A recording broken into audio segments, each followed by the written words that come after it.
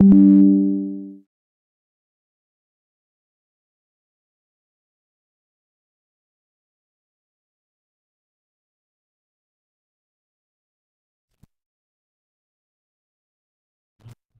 check. There we go.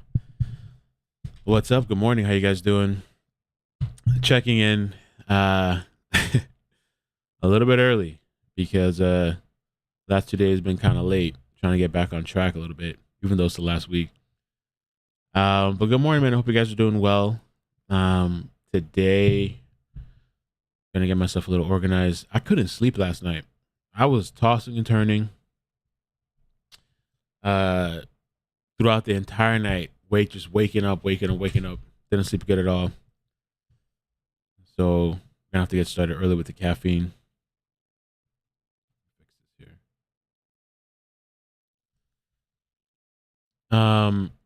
And also that Texas thing was freaking horrible, huh? I watched like yesterday. I heard about the deaths, the amount of deaths, and that it was an elementary school in Texas, and I saw the picture of the crazy guy. For some reason, there's no sound on this. I don't know why. Let's see if I can find another feed. Maybe they'll turn it on. But yeah, no, I heard about that story in Texas. I mean, we were talking about it a little bit in chat yesterday. But I just last night I just I couldn't sit down and just listen to that shit. I couldn't, man. So this morning, even though it's not a great way to start the morning, but I watched one video that I thought was pretty informative to get an idea of what happened. And yeah, it's freaking, I don't know, man. It's crazy as shit, dude. I think it was, how many deaths? 21, 22. Let me see. It was a bunch of kids. This guy,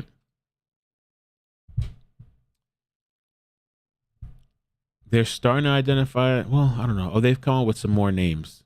I mean, the thing that I heard with that is that like the kids don't have ID on them. And so one of the videos that I saw, they said that the parents are having to give like DNA, or they were having to describe what their kids were wearing last. Some of the parents still don't know where their kids were at. It's just, I don't know, it's just crazy. I had a lot of people hitting me up yesterday too, man. I went last night. Well, Lindsay made the 2 videos for me for Facebook and YouTube, the Johnny stuff. She already had like chopped the videos up for me, so those are ready to go. But I left, man. I went to go work out. I just needed to get like disappear. But I don't know. We may cover it at some point. I don't know, maybe this week or something. I don't know. But yeah, it's horrible. I don't know what they're gonna do to support those families. I don't know if they're gonna come out with something, I don't know, some sort of services or funds or something like that. So I'll be definitely keeping an eye out for that. And that guy, he has some sort of dispute with, I think, with his grandmother. Hey, what's up? What's up, Twitch? Chantel, Chloe, Hanalala. What's up? What's up, YouTube? Lutfi, Stir Crazy, all aboard.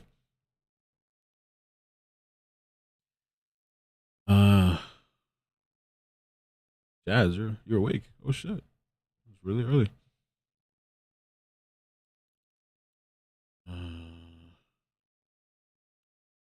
Folks said my only question is how that kid got out of the car and wasn't gunned down by police when they was already shooting. Yeah, I don't know. I heard that he was like chased. Like, yeah, he was being chased, right? It was like a car chase or something, or he crashed his car into the ditch. I don't know the specifics either. He crashed his car into that ditch, and then he ran and hopped the fence, I think, and ran into some school, and that's when he started shooting up. And then I thought like Border Patrol got in there and killed him. I heard 2 different things. Some guy went in there by himself from Border Patrol and killed him. It was like a shootout. Jar of dirt. Morning, what's up? Welcome. He crashed into the school. I saw his car in a ditch, but it was like right by the school. And then he had a social media where he kind of like gave a warning to people as well, like ahead of time, kind of like, or he DM'd somebody on Instagram, I think, kind of like saying I have a secret or something like that. And then he said something like "Watch out, kids" or something like that. I don't know.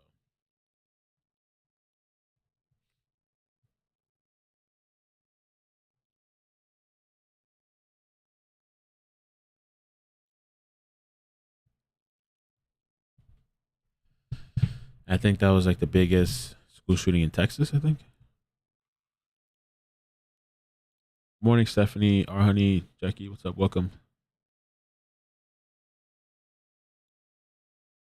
I heard she passed away. Diggs. Are you saying the grandma's still listed in critical condition or somebody else?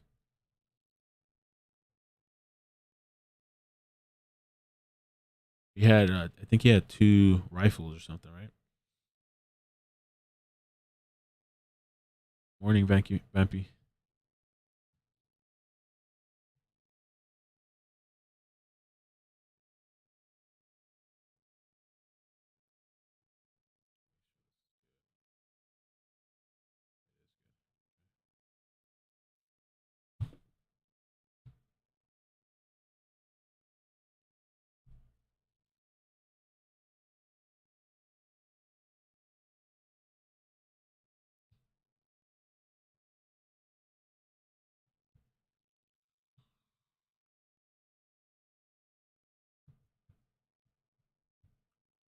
Guess they're still pulling up.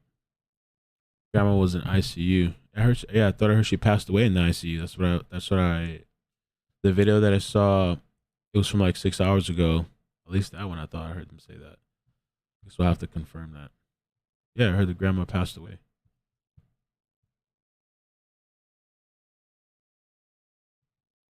And they had some sort of dispute earlier that day, is what I heard.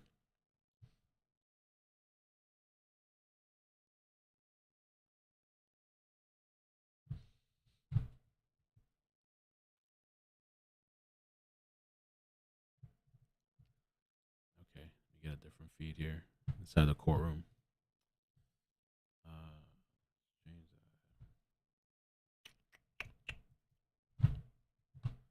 oh, kind of a different feed.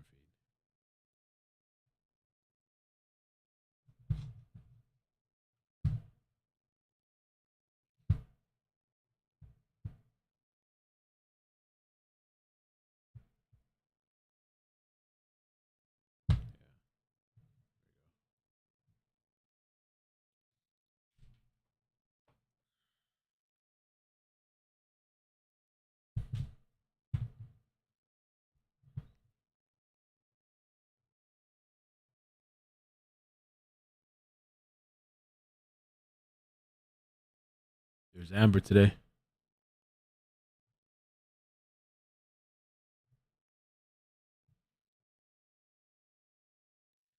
I missed it, Wanny. I saw something like at the corner of my eye earlier, and then I missed it. I don't know what you said. Did I solved the case or something like that?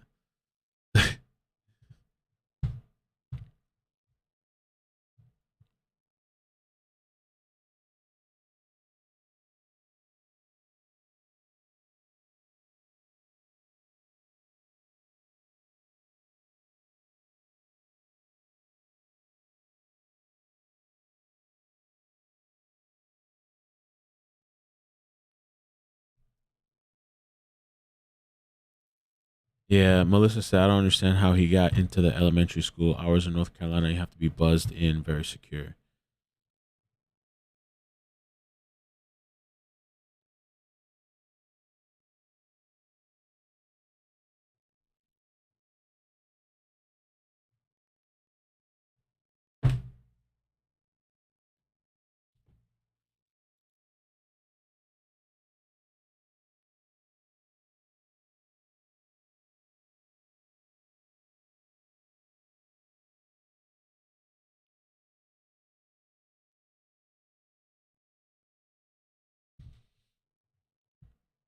Oh, Elaine got a purple jacket, huh?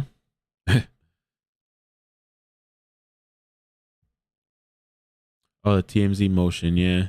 I heard about that. Maybe we could pull it up.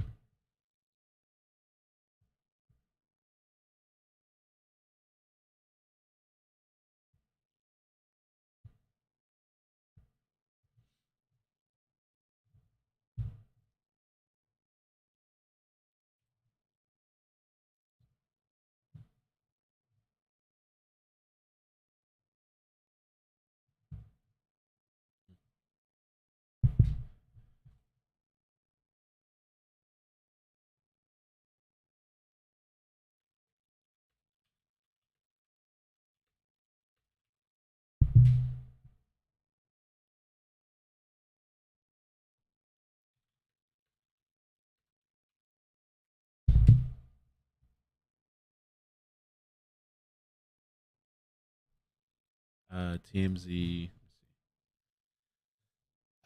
TMZ.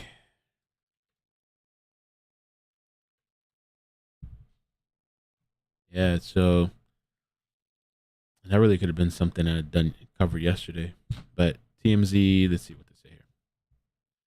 Filed an emergency motion to prevent former employee testifying in Depp Heard case. Celebrity news outlet TMZ has filed an emergency motion to prevent former employee from testifying in the Johnny Depp Heard defamation case. The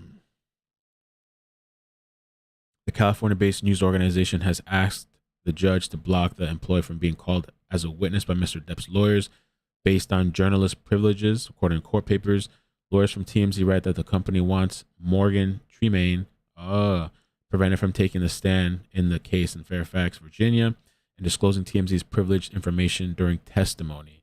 In this motion, TMZ says that their concern relates to the article it published on August 12, 2016, entitled Johnny Depp Goes Off on Amber Smashes Wine Glass Bottle. So the infamous wine bottle incident. What do you guys think in the chat, man? Like, do you think that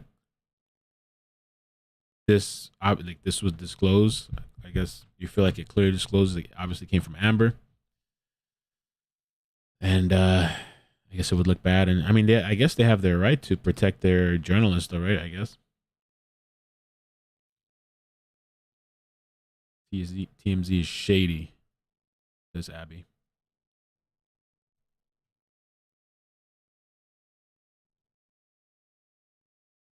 No idea when Kate is testifying. I think it's a depo, if I'm not mistaken. I don't know.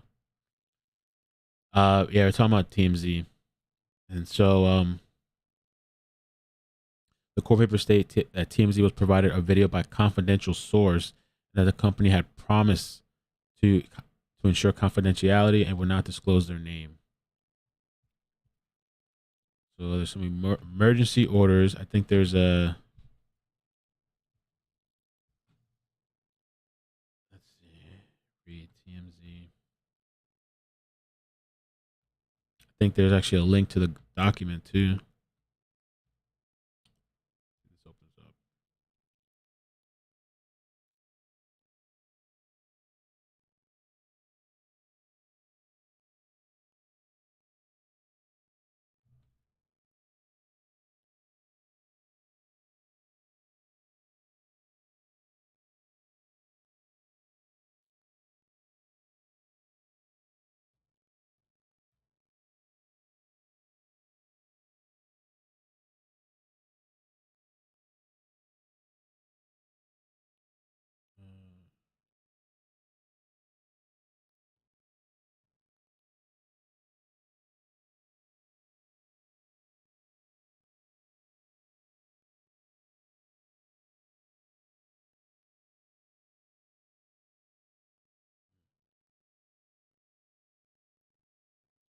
All right, we'll find out about that.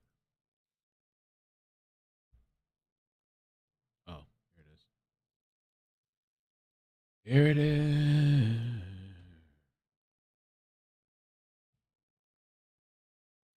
So, yeah, this is it right here. Emergency motion to intervene by EHM Productions, Inc. for limited purpose of asserting journalist privileges. EHM Productions, Inc., the owner and operator of the celebrity news TMZ.com. Collectively, TMZ, by through undersigned counsel, submits the emergency motion to intervene for limited purposes of asserting the journalist privilege pursuant to Supreme Court 314. According to the published report, TMZ's former employee Morgan has been called to testify in a trial imminently on behalf of the plaintiff Johnny Depp regarding information provided to TMZ by a confidential source in violation of TMZ and sources' rights under Virginia Law of Evidence 2508. Recognizing privilege of confidentiality of information and identify of source. With this motion, TMZ seeks a protect order precluding plaintiff from eliciting Mr. Tremaine from disclosing TMZ's privileged information during testimony. TMZ is uncertain whether Tremaine is appearing pursuant to a trial subpoena. If he is, TMZ likewise requests the court to quash the subpoena. Journalists' promises of confidentiality are vital to reporting the news. That is why the law strongly protects the ability of journalists to keep their promises. The court should permit TMZ to keep the promise it made here.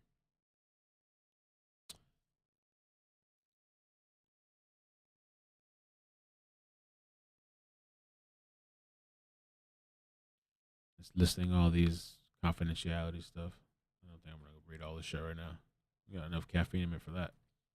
Conclusion: the foregoing reasons, TMZ respectfully requests the court to allow it to intervene and issue an order preventing Morgan from testifying regarding TMZ's confidential source.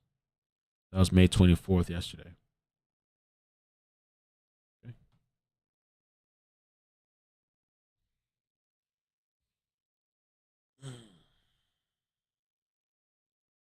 Hopefully, no connection issues today. I think, was that yesterday that happened? I think that was yesterday.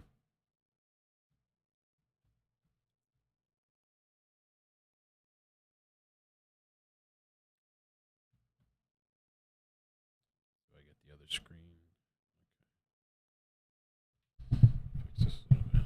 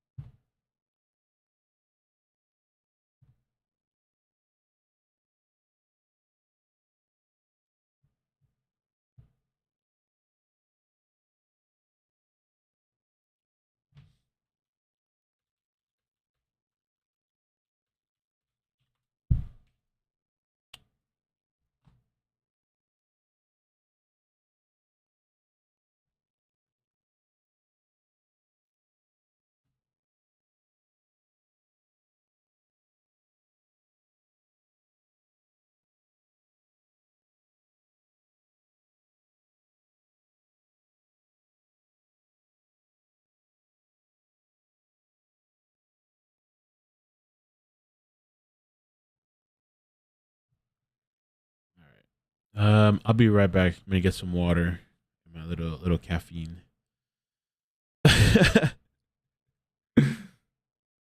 Thanks, LB. I appreciate that. I'm good. Appreciate that.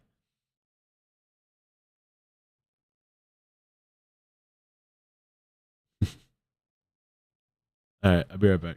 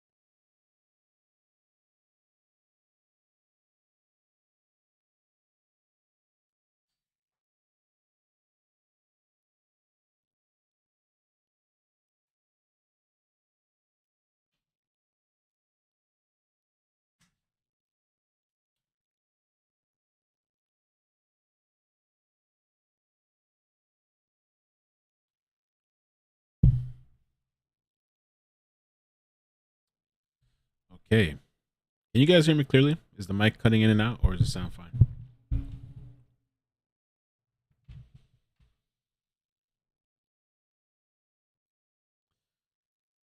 Yeah, this must be about, like somebody said earlier, the TMZ emergency motion. Let me see if I can pull up the witness list for today. Oh, I got to share the link out too, I guess. Yeah,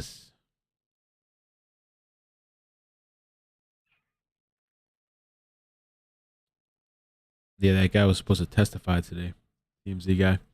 We still have, well, it says for Kate Moss, it says via video link. So I don't know. Does that mean pre-recorded, or does that mean like it's live? Because the other ones say live. So I don't know if that's actually live or what. Friend and former girlfriend of Mr. Depp. And then we got Brian, the metadata expert, Lydia, the flight attendant, which I'm really curious about, Shannon Curry, and Depp, if he takes the stand again, I guess. Good? Okay.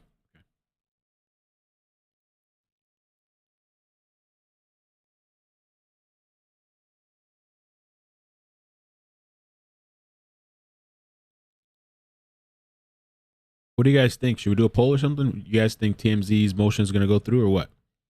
Or why? Nah, I'm the cougher.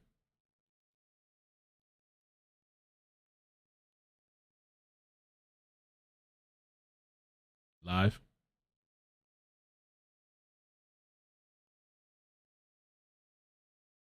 Yeah, that's going to be dope. Let me fix this a little bit.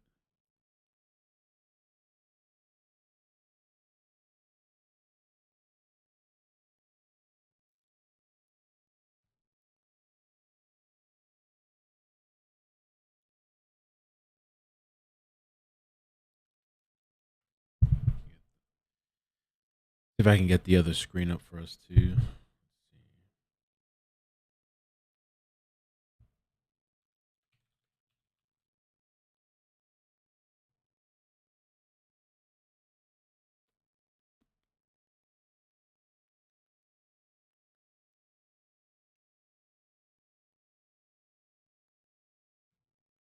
Are we ready for the?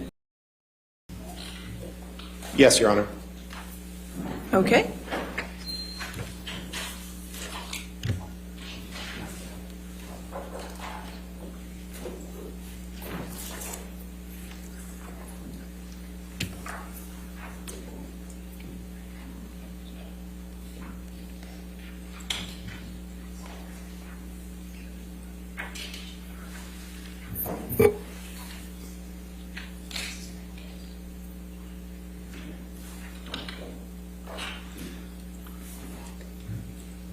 Morning, morning. Welcome, everybody. Oh, if you could hit like on the way in, I'd appreciate that. Helps out the stream.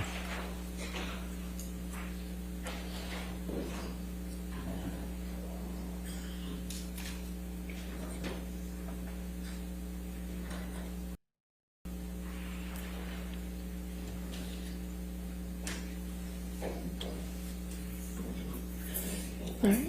Good morning, ladies and gentlemen. All right, please be seated. Next witness. Good morning, Your Honor. Mr. Depp calls to the stand.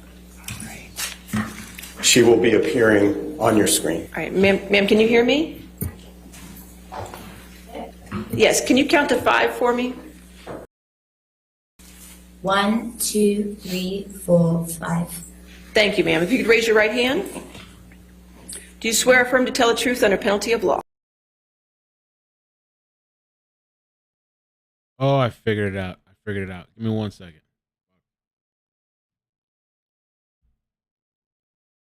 Thank you. Ms. Moss, good afternoon. Your time. Kate Moss. Ms. Moss, where do you reside? Brown Rudnick. Would you I please have state your a full relationship. name for the record?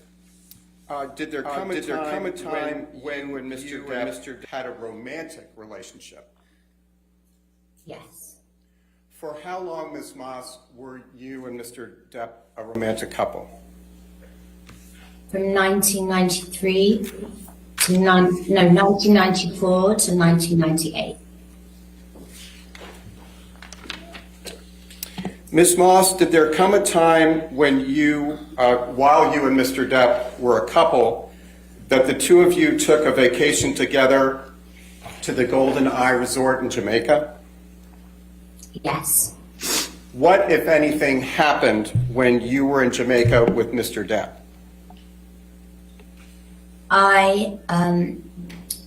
We were leaving the room, and Johnny left the room before I did, and there had been a rainstorm, and as I left the room, I slid down the stairs, and I hurt my back.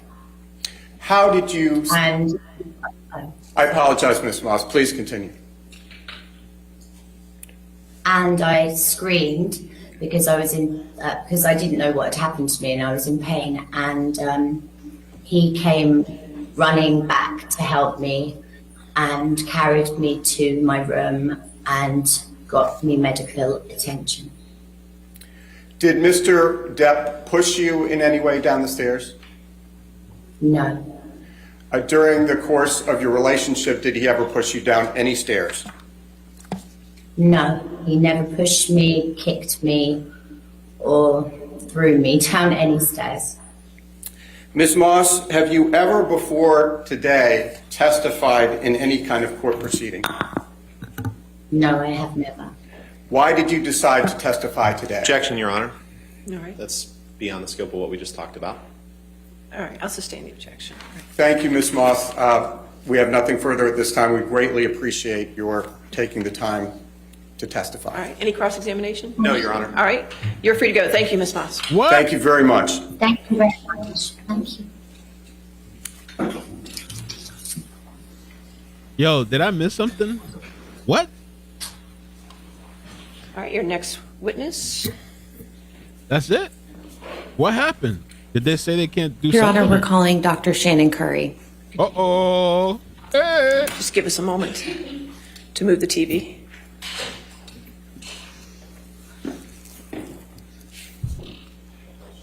What happened? What is up with these testimonies? Are things going on behind the scenes where they're just like, you can't access, you can't talk about that? What happened? That's all they needed?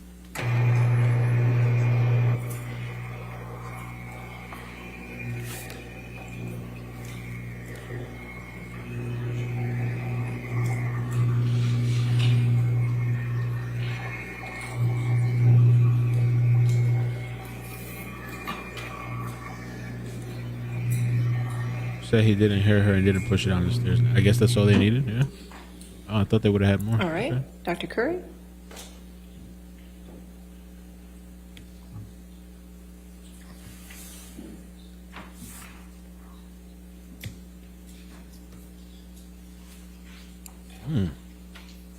Surprised how quick that was. All right.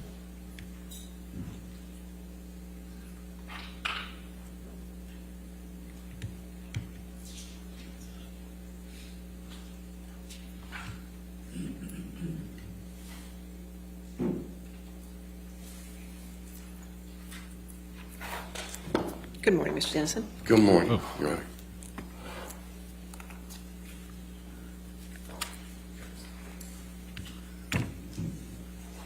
I wonder if she's going to bring the heat again. Plaintiff calls Shannon Curry, Dr. Shannon Curry. That's fine. Ma'am, you're still under oath, so please have a seat, doctor. Good morning. Good morning, Dr. Curry. Good morning. Can you remind the jury who you are and what you do? Sure. I'm Dr. Shannon Curry. I'm a clinical and forensic psychologist, and I'm here today to rebut the testimony that was provided by Dr. Hughes. Which of the opinions rendered by Dr. Hughes do you intend to rebut? So generally speaking, there are three main categories that I'd like to talk about today. So the first is that Dr. Hughes misrepresented the tests and the results that she utilized in her evaluation. She misrepresented my testing and the results that I obtained in my evaluation. and she communicated in a manner, provided testimony in a manner that presented essentially her own opinions and the self-report of Ms. Heard as facts. Okay, the first category you talked about was the misrepresentation of her own test methods and results. What do you mean by that? So Dr. Hughes she stated that she administered 12 tests. In actuality, she used 8 checklists. About half of those were symptom checklists. The other half were checklists about experiences that people can have with domestic violence. And those are not appropriate for forensic settings. They are easily exploited. Other issues that you intend to address relative to misrepresentation of own results? Yes, so in addition to using these checklist measures, which are easily exploited in a forensic context, they're developed for research or treatment only. She also stated that these checklists revealed things that they simply cannot reveal, especially in this context. Let's see.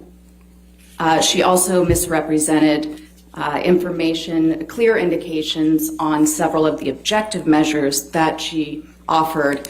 And there were indications visible that Ms. Heard had essentially engaged in what we call response distortion. So clear indications of exaggeration on one of the measures that's specific to PTSD, clear minimization of symptoms, intentional, on another more broad personality and psychopathology-based measure that she gave to Ms. Heard, which she did not acknowledge. Did you intend to address anything relative to the CAPS-5? I did. So Dr. Hughes administered the CAPS-5 about 10 days after I did, almost 2 years after she initially tested Ms. Heard. And she did not administer the test appropriately. So she left major components blank. She didn't apply the scoring rules that are clearly outlined with the test. And yet she diagnosed Ms. Heard with PTSD based on that assessment. What about Dr. Hughes's use of the personality assessment inventory? So of the tests that Dr. Hughes administered, 2 would be considered, of those 12, 2 would be considered what we call forensically relevant instruments, meaning that they're objective enough and they provide us with some information about how the examinee approached the test, that it would be appropriate for this setting where the examinee is going to have a natural incentive to present themselves in a way that benefits the outcome of their case. Now, on the PAI, there were clear indications that Ms. Heard was responding and obtained scores in a manner that's consistent with individuals who have a personality disorder. And there was also an indication that several scales, we call this a configuration. So you might have one main scale that you notice is elevated, then you look for additional subscale information to get additional information on what could be elevating that scale. And there was a configuration that showed that even though Ms. Heard had moderately elevated one of the scales that can be associated with trauma, that elevation is better explained by childhood or distant traumatic experiences like the complex trauma Ms. Heard reported experiencing growing up. Okay. You said that Dr. Hughes utilized checklists that are not appropriate for forensic analysis. Can you explain that?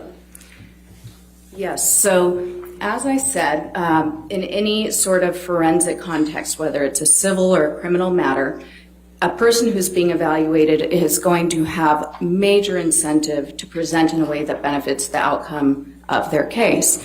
So you always approach the examination, I believe Dr. Hughes said, with a healthy dose of skepticism, but that alone is not enough. We have to operationalize that. So we actually have to administer very comprehensive objective tests that either control for attempts to manipulate the test results or reveal attempts to manipulate the test results, so that we're not just blindly accepting the results or the self-report of the examinee. How many tests were administered by Dr. Hughes? She said that she administered 12 tests. How many of them were appropriate for forensic physical examination? So the trauma symptom inventory is appropriate. It's an objective measure, and it does have two primary scales that look at how the person approached the test. The personality assessment inventory is an excellent test. It is a broadband measure, meaning that it captures not only symptoms of mental illness, but also general personality traits. That also gives us pretty detailed scales similar to that one test I administered, the MMPI, that tell us a lot of nuanced information about the way the person approached the test. She also administered a malingering screen that can be very, very useful, but not in this context. So it's called the Miller Forensic Assessment Symptom Test. It's a brief set of questions that you ask the examinee, and it's been shown by research to be extremely effective at identifying an examinee's attempts to fake a severe mental illness or psychosis. And psychosis is when somebody loses complete connection with reality. It's excellent for that purpose. It's actually been shown in the research to not be effective at all for identifying a respondent's attempts to fake PTSD, anxiety, or mood disorders. The questions are just too odd for somebody who has the wherewithal to be trying to have PTSD to endorse. They see through it. So she used that. That's a fine test, but not appropriate for this context. Of the various tests that she administered, how many were these checklists? 8 of them. All right, and what are you talking about specifically? Okay. So I had mentioned that there were 2 main categories of checklists she used. The first is the symptom checklists. Those included the Beck Depression Inventory. It's a brief inventory of items that essentially show all of the symptoms of depression that a person might have, and you rate which level of severity you have for each question. She also gave the Beck Anxiety Inventory, very similar, but just with questions about anxiety. She gave the Mood Disorder Questionnaire, which is a very brief, again, checklist. It shows symptoms of bipolar disorder. Bipolar disorder is a mood disorder where you might have an extended manic episode and then a very extended depressive episode. And then she gave the Post-Traumatic Stress Disorder Checklist, and that is a screening instrument only. It contains every single symptom of PTSD. So there's a secondary danger here too. When you think about it, given that PTSD is the most frequently feigned and claimed diagnosis in civil courts, if you're handing somebody a checklist that lists every single symptom of PTSD, you're essentially teaching them all the little nuances that we're looking for to give that diagnosis. So she gave that to Ms. Hurd.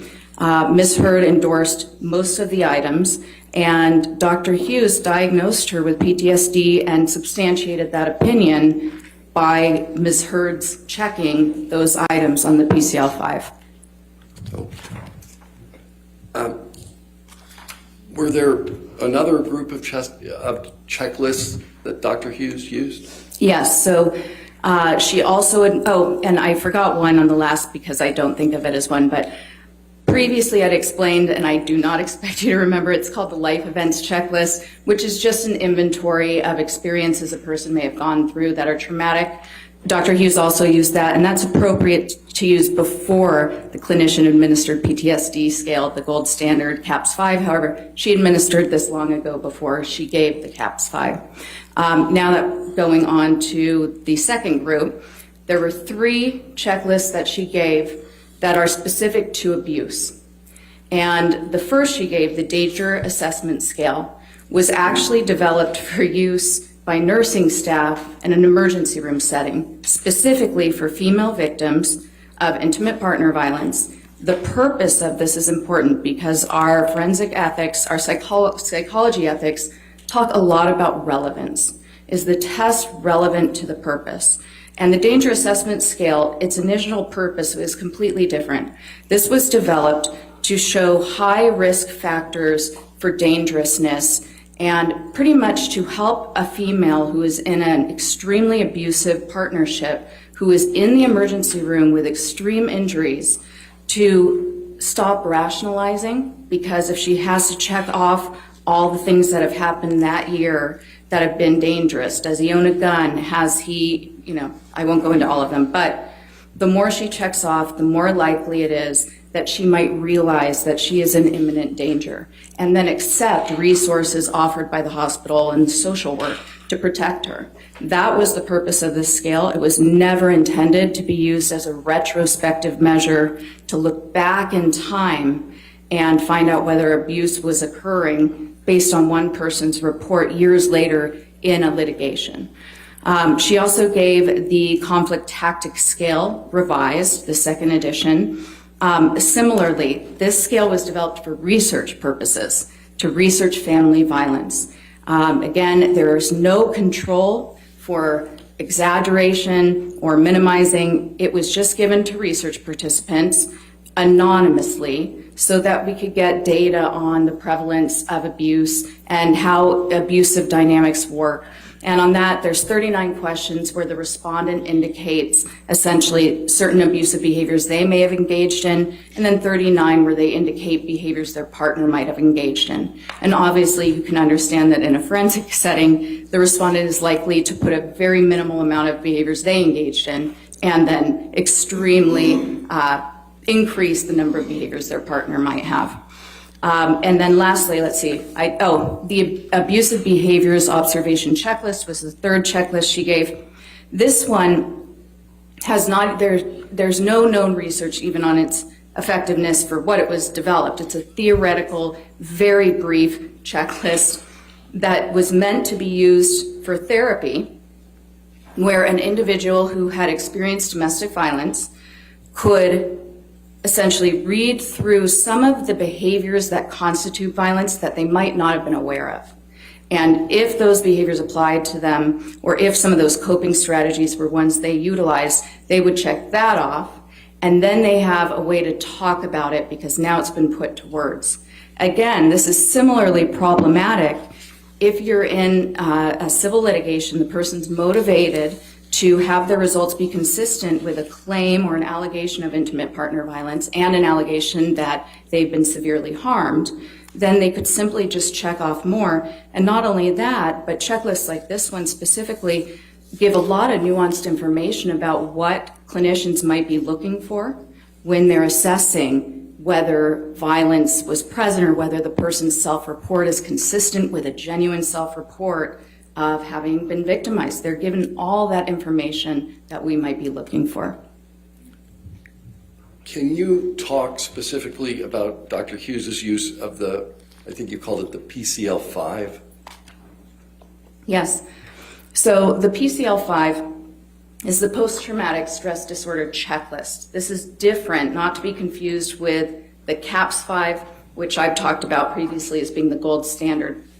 The PCL-5 was developed by the National Center of PTSD. It's intended for treatment. So if I were, for instance, working with a service member who I know had been in combat, I would probably give this as a standard with my intake. Before we do the diagnostic interview, it kind of gives me a read on how somebody who's there for treatment, who we assume can be taken at their word because if they give us correct information, they're going to get an appropriate treatment. And if they give us incorrect, they might not get the treatment they need.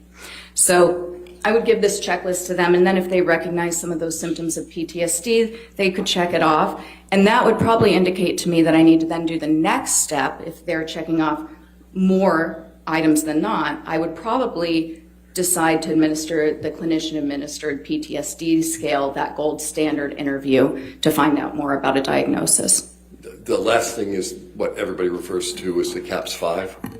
Yes, the CAPS-5. All right. What about, well, you talked about forensic use. What do you mean by that? So when I'm talking about forensic evaluation, that's an evaluation that isn't done for therapy or treatment. It's specifically to assist the fact finder, to assist the judge or the jury in the court by providing information about the psychological status about an individual. And that's an important delineation too. We are not psychologists, I wish we were mind readers. I wish we had a crystal ball and could find out whether intimate partner violence occurred and look back in the past, but it's nothing like that. Really, it's a lot less interesting. We look at data. We have to control for those response biases. And then we also are looking at functioning, which is really the bottom line of the assessment. Did the person have a change in functioning from before the alleged trauma, or in this case, the alleged IPV, to after? Is there a decline in the way they're going about their lives? Objection, Your Honor, may we approach? All right.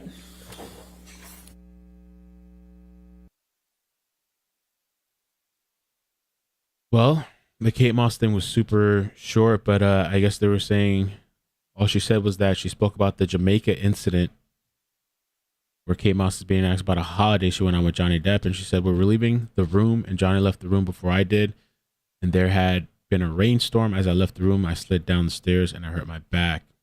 I screamed because I didn't know what happened to me, and I was in pain. He came running back to help me and carried me to my room and got medical attention." And then they just asked her if he pushed her down the stairs. She said, "Nope. And he never pushed me, kicked me, threw me down any stairs." And that was it. So I was like, okay. I thought it was going to be, I don't know, a lot more. And now we got Curry countering what Hughes was saying for previous diagnoses and just kind of calling it BS. Dr. Hughes told the court that Hurt had post-traumatic stress disorder caused by abuse. Dr. Curry said Hurt suffered from histrionic and borderline personality disorders and grossly exaggerated symptoms of PTSD.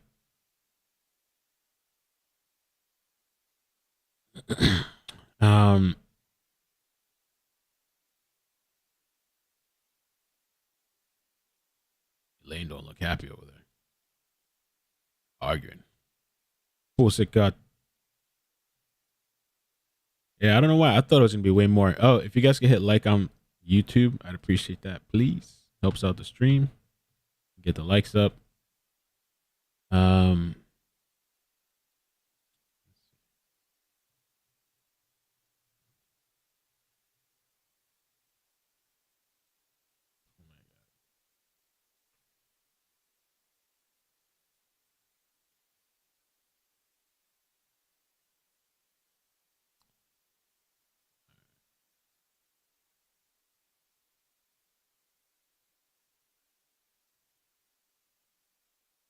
Let me see. And so today we got left after this. I don't think they're bringing in that Team Z person.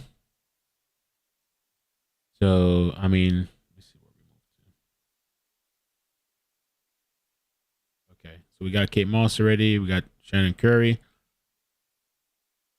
That TMZ person I don't think is coming in. So the only people left would be the Brian guy, the metadata expert, the flight attendant, and Johnny Depp. Which maybe they'll use Johnny Depp for the last portions of it. I don't know.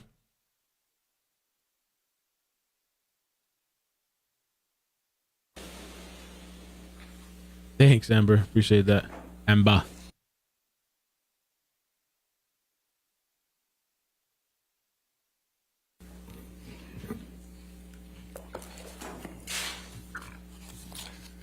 It already came on. It was like 2 minutes. Dr. Curry, let's look back at some of those domestic violence checklists that you were talking about. Okay. And did you see any problem with the use of those? Yes. What problems did you see? Well, Doctor, first of all, they shouldn't be used. So we do have professional standards that require that we utilize instruments that are relevant and appropriate for the particular setting, and that we substantiate our opinions based on data that is reliable from tested, accurate, reliable tests for the purpose. So there's that. It's inconsistent with the ethics. And essentially, they just shouldn't be used. They don't provide us with the robust information that it would be expected in such a high-stakes setting.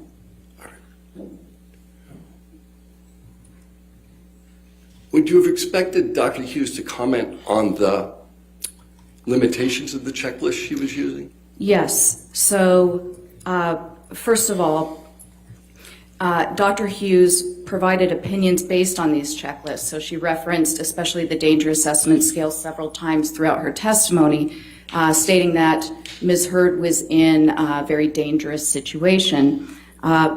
We also have an ethical guideline and a professional standard as well that indicate that whenever there is question about the reliability and the validity, and in psychology we use the term validity to talk about accuracy, of any of the methods that we're using to collect data, we clearly communicate not only that there are limitations to our opinions, but we also need to provide the fact finder with information about what the potential implications or impact could actually be. So, for instance, if we use a scale that's idiosyncratic for the purpose, but we would first need to explain why we made that decision to not follow standard procedures. And then we would need to explain the use of this scale might introduce some potential exaggeration of this symptom, and so I'm trying to control for that way, but that was one of the limitations of my opinion. You have to make it very clear. Transparency is really at the center of good science in general. You talked a little bit about ignoring response distortion. What is response distortion? Response distortion is a term that speaks generally about an examinee approaching a test and providing answers that are either exaggerated or minimized, but in some way an inaccurate representation of their current mental status or their experience. What test do you believe that Dr. Hughes failed to acknowledge response distortion on? So she administered the personality assessment inventory, which is similar to the test I gave, the MMPI-2. It's that general broadband measure of psychopathology symptoms and personality traits. It includes several scales that are very good at detecting either exaggeration, minimization, or even trying to claim that you have unusually good qualities. On that test, there were clear indicators that Ms. Heard, very similar to the way she approached my MMPI, engaged in defensiveness. And in fact, there's a function that you can look at. So you have that main scale elevation, we call it positive impression management, was elevated. And then, because we want to make sure that somebody isn't elevating that scale just because they have such well-being, there are additional configurations of scales that you can look at to find out what's going on. And so the Cashel discriminant function is sort of the name of one of these configurations, these equations that are done. And she was highly elevated on that. In fact, that elevation tells you that no, this isn't accidental. This isn't because she's just doing so well in life that she has an extremely, extremely low amount of problems. No, this is an intentional over-reporting, or I'm sorry, an intentional effort to minimize any appearance of having problems. Now, you may have addressed this, but there was a reference to malingering.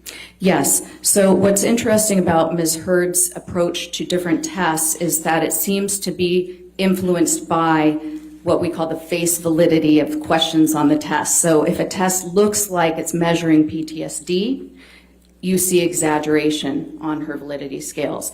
If the test has less face valid questions, for instance, the personality assessment which Dr. Hughes administered, the MMPI-2 which I administered, where she can't quite figure out what the questions are asking, they seem really banal in general. On those, you see extreme defensiveness, minimization of any potential pathology, essentially presenting herself as perfect and free of any mental illness or personality disorder. But on the trauma symptom inventory, which Dr. Hughes administered, that was the one that I previously indicated for ease of explanation. When the test results come out for how the person approaches the test, that test itself prints it as a percentage. And there's a really excellent scale for finding out if a person is exaggerating their symptoms of PTSD. It's called the Atypical Response Scale.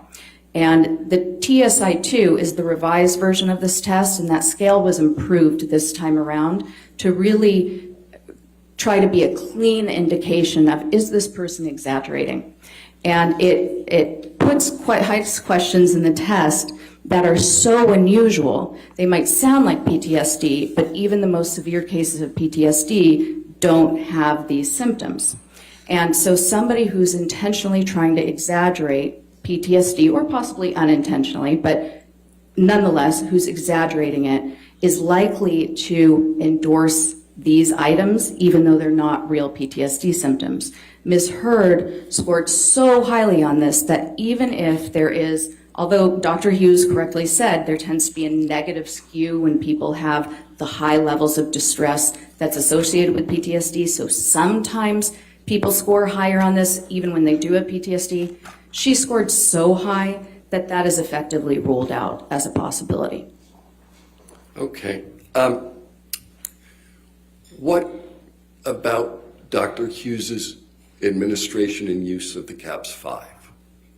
Okay, yes. So Dr. Hughes had diagnosed Ms. Heard with PTSD back in 2019 when she began testing her. It wasn't until 2 years later, more than 2 years later, 10 days after I administered the CAPS-5 with Ms. Heard, that Dr. Hughes held an impromptu evaluation session remotely with Ms. Heard and administered the CAPS-5. She had previously diagnosed PTSD without using what we consider to be the gold standard PTSD diagnostic interview. And again, when we're doing a forensic evaluation, it is an important responsibility, and part of our ethics and professional standards are that we document everything to allow for transparency and full judicial scrutiny. And Dr. Hughes administered incorrectly. She left huge sections, very relevant sections, blank. There's no way to understand why she scored it as high as she did based on the information that's provided. You're essentially supposed to notate the examinee's responses as verbatim as possible to explain your reasoning and implying their scoring procedure. It's a standardized test, and if you don't follow those standard procedures, it's completely invalid. Not only that, but it looks as though Dr. Hughes further invalidated it by trying to show that she had assessed for the childhood trauma impact, and she had said that she went back and asked the childhood question, but you can't do that. If you're assessing for two separate periods of one's life to find out their relatedness to PTSD, you do two separate CAPS interviews, period. You don't create your own question system. That is non-standard administration of the test, and it invalidates it. All right. You also mentioned, with respect to the PAI, or the Personality Assessment Inventory, that Dr. Hughes failed to mention some elements. What did she fail to mention? Oh, okay. So on the Personality Assessment Inventory, so first she failed to mention that there were clear indications of response distortion. She also failed to mention that Ms. Heard scored in her score profile, again, so there are main scores. She did elevate a score for the borderline personality disorder sort of section, but that in and of itself would not indicate a diagnosis. However, the configuration of her scores overall is consistent with that, and in fact, it's one of the diagnostic suggestions given by the test itself. And then also, there's a configuration around Ms. Heard's trauma responses on that particular test, which demonstrates that it is more likely that those symptoms were reported in relation to something in the distant childhood. It's more consistent with childhood chronic abuse than present circumstances or recent circumstances. Okay, I think you said, in addition to the issues with her own testing, Dr. Hughes misrepresented your results. She did. Can you tell us how? So I would say the main issue was that she said that Ms. Heard obtained a normal profile on my MMPI-2. All right. How do you disagree with Dr. Hughes relative to the profile? Okay, so the profile was not normal. So Ms. Heard already had subtle elevations just by The test by itself, as it came out, there were subtle elevations, but they were elevations that, if the validity scales hadn't been as elevated as they were, you might have said this person has some traits, but this isn't necessarily at the level of a true pathology. However, Ms. Heard elevated a scale that essentially is a defensiveness scale on this test. And when you're giving this test, you always are mindful of different norms or groups who may have similar profiles. And there are certain groups of litigants who tend to elevate this scale as well. So I had that in mind. However, Ms. Heard elevated this so much that it was far beyond the mean for the litigants that are known to have the highest levels of this scale, this defensiveness scale. And when this scale is elevated to the level that it is, you automatically understand that it is very likely that those clinical scales, I keep doing this because I'm seeing it in my head, it looks like sort of an ECT. It's sort of these peaks you see on a graph. And when you see these peaks, and you have this huge peak over here for the defensiveness scale, what you know is that these peaks are artificially, they've been lowered or suppressed based on the respondent being so defensive. They still detected what's likely there for her, but it's not as high as it should be. So you make an adjustment. And the recommendation is that anything at 60 or above, we call it a T-score of 60, or above is considered significant. Ms. Heard's were already over 60. Some were quite higher than that. And then you see a very clear profile. And that was how I got that. I had mentioned a 3-6 code type. Now, the test does its own correction also for some of the scores, but not the ones that are her main code type. With the test correction, she had a 1-3-6 code type, which is very similar. What is a 3-6 code type? A 3-6 code type is something that has been researched and found to be highly correlated or probabilistic of certain behavioral tendencies and personality traits. And the traits with a 3-6 code type tend to be marked by a lot of externalization of blame, a lot of denial about one's own personal faults, intentional or not intentional, but just extreme denial, hostility that is strongly controlled and suppressed. The person may not even realize how hostile they are, but family members, those closest to them, are very likely to report that they lose their temper, and when they lose their temper, it explodes. We have sort of what we call a cookbook for these code types, which will provide you with all the information that's been researched to be associated with them. And our cookbook actually states that 3-6 profile specifically tends to be associated with cruel and ruthless behavior, particularly to those who they perceive as less powerful than them and subordinates. Describe for the jury the review process that you went through relative to the MMPI. So I conducted a very methodical analysis of the scores. I do this for every test, and I also did it when I was reviewing Dr. Hughes's scores. So what you haven't seen that's in Discovery is that I created a 25-page outline just of her scores with, and it's sort of a table. So I'll put the score, I'll do it in sections so that I can understand different groupings, different research studies, and I start with looking at all the validity scales.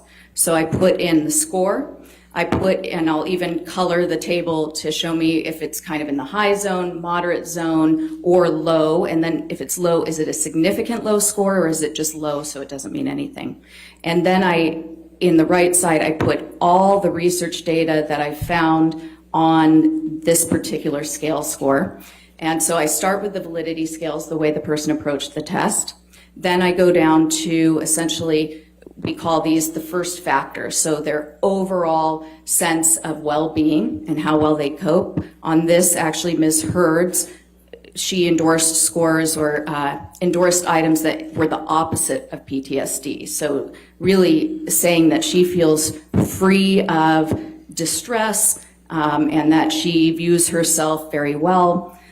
So then I go down to control, self-control, loss of control, coping abilities, and I put in the scores that are associated with that in the research and the test development. Then I go down to clinical and personality pathology, and I look at all the scores that are significant there, first with the top level main scores, then with all of the different subscores, again, citing the research, the meaning, the level of elevation, and what that means. And then I do comparison with different research groups. So for Ms. Hurd, I did a section that looked at all sorts of different scores that have been implicated with a PTSD presentation to see if any of those were consistent. I can't remember how many there were. I think I put 13 on there, but I could be wrong. But I believe that there was only one that could even be, in some research, is sometimes associated with it, but it was general anxiety, which turned out to be more trait specific. I looked at the scores that are typical of women with IPV. Hers were not consistent at all with those. I looked at the scores that were consistent with people who are frequently in litigation. Hers actually were very highly correlated with those. That tends to be also consistent with a 3-6 code type, and the reason for that is believed to be that they tend to perceive themselves often as victims who need to avenge wrongs. Were there other results you believe Dr. Hughes to have misrepresented? For instance, the TSI-2. Yes. So Dr. Hughes generally said that testing supported PTSD and that there was an etiology for her trauma of intimate partner violence. She did reference that essentially I can't remember if she said that the trauma symptom inventory indicated PTSD, but she did say that the elevation on that validity scale is consistent with PTSD, and that's simply not true. That scale was designed and has been tested and shown to be there to show when somebody is endorsing extremely unusual items that are not consistent with PTSD. And even though when some people are experiencing PTSD, their distress level is so high that they'll engage in what we call a cry for help, and they may sometimes exaggerate distress. Again, when you're looking at scores as high as Ms. Hurd's, and then you're not seeing indications of PTSD in the more subtle tests where she doesn't know what she's endorsing, it's good evidence that her over-endorsement on that one test is because of the reason the scale was made, to detect exaggeration and feigning of symptoms. Is this the test that resulted in the 98th percentile Yes. score? Yes, on that atypical response scale. And what does that 98th percentile score represent? So that 98th percentile score just represents that among 98% of people who take that test would not have endorsed. She scored more of those unusual items that are not consistent with PTSD than 98% of people who have ever taken that test. Does that relate to this concept you talked about before called feigning? Yes. What is feigning again?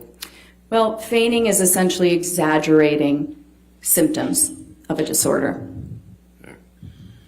I think the third thing you indicated you were going to talk about was self-reports and personal opinion as facts. What are you talking about there? So in any science and in psychology specifically, it's really important that we use precise language and we say what we mean, and we do not present opinions as facts, because when you are in the role of an expert witness or an expert in any setting, essentially a layperson may not be able to detect the difference between something that is a personal opinion that you're giving versus something that is substantiated by research data, test data, reliable test methods.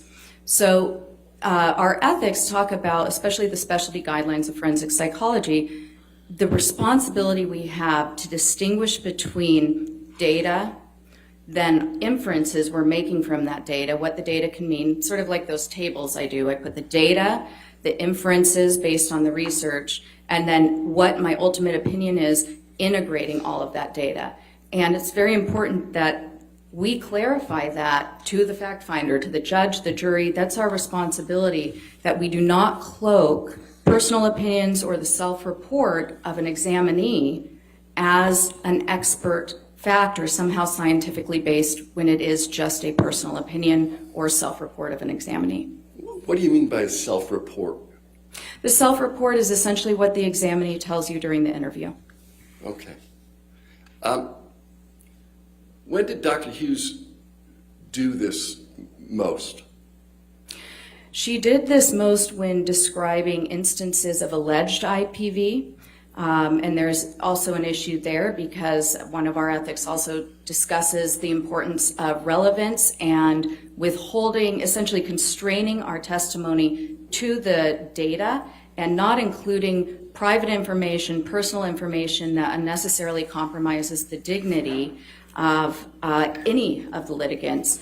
She provided a lot of what was Ms. Heard's report to her, the allegations of abuse, when describing Mr. Depp, who she had not examined, when describing Mr. Depp's behavior, his motivations. I believe she used the word obsessive jealousy quite a few times, talked about Ms. Heard being in a highly dangerous situation. These are simply things that we cannot detect based on testing and a psychological evaluation. We have to evaluate the person, we have to get consent, and we can only describe an individual, not whether or not IPV has occurred.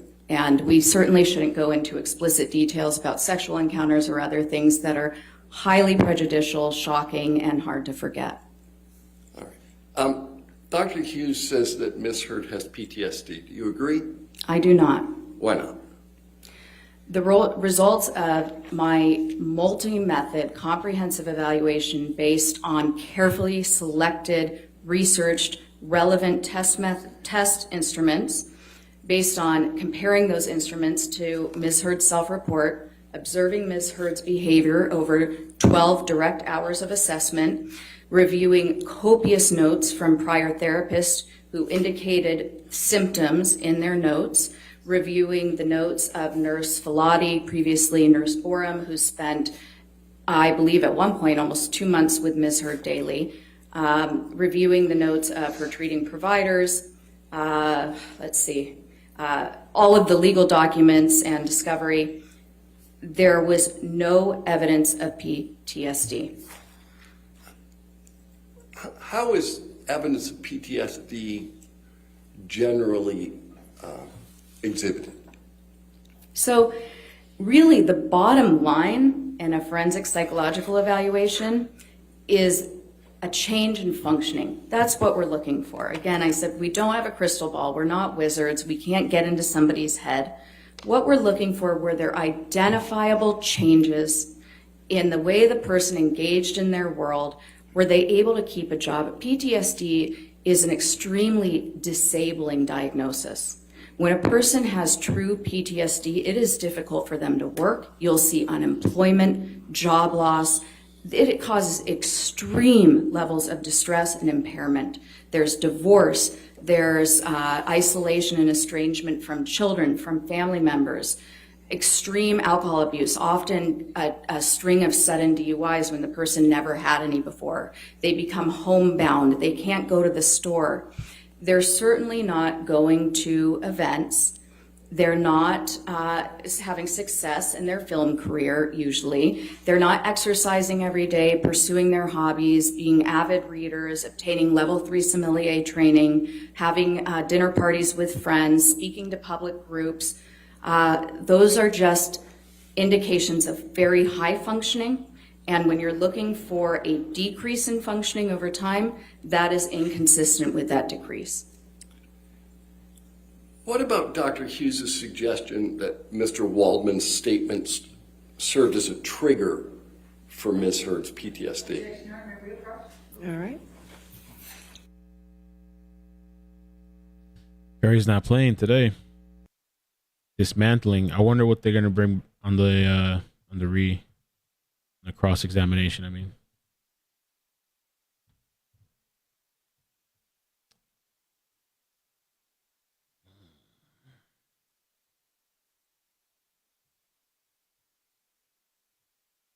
And she said that PTSD is the most frequently feigned and claimed diagnosis in civil courts. People be pretending with that, making it up. PTSD. I have PTSD. I'm struggling. Says that didn't she say like the Hughes handed her like a checklist or something? She's like, here, just check off what you got. But isn't that kind of, I mean, in some doctor's offices you go to, I guess they give you like a checklist of what you believe you have, or symptoms maybe. Maybe it's symptoms, right? But I thought, let me see.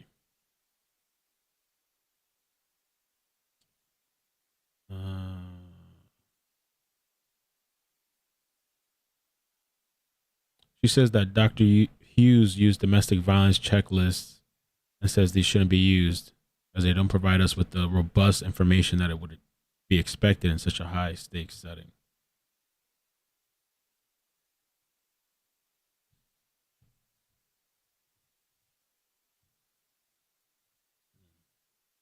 Here's the checklist, honey. Mock yourself off, right?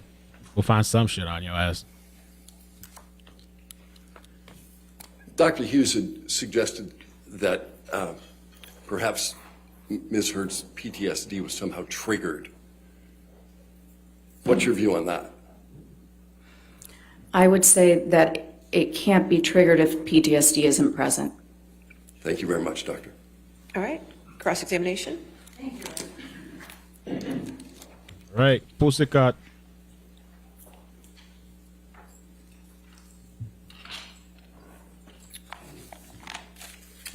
Dr. Curry, I just want to make sure that we all remember, you're not board certified, correct? No, I'm not. Okay. And you've been licensed for how long? I've been licensed for 10 years. Okay. And you are being paid by Mr. Depp's legal team to be here, correct? Yes. How much have you charged so far? I actually don't know. Over 100,000? I truly don't know. I don't do my own books. Over 200,000? I don't know. Over 300,000? That would be way too much, but I do not know. Okay. Now, just so that we all remember, you had dinner at Mr. Depp's house for 3 to 4 hours with Mr. Depp, Mr. Waldman, Mr. Chu, and Ms. Vasquez, correct?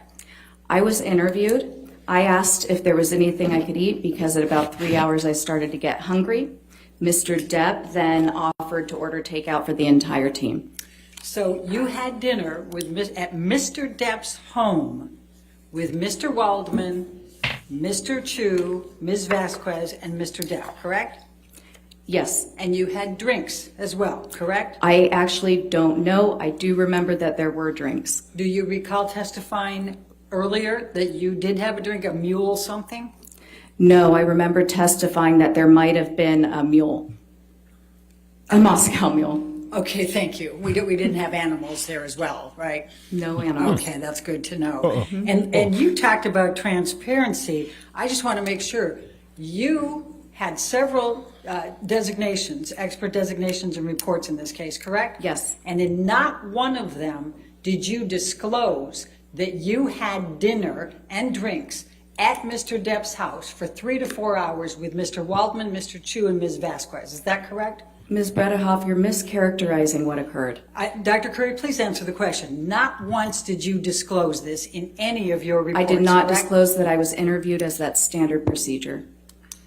But it's true that you have never gone to a client's house to be interviewed for an expert witness position, correct? Yes, because I never had a client that was essentially homebound because of their celebrity status. All right.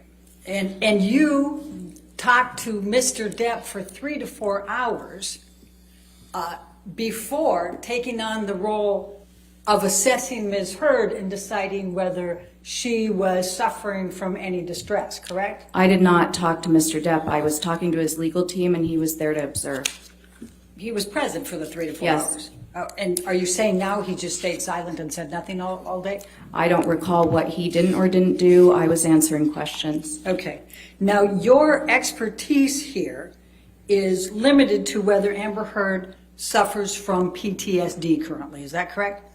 Yes, I was tasked with conducting an evaluation to determine Dr. Ms. Curry, Heard's mental We're on status. very, very strict time limitations Okay. because we promised to get this case to the jury. So I'd really appreciate if you just answer my question rather than trying to go further. Sure. Okay? Thank you very much. Now, after you had the dinner, you then provided a designation in February of 2021 in which you said, and this is long before you ever saw Amber Heard, correct? You said that Amber Heard, quote, exhibits patterns of behavior that are consistent with co-occurring cluster B personality disorder traits, especially borderline personality disorder, end of quote, correct? No, No, we went through this before. we did. But, and that was on the designation, was it not? I told you last time that I did not write that. Okay, and you don't know who did on the legal team, correct? No. Okay, and then I also asked you, if you may recall, whether you listened to the audio recording in which Mr. Depp taunted Amber Heard that she had a borderline personality disorder. Do you recall that? I recall you asking me that, yes. Did you recall listening to that audio tape? I don't recall Mr. Depp taunting Ms. Heard. I do recall that he at some point suggested she might have that diagnosis. Okay, and that was back in these audio tapes back when they were together, correct? Yes. Okay. Now, you've never before been asked to testify or serve as an expert with respect to someone who has bipolar disorder, correct? No, as I previously stated, that's not true. All right. Oh, My extra copies were all distributed before. Does everybody have those? Not up here anymore. Okay, and my apologies, but I'm going to go ahead. Your Honor, can we approach it? All did she right. turn off her mic?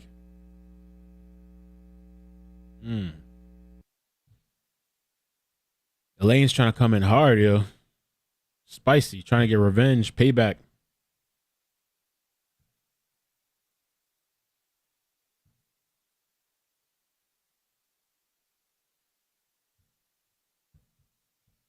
And what she said too when she first came in, you're not board certified, are you? No. And she just wants the yes or no quick answer. You're not board certified. Oh, shit.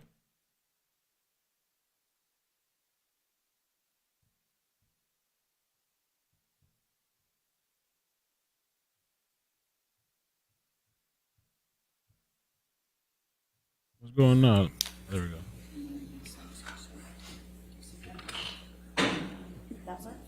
Yes. I don't know. Does Elaine got the juice today or what? You don't got it? Now, you Got it? recall testifying in your deposition on March 21, 2022, correct?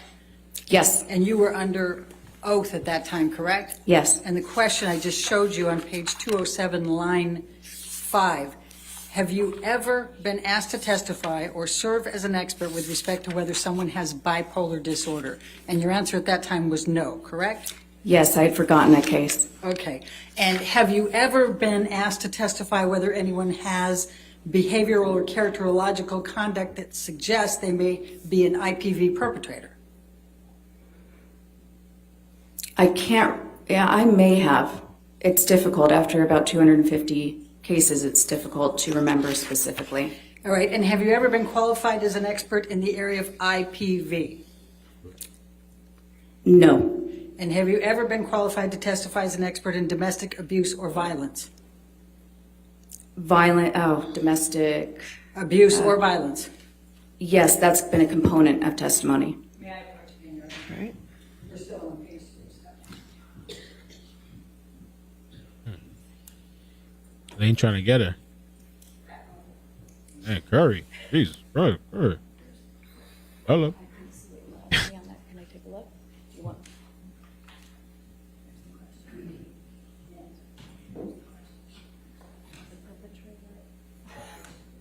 Okay.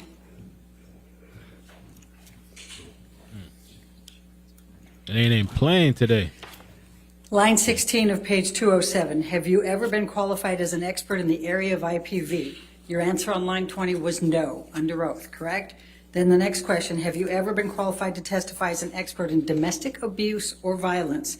That and goes into page 208, line 4. The answer then under oath was no. Now, you would agree that the literature is quite clear that trauma-based symptoms such as PTSD or complex PTSD have symptoms that overlap with borderline personality disorder and histrionic personality disorder, yes? Yes, Okay. And you would agree that it's important to use valid and reliable measures for an accurate diagnosis, correct? absolutely. Okay. You chose, however, not to administer the structured clinical interview for DSM-5 personality disorders, the SKID. Is that correct? I did. Okay. And would you agree that that is a state-of-the-art structured clinical interview? Not for a forensic evaluation with a sophisticated examinee. But to determine if a personality disorder is present? you No, would use not it. in this setting. You don't agree with that? I do not. And you don't agree that that is the gold standard assessment for reliable, accurate psychiatric diagnosis? It's a good one, but for treatment settings especially. Okay. Now, did Ms. Hurd, you said you talked about, you read all of the treatment records, right? Yes, Okay. Do you recall reading the treatment records for the psychologist Bonnie Jacobs, who saw Amber Heard over 5 years? I do. And did you see anything in Bonnie Jacobs' notes over 5 years in which she diagnosed Ms. Heard with borderline personality or histrionic personality disorder? No. Now, you also saw the notes of Dr. Connell Cohen, correct? And you even attended his deposition, correct? Yes. All right. And he saw Amber for roughly 2 years. He was part of the Dr. Kipper connection, right? Yes. Correct? Okay. And did you see anything in Dr. Cowan's notes, and did he say in his deposition that he diagnosed Amber Heard with borderline personality disorder or histrionic personality disorder? I saw the symptoms clearly delineated throughout his notes and in his deposition. He does not use diagnoses, so he would not have diagnosed her. He said specifically in his deposition he did not diagnose her with that, correct? Yes, and he also specifically stated that he does not use diagnoses. All right. And you also have seen Dr. Banks, Dr. Amy Banks, the psychiatrist, her deposition, correct? Yes. And did Dr. Not her Anderson- deposition, I reviewed her notes in the transcript. All right. Did Dr. Anderson diagnose Ms. Heard with borderline personality disorder or histrionic personality disorder? I don't believe she provided any diagnosis since she was a couples therapist. All right. Now, you've said quite a bit about Don Hughes, but do you remember how many years of experience Don Hughes has in IPV and domestic abuse and violence? I know it's quite a bit. Extensive. And she is board certified, correct? Yes, she is. All right. And she spent 29 hours of examination with Amber Heard. Did she not? Yes, mostly Okay. interviewing. All right. And she interviewed her therapists, Bonnie Jacobs and Conan Cowell, correct? Yes, And she also interviewed Amber's late mother.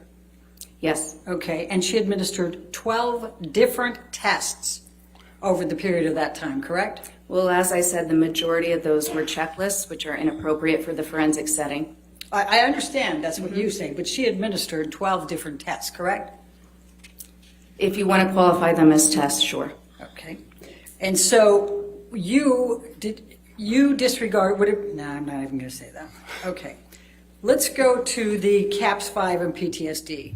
Now, you assessed Ms. Heard's traumas in her life, correct?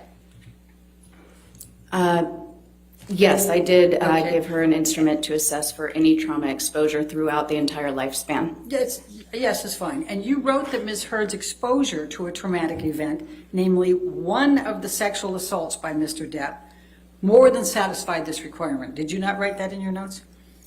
That is not what I wrote in my notes. Do you have my notes so we And can you look at them? administered a structured clinical interview based on that trauma, correct? Not exactly. It's not quite right.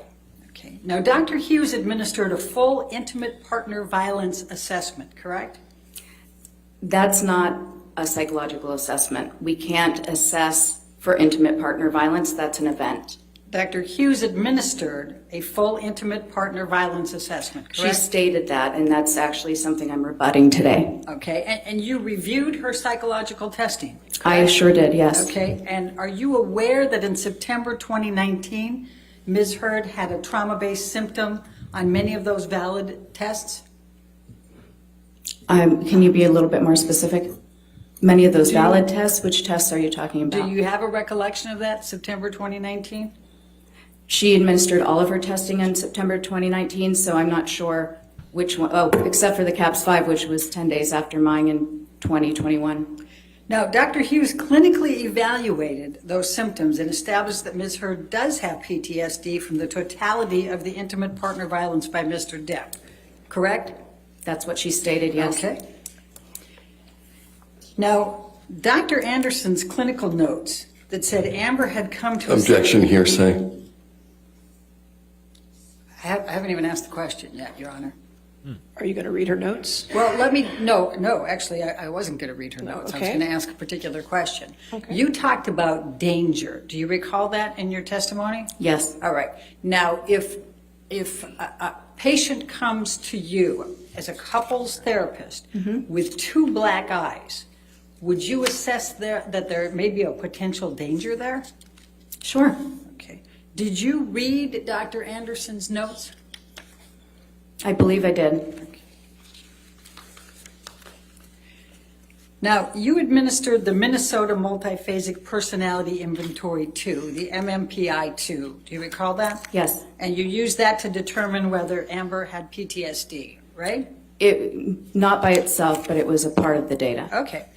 And in the 60 to 70 T-score range for that test, which, quote, deliberate attempts to mislead are uncommon, end quote, isn't that correct? Sorry, could you repeat that? In the T-score section of that, which assesses deliberate attempts to mislead, do you recall? She scored a 60 on that test, correct? So there are multiple T-scores for each scale, so I'm not sure which scale you're talking about. Okay. Well, we can deal with that later. So you would agree that you need to follow ethics and best practices in forensic psychology, correct? Yes. Okay. And the two primary sources are the American Psychological Association Ethical Principles and Professional Code of Conduct, right? Mm-hmm. And the American Psychological Association's Specialty Guidelines for Forensic Psychology, correct? Yes. And Specialty Guidelines 1.02 states that forensic practitioners, quote, strive for accuracy, impartiality, fairness, and independence, correct? Yes. Okay. And Specialty Guidelines 1.03 states that you have to avoid a conflict of interest, correct? Yes. Now, in addition to not listing the 4 hours you spent with Mr. Depp, Mr. Waldman, Mr. Chu, and Ms. Vasquez, you also did not list that you spent an hour with Dr. Shah, correct? That's incorrect. You say that the designation said that you spent During an my hour? deposition, I also clarified this. I didn't spend an hour with Dr. Shah. There was an introduction with the attorneys present on Zoom. My time on that call was less than 30 minutes. Okay. But you still didn't disclose it, did you, in your reports? No. Okay. Now, you have not been asked to testify about Ms. Heard's behavior in the context of her relationship with Mr. Depp. Is that correct? I was asked to testify about somebody's behavioral mental status in general, so that can include behavior involved in a relationship with Mr. Depp, but not specifically. Can you pull up date 10 of the trial testimony at page 2710? Are you able to do that, Michelle?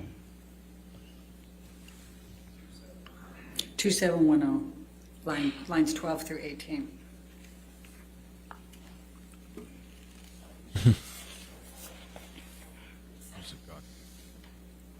May we approach? All right. All right.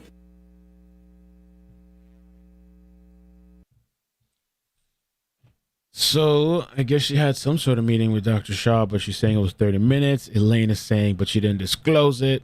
And Dr. Shaw is the guy I think we saw yesterday, right? I think it was the British guy. Was he the British guy? Or am I confusing that? Dr. Shaw. Yeah, the British guy.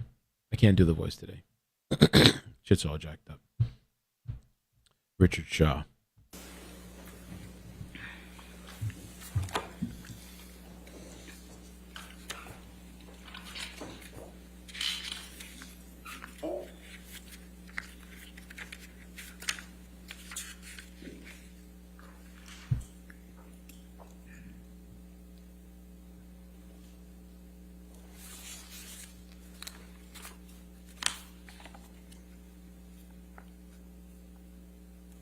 Yeah, the British man.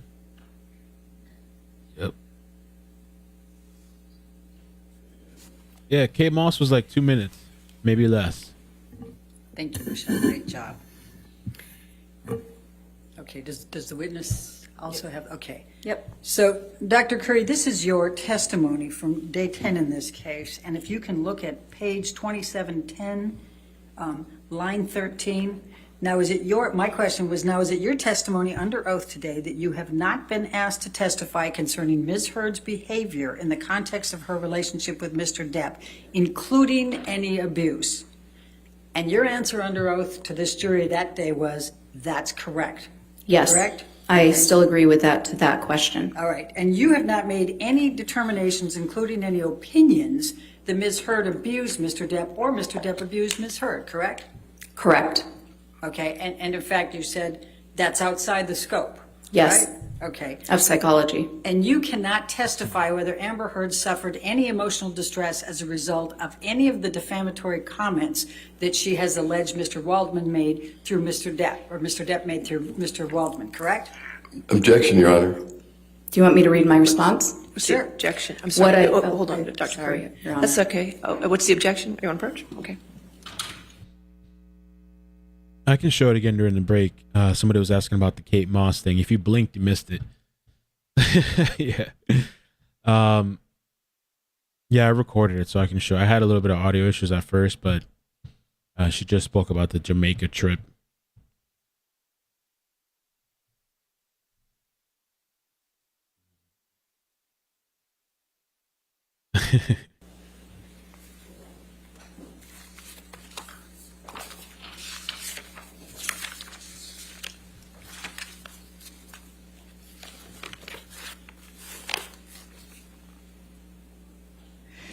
Now, you have not rendered any opinion as to whether Amber Heard exhibits patterns of behavior that would suggest her allegations of abuse against Mr. Depp are false. Would you agree?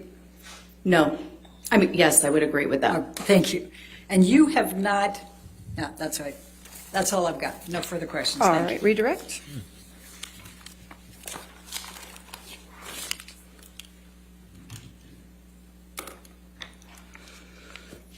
You were asked about the SCID.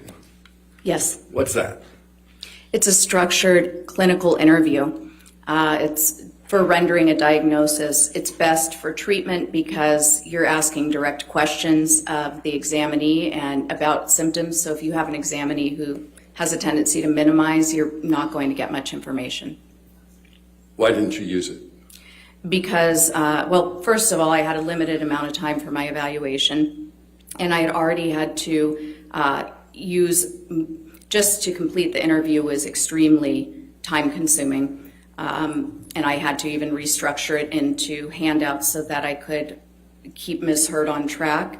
I determined based on that, so this is where you would make an inference. So because I was having difficulty getting direct answers to my questions from Ms. Heard, I had determined that creating forms of those questions would be a better use of the time, which it was, and then I further deduced that adding on the structured clinical interview would probably be unproductive, given that I had limited time and needed to use the best, most reliable methods for getting information in that time. You were asked about the APA specialty guidelines, Yes. specifically 1.02 and Yes. 1.03. Have you complied with them? I have. No further questions. Thank you. Thank you. Dr. Curry, you can have a seat in the courtroom. you, You're Your free to Honor. go. Thank you, ma'am.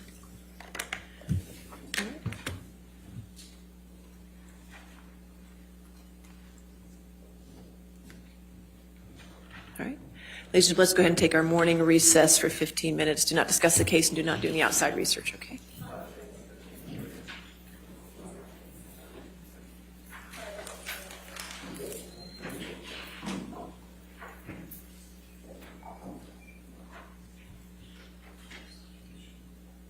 Okay, 15-minute break. Let me see what we got left. So we got Curry already down. Okay. So Brian, Lydia, and Johnny. All right. Just for planning purposes, Sammy asked Mr. Tobin to be here as early as noon, just in case with the fluid of the trial. I'm not sure what time we can get to that motion, so. That's fine. Okay, just to let you know. They need to work on that. They're going to find out who the next witness is. So let's go ahead and take a recess until 10:55, okay? All right, thank you. 10:55. Okay, let me fix that.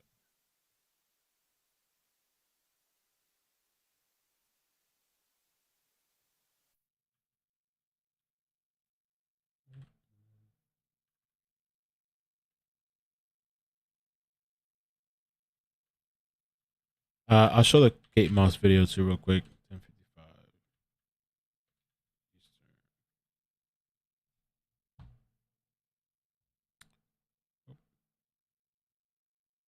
The Kate Moss, I think it's this one. Moss, where do you reside? Let me just fix the audio here.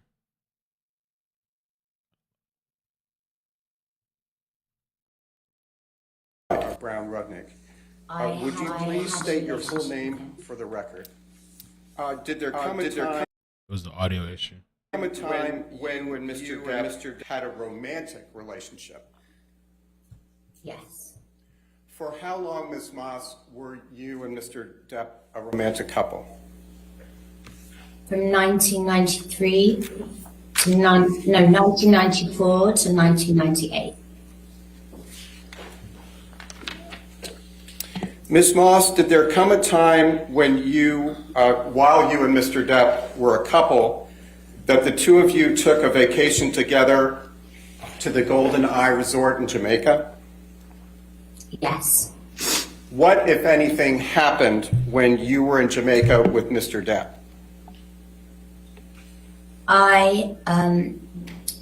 We were leaving the room, and Johnny left the room before I did, and there had been a rainstorm, and as I left the room, I slid down the stairs, and I hurt my back. How did you... And I apologize, Ms. Moss. Please continue. and I screamed because I was because I didn't know what had happened to me, and I was in pain, and he came running back to help me and carried me to my room and got me medical attention. Did Mr. Depp push you in any way down the stairs? No, During the course of your relationship, did he ever push you down any stairs? no, he never pushed me, kicked me, or threw me down any stairs. Ms. Moss, have you ever before today testified in any kind of court proceeding? No, I have never. Why did you decide to testify today? Objection, Your Honor. All right, That's beyond the scope of what we just talked about. all right, I'll sustain the objection. All right. Thank you, Ms. Moss. We have nothing further at this time. We greatly appreciate your taking the time to testify. All right, any cross-examination? No, Your Honor. All right, you're free to go. Thank you, Ms. Moss. What? Thank you very much. That's it. So people were saying in the chat that she just had one mission, was just to go clear that rumor up that supposedly allegedly hit, pushed her or hit her, and she's there setting the record straight that no, it's not true, that didn't happen. I just want to fix this real quick too, because I haven't been able to keep an eye on Facebook because I realized I opened this up in the wrong browser. Fix this real quick.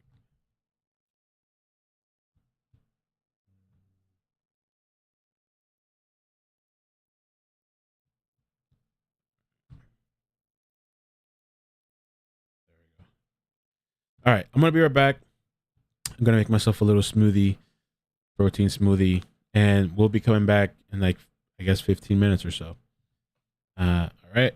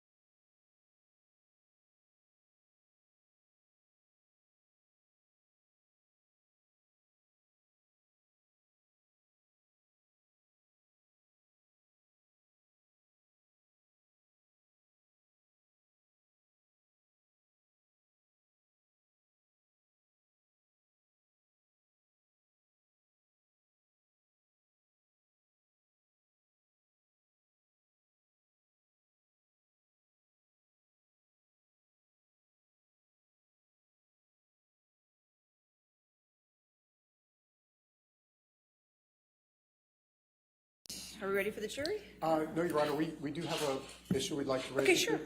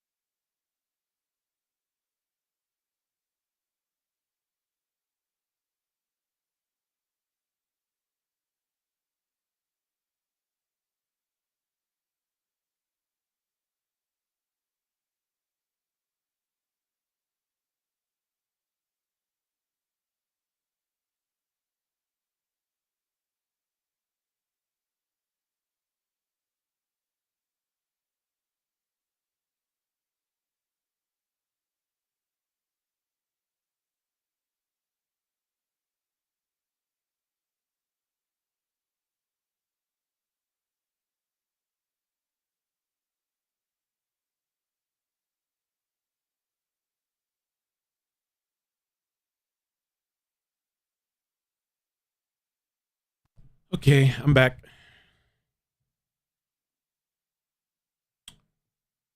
Got my little smoothie drink. All right, so let's see who's next. I'm very curious, especially if it's going to be that flight attendant. And they've been moving pretty fast. Is it Hoax's birthday? Happy birthday, Hoax. Yeah, happy birthday, man. Hope you have an amazing day. Don't get canceled. How old are you? How old are you now?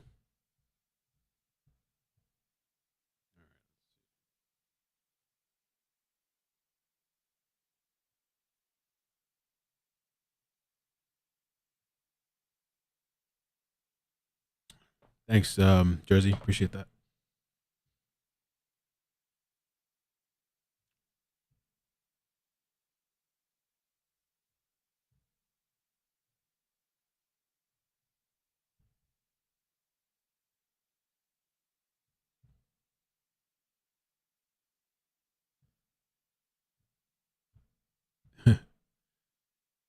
No, this smoothie is I did kale, watercress. People were like, ugh. Protein, collagen, some frozen fruits, a little bit of frozen fruits, and a whole lemon. And I think that was it. I like to add acai sometimes too, but I don't want to take, because it's like frozen. I don't want to take the time. I have to like melt it a little bit. Microwave it. Oh, let me get the super chats too. Huda London Mental Health and Crime. Thank you for the super chat. I disagree with the psychologist because histrionic personality disorder and PTSD commonly co-occur. It's a comorbidity. They should have not got a psychiatrist evaluation. 60% have both. Let me start from a little bit earlier. Tina, thank you for becoming a supporter on Facebook. Airsoft Cult, thank you for becoming a member. Deanna, thank you for becoming a member. Chantel, thank you for the bits and the love on Twitch. And all the people over there that have been showing love. Appreciate it. Lethal Latin, sent a super chat earlier. All them notes she writing down don't mean ished. Latin Lethal also said turd emoji writing on a notepad equals Amber Heard. Sally Gold, thank you for the super chat, says, hi, Paula and Tommy. Selamat Alliance. What does that mean, Selamat Alliance? Selamat Alliance. Hopefully it's not like some terroristic. Selamat Alliance. Cancel.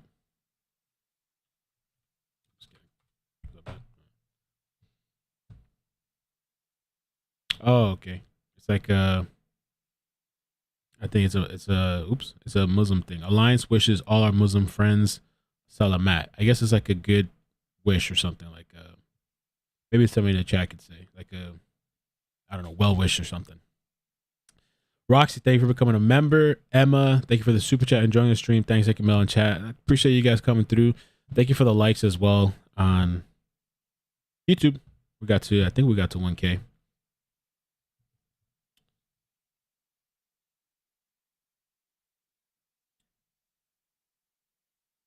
It's like a earthy but sweet kind of smoothie. Debbie, Debbie said, no wonder you look so healthy, such discipline. I fell off a little bit like the last 2 weeks. I mean, I could say it's because of the trial. It kind of is. But I mean, really for things that you want to get done, you just make the time, you know. Salamat is higher. Oh, okay. It's like high. So I've been kind of slacking off a little bit, but I went to the gym yesterday and I've been kind of getting back in my smoothies. And Hoax has been telling me the entire time, right? Haven't you been telling me this whole time to do some protein shit? On the last week, the last 2 days or some shit, I'm finally doing it. Hoax said, throw out the kale and I'm with you, Chaos. Oh, what's Chaos? What kind of smoothie she got? Just made a shake too. Kale. Okay. We got kale too in the house. I love kale. Kale, peanut butter, banana with almond milk and protein powder. That sounds good. Sounds really good. Toa, you should change the podcast thing to just chat. Oh, it's not on. I thought it was just chatting. It's not. Let me take a look. It must have I don't know, defaulted or something. Thanks for letting me know.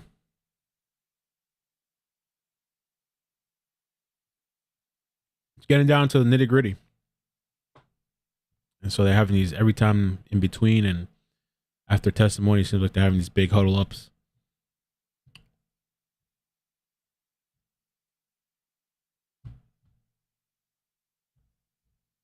All right, let me fix that.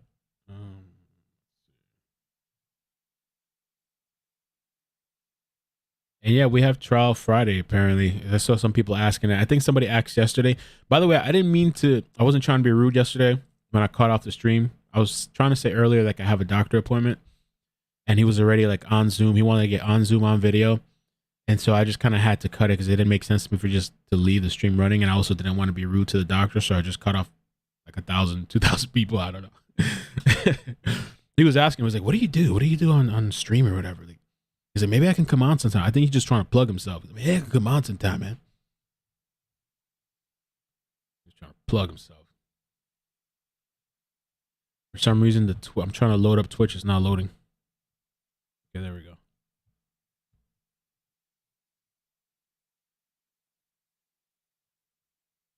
Still not loading.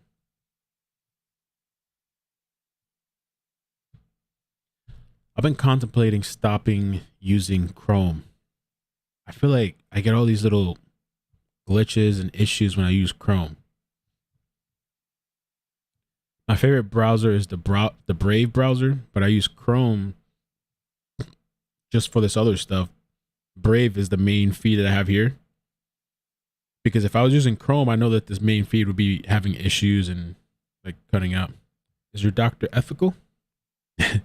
I don't know. I guess they take cash only though. That place. I don't deal with insurance, peasant. Like, damn.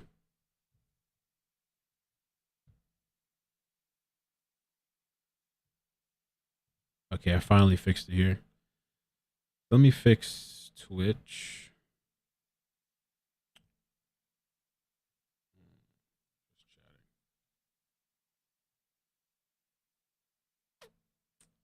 The days are wrong to the... Oh, I didn't realize the days are wrong. Everything's wrong on Twitch.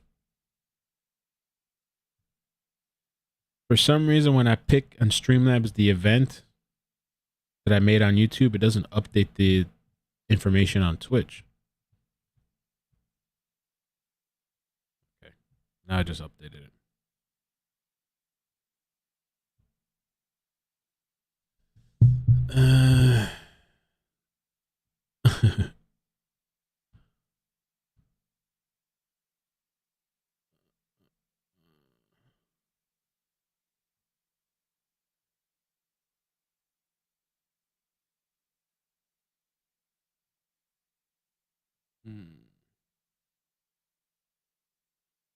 Nice.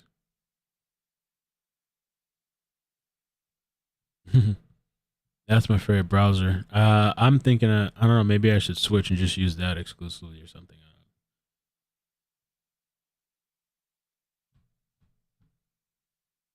Cash only. So sorry, Miami. No. Yeah, I'll get you what you want. Just pay me in cash.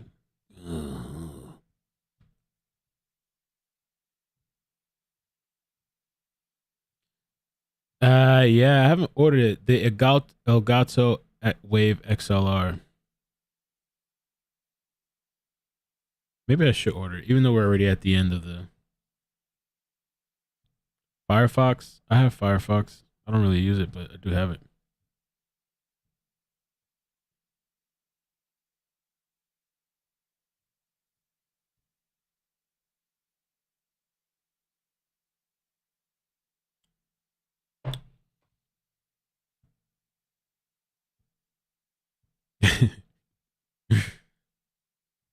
Sauvage. I haven't put it on. I mean, I put it on twice. It's actually it does last a really long time. Hey Valerie, what's up? Welcome. Welcome to the stream.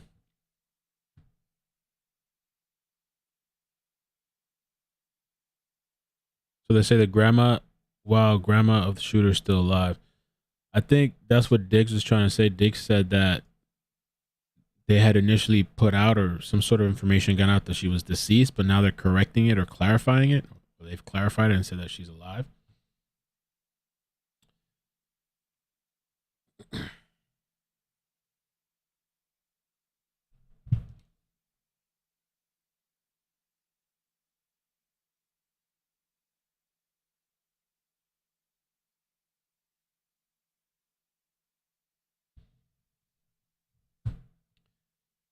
I don't think I can do that right now.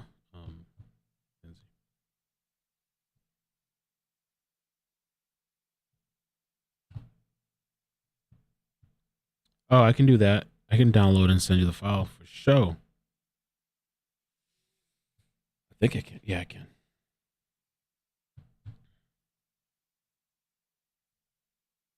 Man, I still can't believe that we finally made it to the end of the trial, I guess.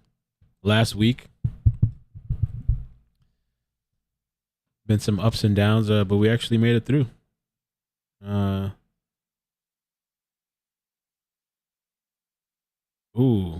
York Vango said Harvey Levine with TMZ did an interview and actually said that Johnny's team is doing better, and that the only proof of abuse was Amber abusing Johnny. Did he really do that? Say that? Are we gonna switch? Do we all have to switch to Firefox? Are we gonna drop Chrome? Are we done with Chrome? Brave is dope as hell. I think you should check out Brave. I like the little background stuff that it does. I think it might be better than Firefox, though I haven't used Firefox in a long time. Everybody said, let's drop Chrome. Brave, the Brave browser. Are you brave enough?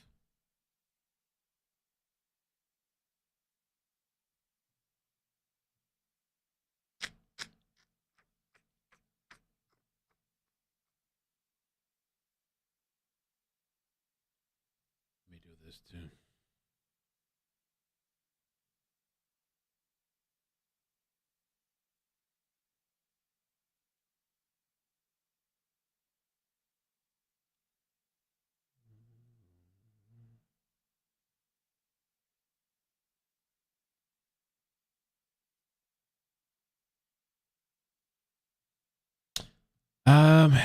And again, thank you to the mods. Thank you to all the guys that have been coming through the stream back to back. Thank you to the research team that's on there, Jazz, Diggs, that's it, Chris Cross.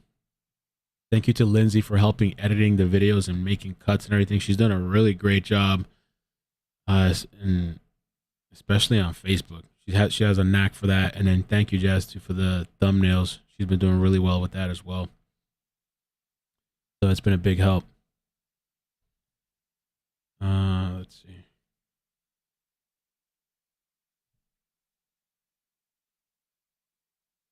We got to look at the people in the back.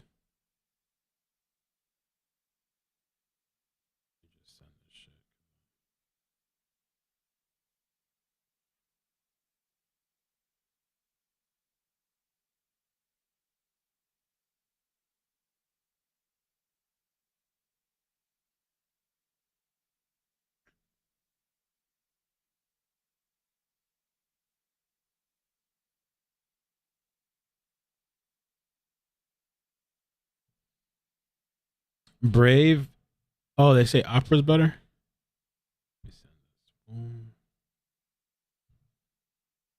Rhyme born. No, we're gonna be here Friday apparently too. I don't know what are they doing tomorrow. All right, your next witness. Oh, Friday's only 2 hours. I'm Is this sorry. thing? Let's get the jury Oh. first, right? All right, Yeah. you ready for the jury?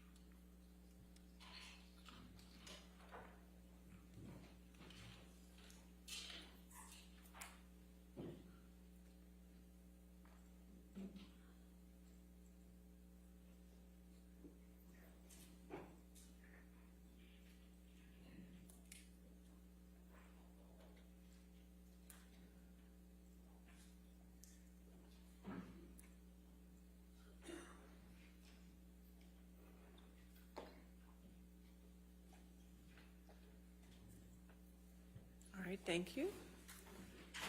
Are we ready for the next witness, or do you want to? Yes, we call Mr. Depp. Okay. Oh. Okay.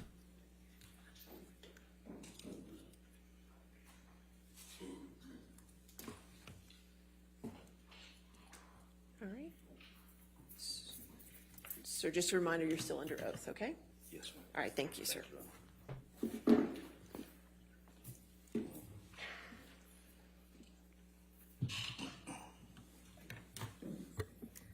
Good morning, Mr. Depp. Good morning. We heard a lot about some statements that Mr. Waldman made. Do you remember that? Yes. And Mr. Waldman is your attorney or was your attorney? Yes. Could we please pull up Defendants Exhibit 1245?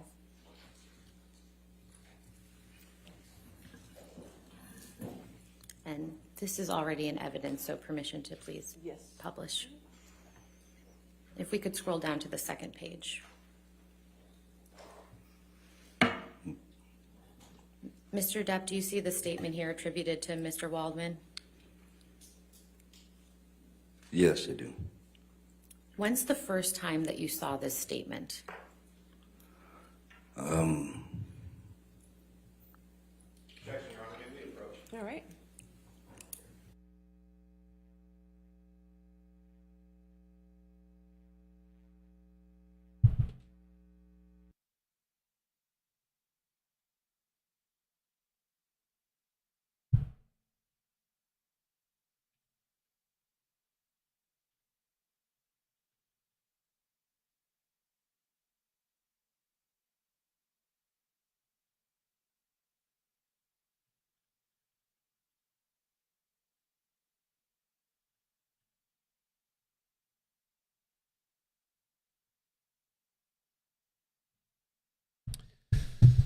Well, damn, I didn't think it was gonna go. You want? Okay, I'll increase the volume when we come back.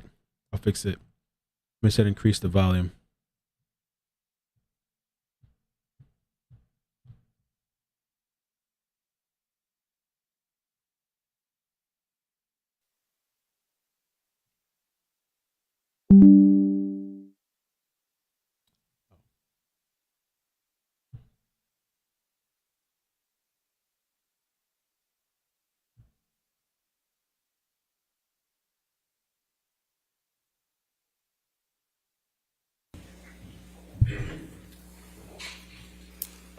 We can pull the exhibit back up. Thank you. Mr. Depp, when is the first time that you saw this statement by Mr. Waldman? The first time that I ever saw this statement was in August. It was when the piece was when she August 2020 when I was countersued by Ms. Heard. This is the first time that I saw any of these statements. Can we please pull up Defendants Exhibit 1246? And this is also already in evidence. All right. Thank you. If we could scroll down to the second page, or the third perhaps. Thank you. Mr. Depp, do you see this statement that's attributed to Mr. Waldman here? I do. And when is the first time that you saw these statements? Same, when the countersuit was filed. And could we please go to Defendants Exhibit 1247? And again, this is already in evidence. And if we could scroll down, please. Thank you. Mr. Depp, do you see the statement attributed to Mr. Waldman? I do indeed, yes. And when's the first time that you saw this statement? This is the same. It's the counterclaim to August 2020. After you saw these statements for the first time, did you form an understanding as to where they appeared? I didn't, as to where they had appeared, these statements. In what publication? No, off the bat, I didn't know exactly.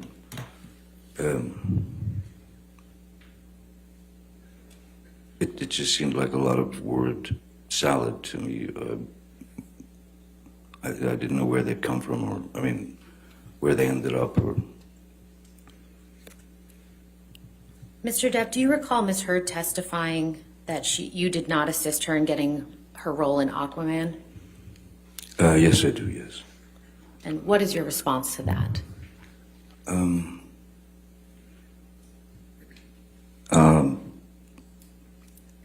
It's not exactly true. Do you know when Ms. Heard first auditioned for Aquaman? Strangely, I know the date. Well, no, yes, I do know the date, because I was scheduled with my band, the Hollywood Vampires. We had done 2 shows at the Roxy, which is a place in Los Angeles, to rehearse for we were invited to play at the Rock in Rio concert, which is a huge rock and roll festival. So we did the 2 shows to go to Rio and play there. Miss Heard wanted to come with me, and Whitney, her sister, had come as well. While we were there in Rio, we were rehearsing and getting ready for the show. Miss Heard informed me that she would have to get back to Los Angeles for an audition, meaning it's basically after our 2-hour show or whatever, we would have to get on the plane immediately to make it back to Los Angeles for this audition. And that audition was at Warner Brothers. It was whatever film it was. And when were you performing at the Rock in Rio? Oh, sorry. Yeah, that was I believe it was the 24th of September. In what year? That was 15. What do you understand happened after Ms. Heard auditioned for Aquaman? After Ms. Heard's audition, or possibly auditions, for Warner Brothers and I suppose the creative team, Ms. Heard expressed to me that the film was going to be, Warner Brothers had said that the film was going to be shooting in Australia. And Australia was for Ms. Heard, that was a potential problem, which... Objection, Your Honor. We approach. Okay.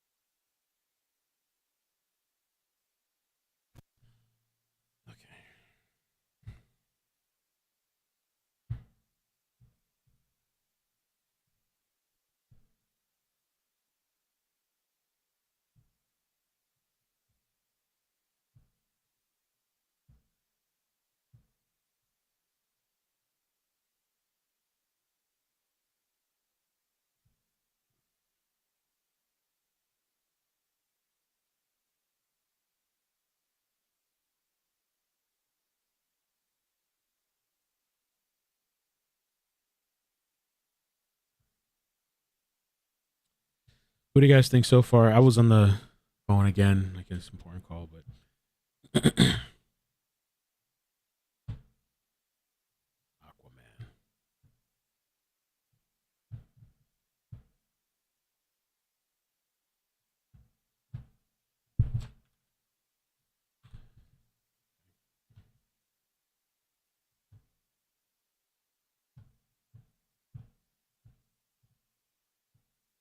They're saying she put something in her mouth.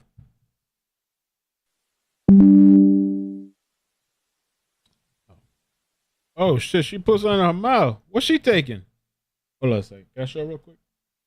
Wait. Dig sent this.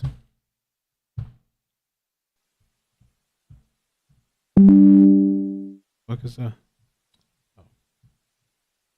Put something in her mouth.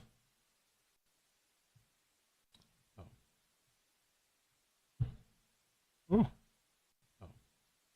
Being slick too. Maybe she's just having a snack. What do you guys think she put in her mouth? She having a snack or what's she doing?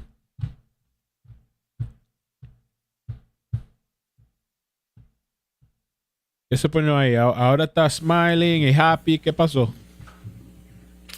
I apologize, Mr. Depp. Could you please continue? What happened after Ms. Heard auditioned for Aquaman? I was informed by Ms. Heard that the film was going to be shooting in Australia, and that was of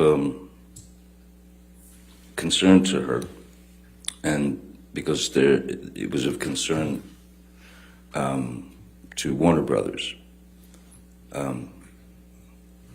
So she asked if I would, because I'd had a multi, for a few years I'd had a multi-film deal with Warner Brothers, and so we'd been in business together. So I knew these people. I'd been on films with them. So she asked me if I would speak to them. I made a phone call and I spoke to. Objection, hearsay, Your Honor. I don't believe he said anything. I think he was going to say who he spoke to. All right, we'll see. Overruled at this point. Yeah, it's tripping. Chat. I spoke to the three upper echelon Warner executives, Kevin Tsujihara, Sue Kroll, and Greg Silverstein. And I told them that... Objection, Your Honor, hearsay. All right, I'll sustain the objection. Next question. What was the result of you speaking with those individuals? Well,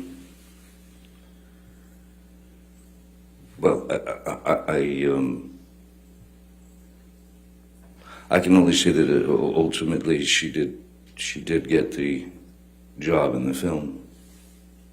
So hopefully I suppose I had curbed their worries to some degree.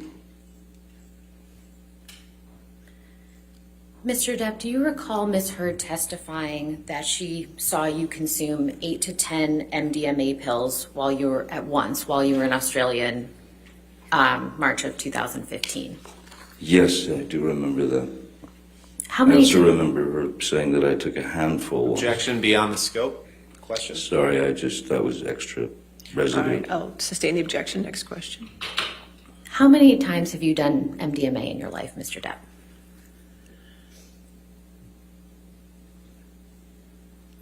Actually, not that many times. I would say in my lifetime, maybe in my lifetime, MDMA 6, 7, maybe. And how much MDMA have you done on those occasions? Not enough to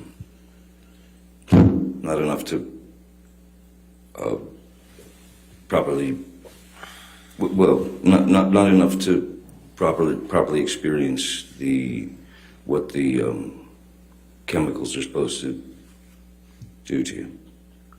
Have you ever consumed 8 to 10 MDMA pills at once? No, ma'am. No, I have not. And why is that? Because I'd be dead. I'm pretty sure I'd be dead. I think at her one face. would die. Yes, and probably rather quickly. Mr. Depp, I'd like to show you some pictures from the home in Australia that Ms. Heard testified about. Sure. Could we please pull up Defendants Exhibit 1817, which is already in evidence? Her face is crazy, right? Mileage, Mr. too. Depp, do you recognize what's depicted in this photograph? Yes, I do. That's the downstairs bar of the house we rented in Australia. And can you please show the jury where you were sitting when Ms. Heard threw the 2 vodka bottles at you?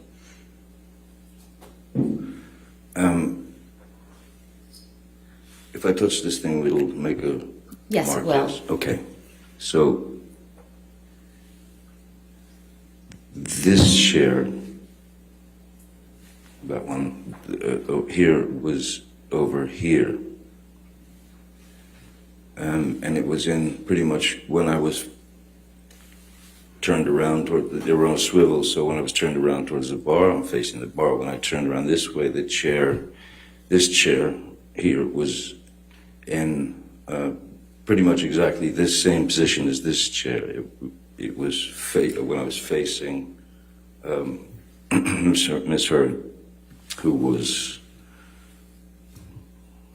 let's say she was, if you're looking at the photograph, she would be about here. Could you draw a line in the direction where Ms. Heard was relative to where you were sitting? Yes, absolutely. So if I'm sitting here,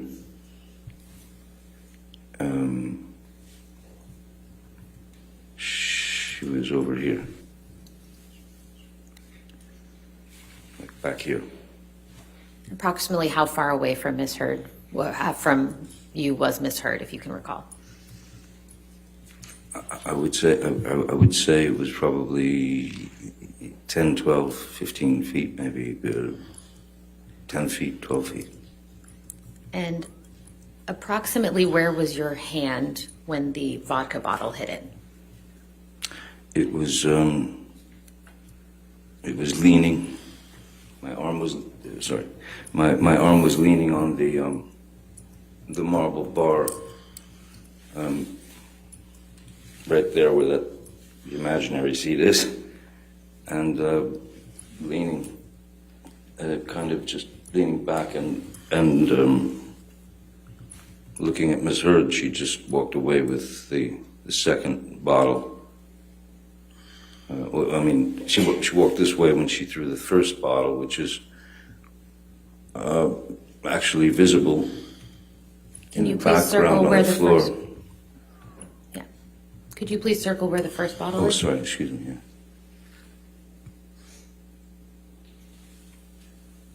Yeah.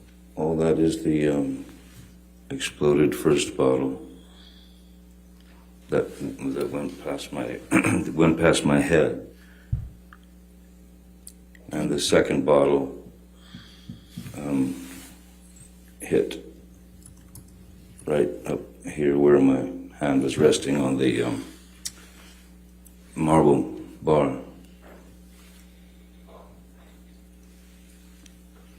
Can we please pull up Defendants Exhibit 1820?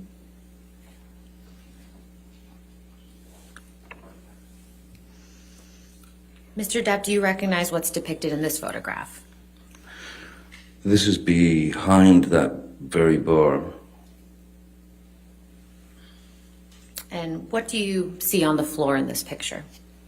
I see what looks to me like some kind of napkin. It looks sullied, soiled, blood, I don't know. And I see glass in the corner, blood obviously on the floor, and a towel leaning up on something. Do you know how that bloody tissue got on the floor?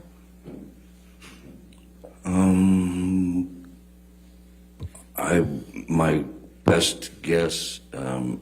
Objection calls for speculation. Sustained. Do you know how the blood got on the floor, Mr. Depp? I know how the blood got on the floor. It came from my dripping finger. So that's why the tissue is I'm 99.9% sure, since it is, looks like it's got blood on it as well, is what I held my finger with. Do you see the wall on the left side of the photograph? I do. Was there a wall-mounted phone on that wall? On the left side of the photo? No, I didn't. No.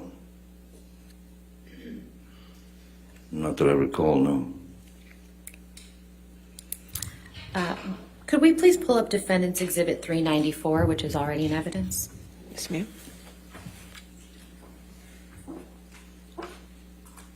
Mr. Depp, do you recognize this text message? I do. And what is this message?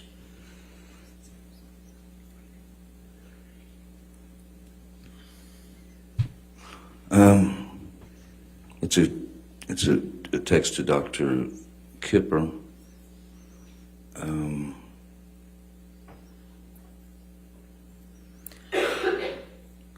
I'm sorry, just reading through. Sure.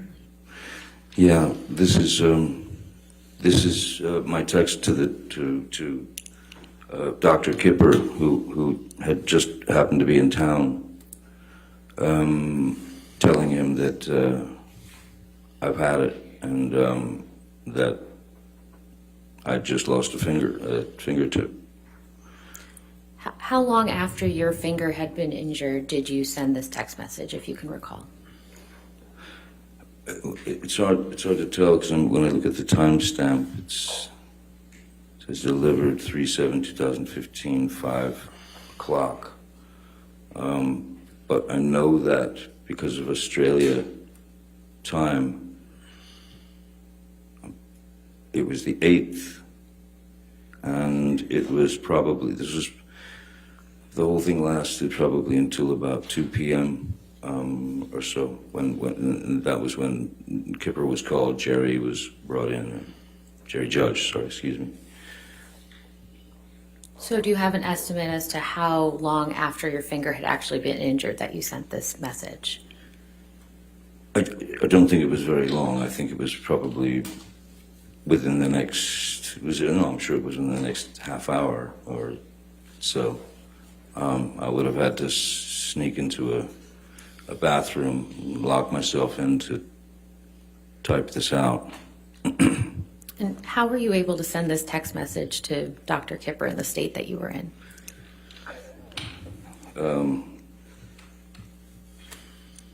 Well, he wasn't available at the time, so just sort of thumb your way through, don't you? How long after sending this text message did you see Dr. Kipper? I don't recall it. I think it took them probably 30 minutes or more, 30 to 40 minutes to get there. And what did Dr. Kipper do when he first arrived at the home? Oh, the first thing he wanted to do was inspect the damage of my finger and try and figure out exactly what had happened, how it happened. And what did you tell Dr. Kipper about how your finger had been injured? Objection, Your Honor. May we approach? Hearsay. All We've right, discussed that's this fine. several times. Let's go.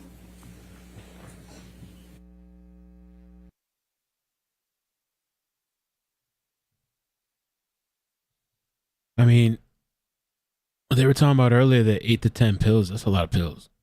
If they were saying, what was Amber saying? He took all of them at the same time? I thought that's what she said, right? And then I remember one time too, that she said that he had like a a bag of pills or something. Was it a bag of pills or a hand of pills? I thought she said a bag of pills, and he just chucked it, just like all in his throat, just threw it to the back of his throat, and then he was like laughing too, like cackling.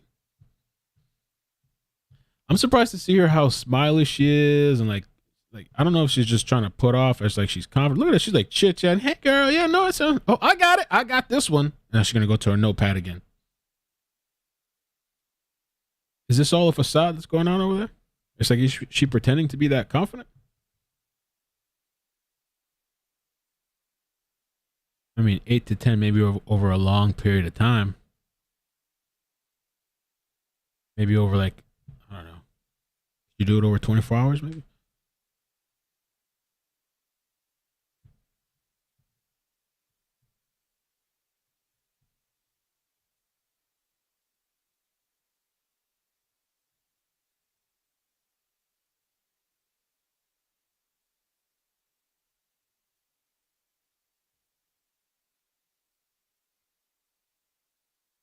Does she really think it's like things are like 100% in her favor, or like in high favor for her?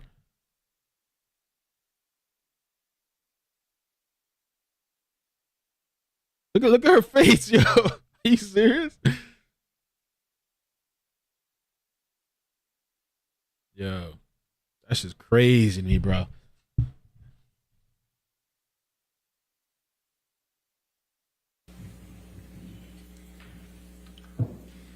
Mr. Depp, when Dr. Kipper was treating your finger, what did you tell him about how your finger became injured? I told him that there was obviously, I mean, when you saw the damage in the house and everything, the blood everywhere, I mean, obviously there was serious damage done. There would be no point in lying to the man. He'd been through it with me and Ms. Heard before. I told him that she had thrown a bottle of vodka and smashed and cut my finger off, the tip of my finger, but a good chunk. I miss it. Mr. Depp, you heard Ms. Heard testify about an alleged incident of abuse on your honeymoon. Do you remember that? I remember her testifying to that, yes. And when did you and Ms. Heard go on your honeymoon together? I believe it was somewhere in the neighborhood of August, because I had just finished the film.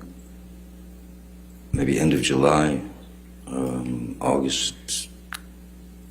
I'm not quite good on the exact date. Do you recall the year?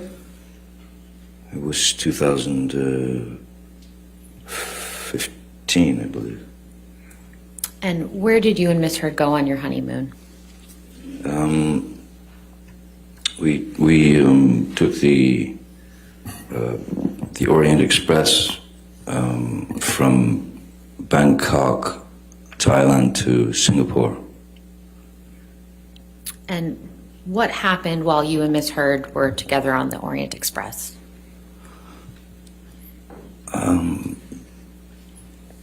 There were times when it was very agreeable, very nice. And then there were times when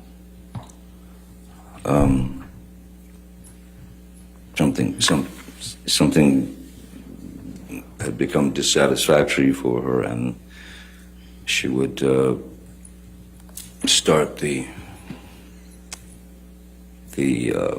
rant, the blooming of a fight would be on deck there, and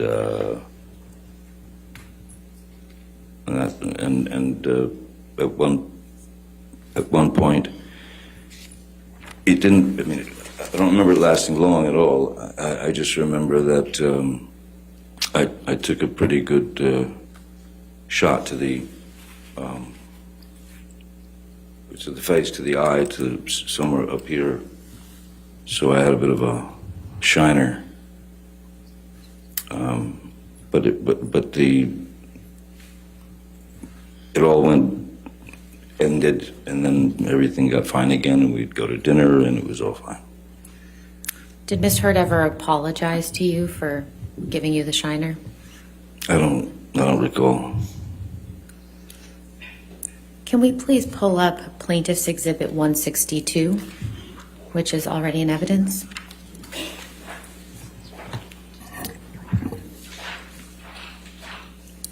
Mr. Depp, do you recognize this photograph? I do. It was with the chef and the maitre d' and the staff were asking if they could take a photo with us, and they'd been very kind. They'd given us a private dinner card. So where was this photograph taken? That was in the, that looks like it's in the, yes, that's towards the back of the Orient Express. That's in the back train bar compartment. And just out back, you could smoke on the sort of caboose or whatever. And what, if any, injuries do you have in this photograph? I think the eye's a little bit bugged out, if you will. It's, yeah. How did that happen?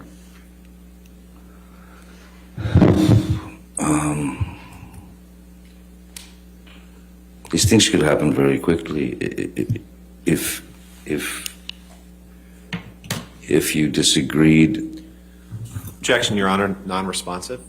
She just asked, how did that happen? I believe he was about to explain. Well, I'll sustain the objection. Okay. So, Mr. Depp, specifically, how did the injury in this photograph occur? I'm sure it hit me. Is that better? Does this picture accurately reflect what you looked like on that date? Come on, Em. I don't look at myself much, but it certainly looks like me with a black eye. Does this picture appear to have been photoshopped in any way? No, I think no. I think it would be difficult to photograph or to start getting into sort of digital processing with a number of people in the shot, especially in a wide shot. Could we please pull up Plaintiff's Exhibit 1301, and this is a new one, Your Honor, so this is not in evidence. Okay, thank you. I think you referred to her as Kit, right? Was that Mr. what? Depp, do you recognize what's reflected in this photograph? Yes, this is the staff. It's the manager and Miss his Heard. staff at the Oh, he said it. the Raffles Hotel in Singapore. And before we left, they asked if they could take a photograph with us. And when was this photograph taken? Well, that would have been, we were off the Orient Express. We stayed in Raffles, I believe, a couple of few days. And then from there we flew to San Francisco. So this photograph was taken after the photograph we just looked at? This photograph was taken after the photograph in the dining car of the train, yes. Your Honor, I'd move Plaintiff's Exhibit 1301 into All right, evidence. any objection? Oh, happy honeymoon. So it's Any 31st of October. any objection? No objection, Your Honor. All right, 1301 is in evidence, can be published to the jury.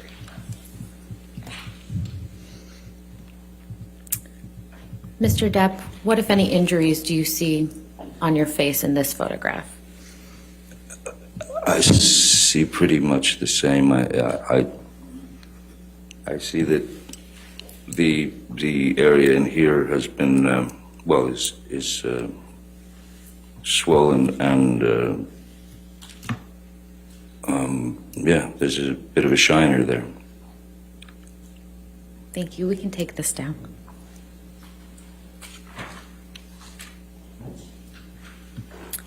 Mr. Depp, do you recall Ms. Heard testifying that she punched you in the staircase incident because she thought of Kate Moss in the stairs?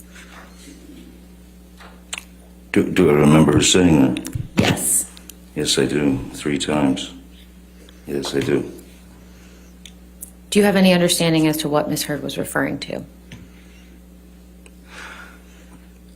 Yes, I do. And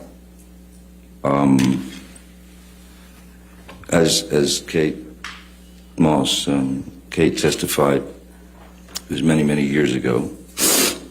And exactly what happened is what she said happened. I recall speaking with Ms. Heard about that very incident because of the downpouring of rain, because it was raining very heavily that day that Kate slipped. And I recalled the story to her.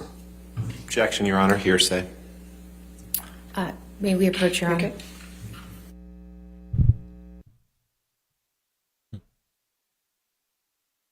So now he's speaking on Kate Moss and the story that happened between them, but then he went and told Amber the story. I guess they're trying to, I don't know, they're stopping him from saying it, I guess.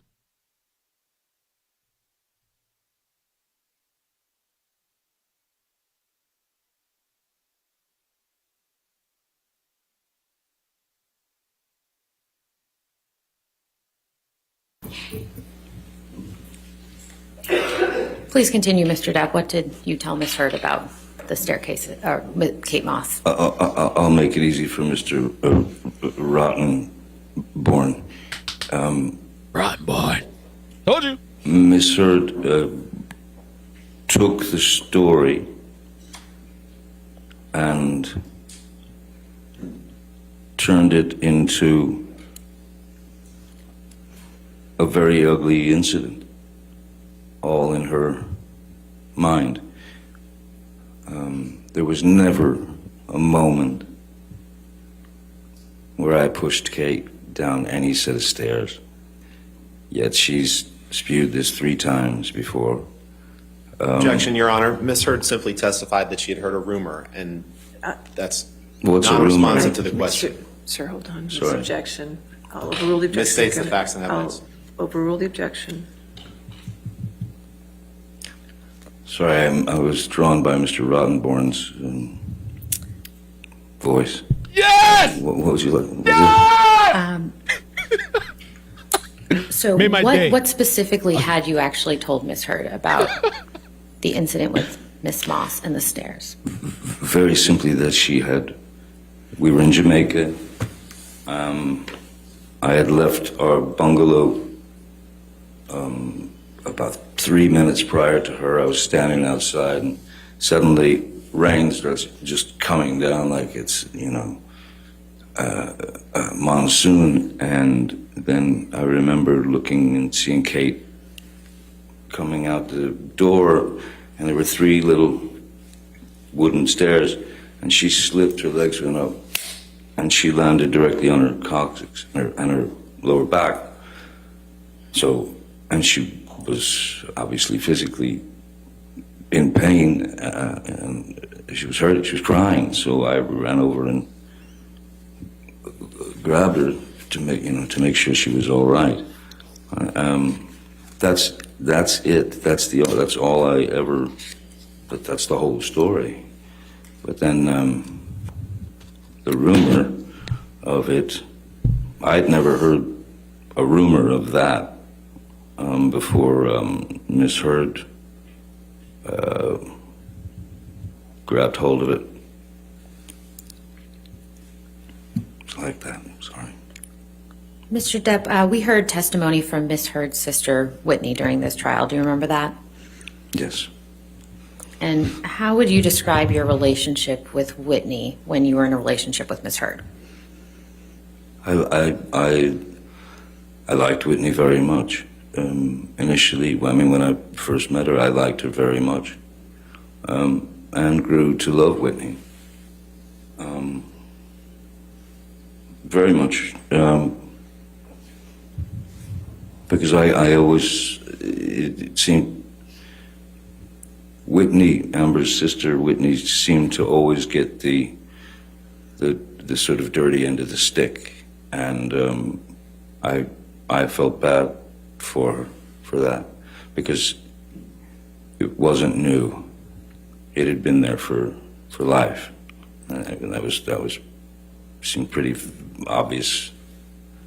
So I took to Whitney very, very quickly, very easily. She was a very sweet kid. She was wonderful. What do you mean that Whitney got the dirty end of the stick?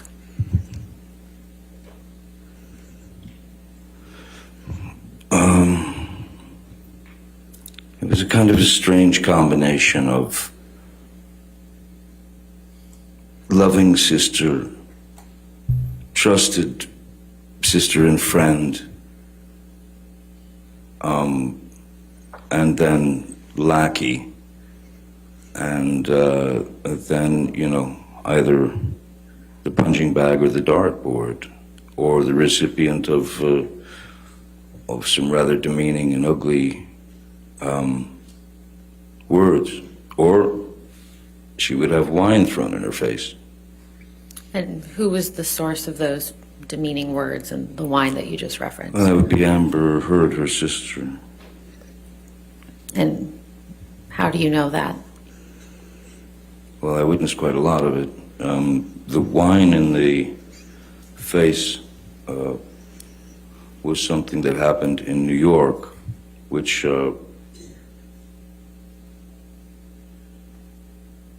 I think that even made it into the papers. I believe that even made it into the papers. It was in an elevator. How did you first learn about that incident? Miss Heard told me in detail. What else did you observe of Miss Heard and her sister Whitney's interactions during your relationship with Miss Heard? They were just constantly up and down, but I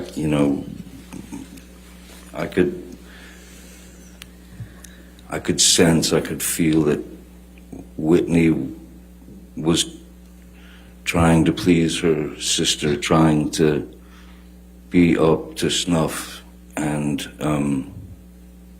it just seemed like she got shot down. Objection, Your Honor. This has gone beyond the scope of the question or his foundation for knowledge of that. Your Honor, I asked what he observed, between them. I think this is responsive to that. And his testimony as to what Whitney felt is. I'll sustain the objection. Next question. Okay. Ooh, Rottenborn's next. Can't wait. Did you ever see Miss Heard physically attack Whitney? No, I've never seen any full-on blowouts, physical blowouts between them. Tons of verbal blowouts. Objection beyond the scope. Overruled. I've certainly seen Miss Heard grab Whitney, push her around. There were a number.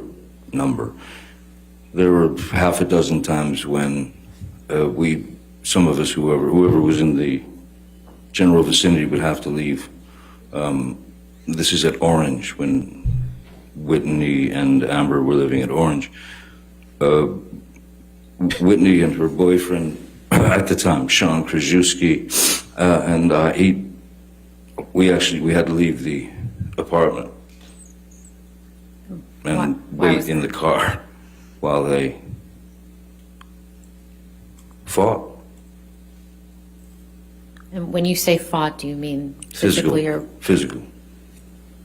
Bro, this is insane, dude. And when you said Miss Heard would push Whitney around, do you mean that physically push her or metaphorically? Both. You heard Whitney testify that she lived in Penthouse 4 at the Eastern Columbia building for a time, correct? That is correct, yes. How did Whitney come to live in Penthouse 4?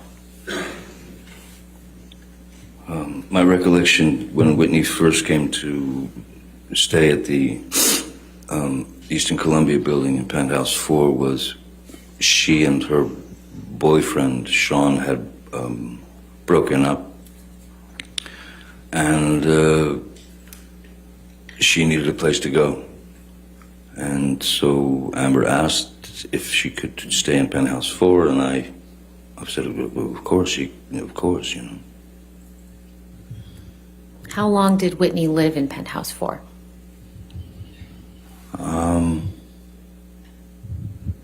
It was well over a year, on and off.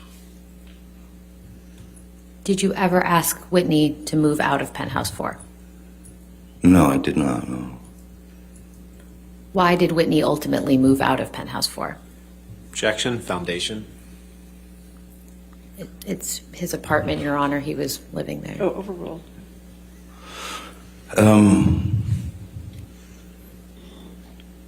Whitney moved out of Penthouse 4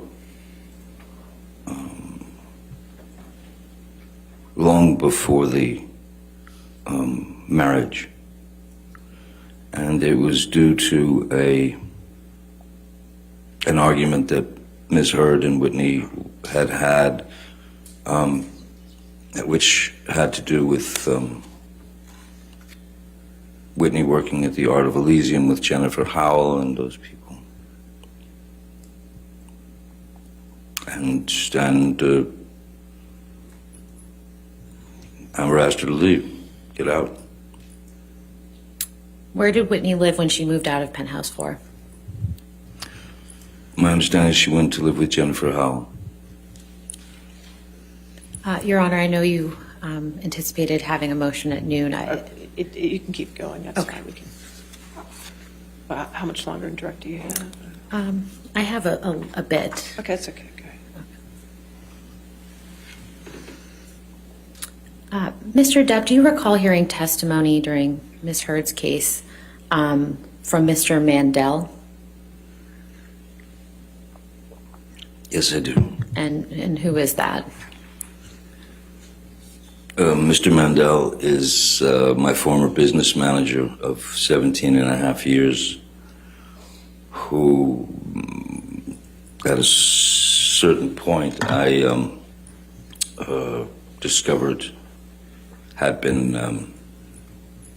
embezzling quite a lot of money. So I had to take action against him and he and my lawyer of 17 and a half years, as they were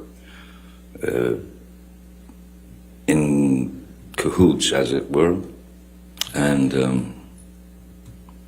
so yes, Joel Mandel is and they settled their case with me. They made their settlement. But yes, it was that was a very, Joel Mandel is a very bitter man who ended up with a lot of money that I worked hard for over the years. Do you recall Mr. Mandel testifying in this case that you do not spend very much money on charity?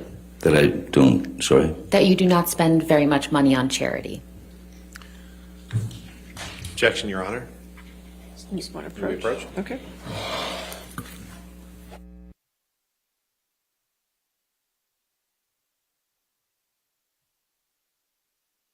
Yo, Johnny just like fixed me. He made my day with that shit. And then he shot back at it. Hopefully, I don't know, man. Somebody can send me the timestamp. I just want that shit because I'm going to just replay it later. And then, what the hell? Did they try to copyright claim this thing? Oh, okay. Never mind. What?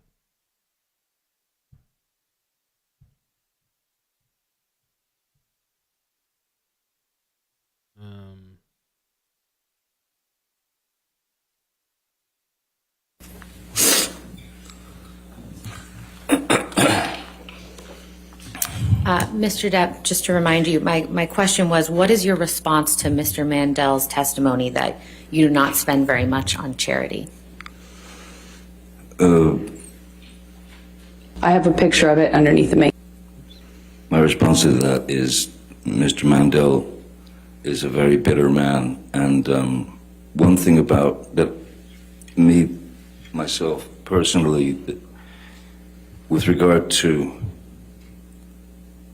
charity donations, sending money to a charity, I prefer, I would rather that my name were not on it. I don't want the name to be the important thing or the thing that people talk about. So when I donate money, I donate without my name being involved because I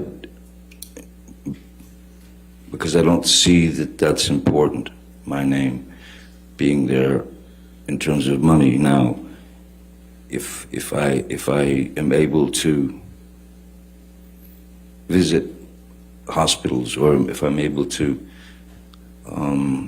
meet with Make-A-Wish children, I've held on to the relationships that I've held on to within the Make-A-Wish Foundation and the Children's Hospital and various other places. Then obviously my name is involved. When we held premieres in Leicester Square for several films, Charlie and the Objection, Your Honor. Chocolate Factory. Again, beyond the scope of his response to Mr. Mandel's testimony. I believe this is in response to Mr. Mandel. I'll overrule the objection.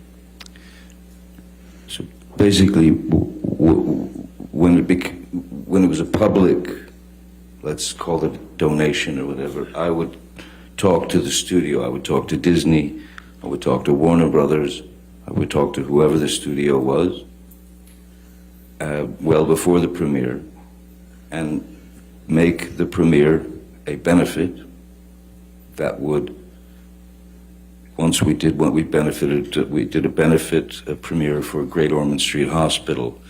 We did a couple of benefit premieres for the Make-A-Wish Foundation. I mean, if you can turn a premiere with that many thousands and thousands and thousands of people there into a benefit, it works and it helps, but it wasn't presented under my name, you know. It was Disney's doing this or Warner Brothers is doing this. I'm not looking for the pat on the back, as it were. If I can make it happen, great. But I don't need the pat on the back. I don't need the adulation. I don't need the attention. Did you hear Ms. Heard testify that one of the charities she donated a portion of your divorce settlement to was the Children's Hospital of Los Angeles? Yes. What is your relationship with the CHLA? Objection, Your Honor. Irrelevant and to the issue. May we just approach Your discussed. Honor?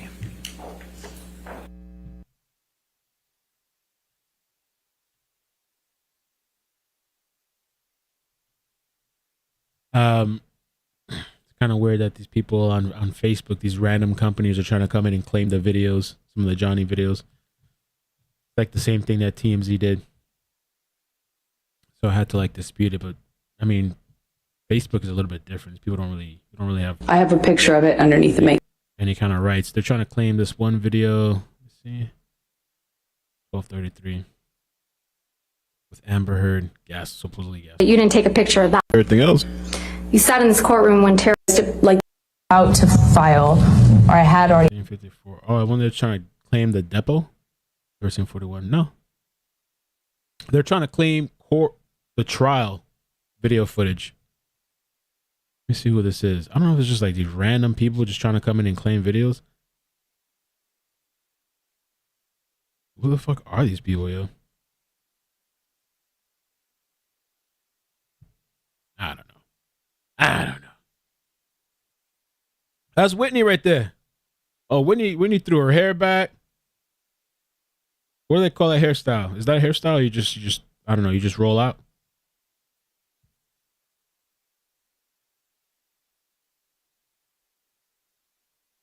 Okay, witness in the courtroom.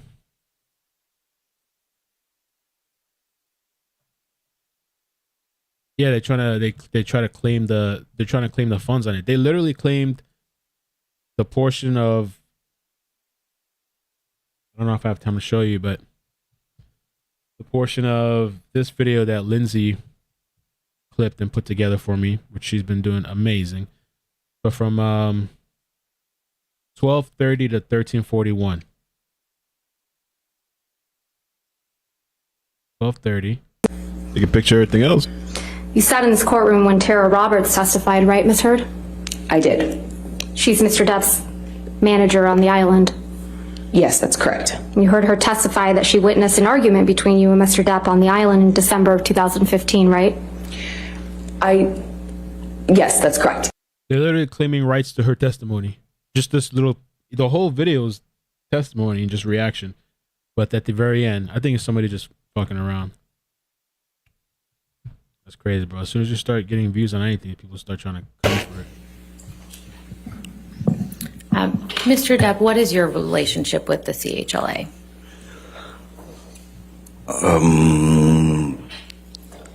I've had a relationship with the CHLA for probably 20 years or so. And what's the nature of that relationship? Well, essentially, sometimes there are Make-A-Wish kids who are in the hospital there, and that their wish is to... Objection, Your Honor. Your Honor, may we approach? Okay, sure.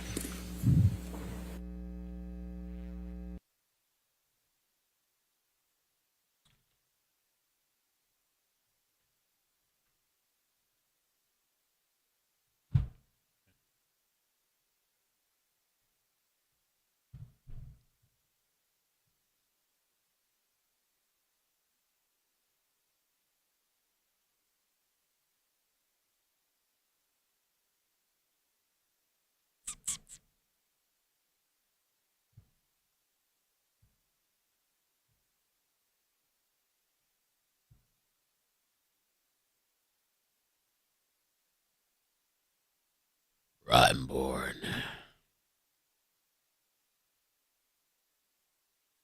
Oh, there goes that.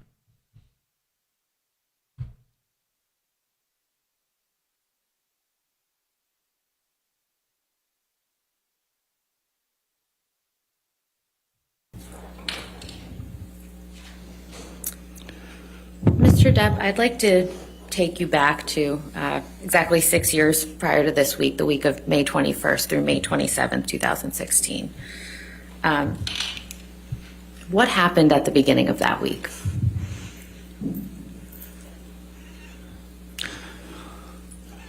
May 21st.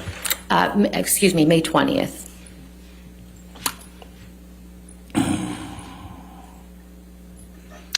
May 20th.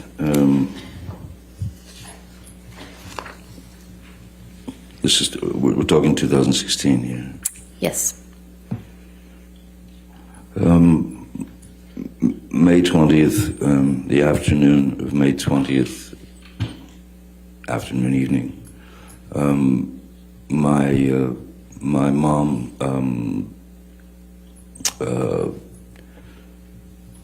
made her exit. She'd been fighting cancer numerous times and for many years, and she fought all the way to the end. And so my mother passed away on the 20th of May.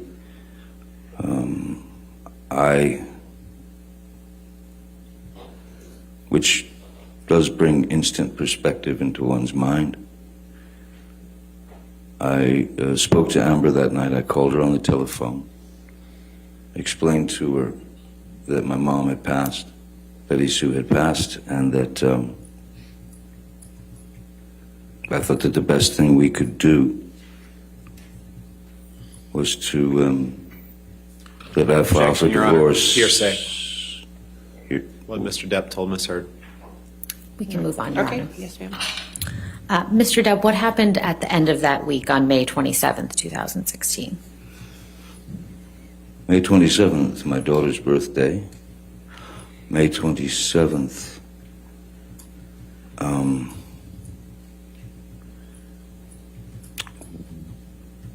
I was not in Los Angeles. I was on the way to on tour, and that was when Miss Heard went for the restraining order.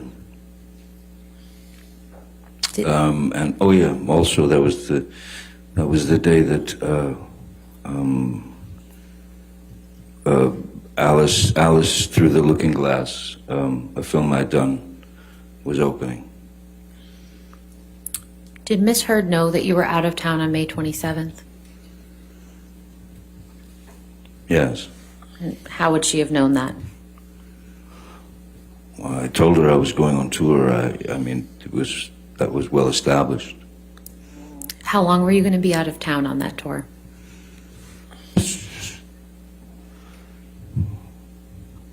2 to 3 months. And did Ms. Heard know how long you'd be out of town? I don't know if she knew exactly how long I'd be out of town, but it was a pretty extensive tour of Europe.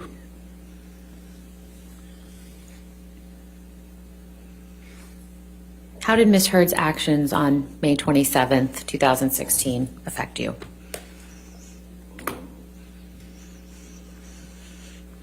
Changed everything. Objection, Your Honor. Oh, it Relevance didn't change to everything? This lawsuit. Mr. Heard, if you could wait till the objection, please. Yes, I'm sorry. Relevance. Tourette's. Your Honor, this is one of the key If you want to dates. approach. Oh. Oh man.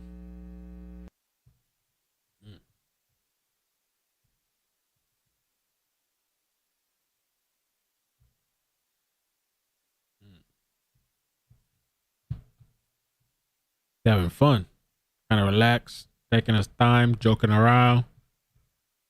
Oh man, you're good. You are freaking good. Okay. Fed's trying to come for me.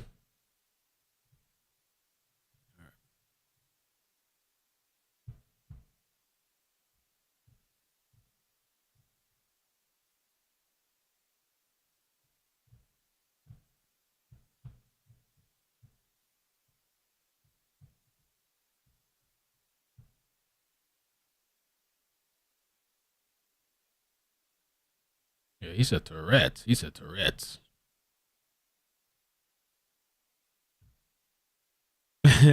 Amberly said they gave Amber a note saying stop smiling so much. Yo, she was just cheesing. That's the other thing I didn't get to say because I got distracted. But yeah, she was smiling like crazy and like just her head was kind of like tilted and just it was like a weird smile and just like kind of like I don't know. I don't know what she thinks she's doing with all these notes. I get writing notes. Nothing wrong with that. But like the way she's going on and on, like who's she? Is that for the attorneys? Or she just notes to herself? What's she doing?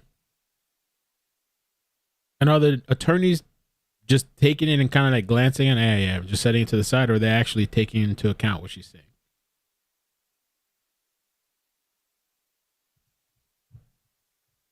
And those notes, as soon as Johnny's on the stand, those notes start coming back to back to back. I wonder how many of those things she's gone through. And is this just optics? Can't you just tell a person? Or maybe you're just taking it to remember to then tell the person? What do you think? Should we do this? I don't know. Body language experts.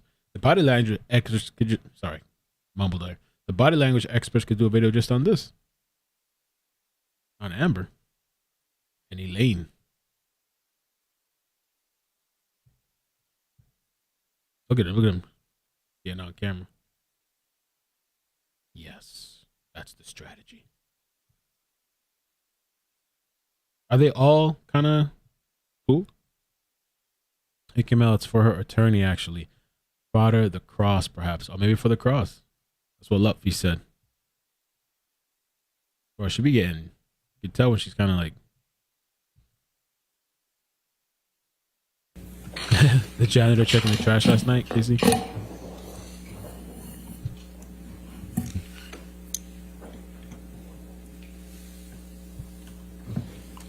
Mr. Depp, what has it been like for you to listen to Ms. Heard's testimony at this trial? I'm sorry? What has it been like for you to listen to Ms. Heard's testimony at this trial? Objection, relevance, Your Honor. Oh, overruled.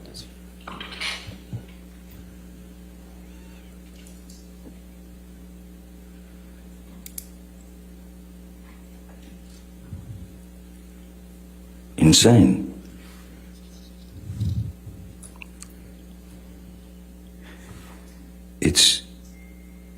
It's insane to hear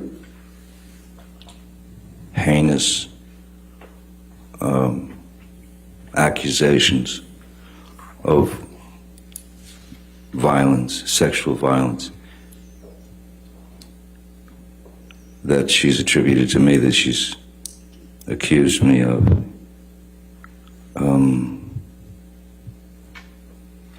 I don't think anyone enjoys having to split themselves open and tell the truth. But there are times when one just simply has to, because it's gotten out of control.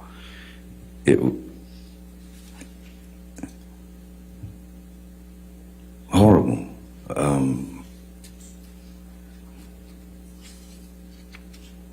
Ridiculous, humiliating, ludicrous, painful, savage,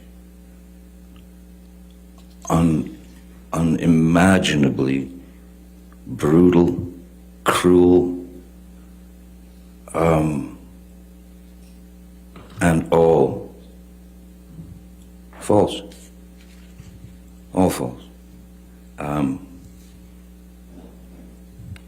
I wanted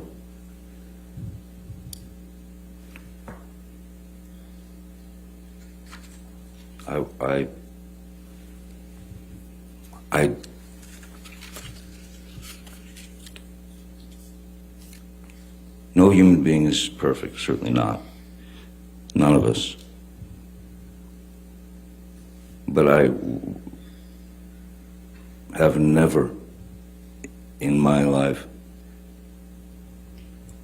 committed sexual battery, physical abuse, all these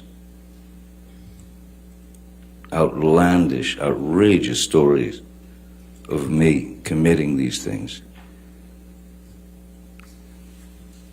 and living with it for 6 years and waiting to be able to bring the truth out.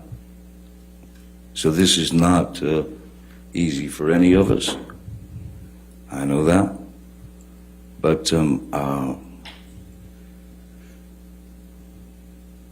matter what happens, I did get here and I did tell the truth, and I have spoken up for what I've been carrying on my back reluctantly for 6 years. Thank you. No further questions. All right. Did you want to take lunch at this point, or just, okay, all right, let's do that. All right, ladies and gentlemen, let's go ahead and take lunch this time. Do not discuss this case with anybody, and don't do any outside research, okay? Thank you.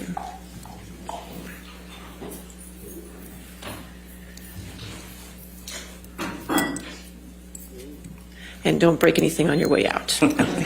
Thank you.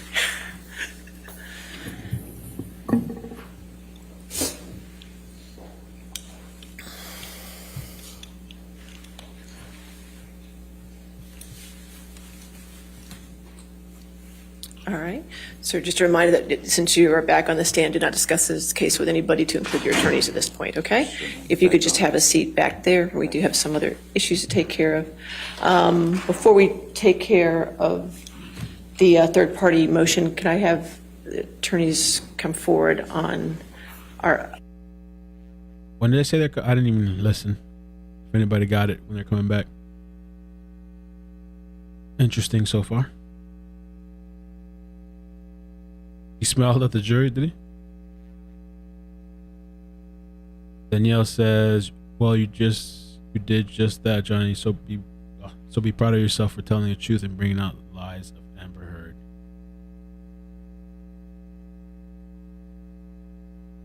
Don't break anything on your way out. They're having a big huddle there.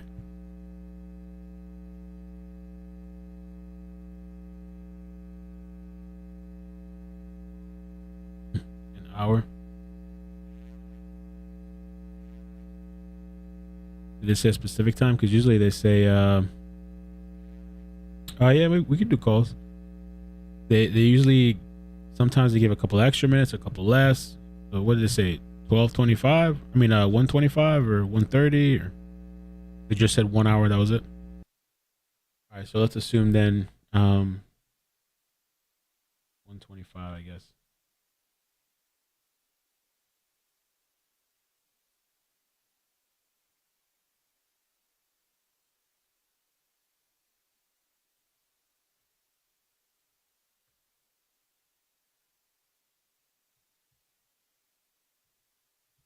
Okay.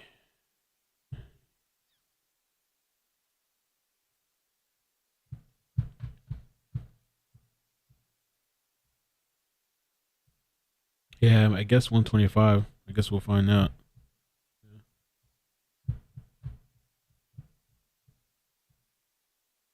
Curly Sue. I'm really looking forward to the redirect just because I know maybe I'll get some more Rottenborn moments.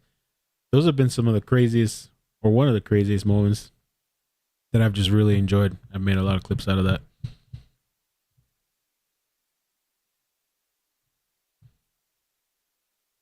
Give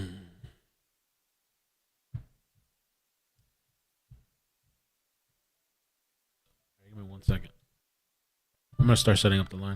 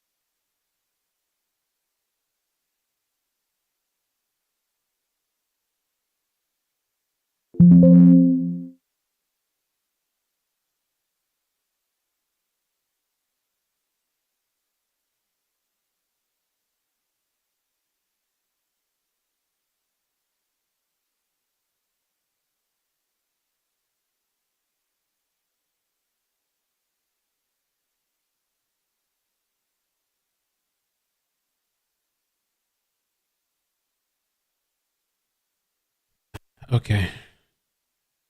Just okay, I'm gonna open up the lines.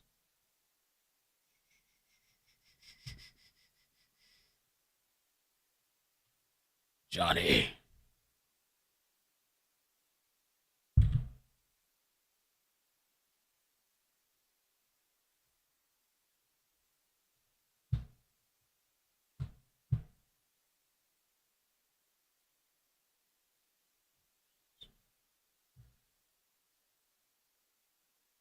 I'm trying to remember what was in case she calls cheeky. I want to mess up again. I think it was 407 or something like that. You forgot again? What? I told you. Motherfucker. Oh, there's calls. All right. All right, let me dial in. You guys can just stay there for a second. Get my life together. Thank you for calling Call-In Studios host and Get my life. Everything is gone to shit. Oh.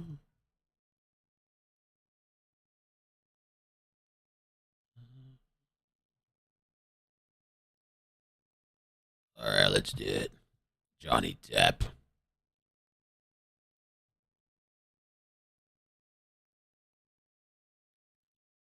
Okay, let me take the first one. Uh-oh. Okay, is this cheeky? Yes, it I got it. I got it. All right. It took me like how many weeks? 6 weeks or some shit? Or 5 weeks? I don't know, but I'm very proud. I feel very honored that you remembered it because I know it was rough. We got it. I knew it. I was like, let me not slip up. So listen, can I say that Johnny's last statement before we broke out for lunch holds so much more emotion and so much more is believability a word versus that BS monologue that Amber, I'm a survivor. I am here to look at this man in the face. Can you hear me? Yeah, I hear you. It's a little Okay, cool. It's a little kind of like a little muffled. Yeah. Okay, hold on. I can hear you. Okay, can you hear me more clearly? Oh, that's so much better. Yeah. Thank you. Okay, perfect. So I was saying, I feel like Johnny's last statement expressing look, I've been holding this for 6 years, haven't been able to say anything. This woman has slandered my name through the press. I've lost opportunities. His so much more weight versus Amber's one-woman monologue when she was up there. The reason why you won't look at me is because, I'm a survivor. I'm here today to look him in the face. And it holds so much more weight. And I'm so, so, so proud of Johnny. I'm glad that he's up there. And again, I mentioned this probably a couple of weeks ago. I hope that this whole entire trial, regardless, win or lose, opens up people's eyes to see that men are victims too. It's not something that we talk about too often, but, I had brought up the thing with Rob Kardashian and Blac Chyna, and they were, trying to bring up domestic violence incidences that he had suffered at the hands of her. This shit is real. Men are really out here, taking the brunt of some evil ass women out here. And apparently, I guess their mascot must be Amber Heard, because this bitch is crazy. Yeah, I mean, he was even talking about Whitney too, that she was being abused, Amber's sister, and then he said something about there was a wine incident in New York where he threw wine in her face or something. Or?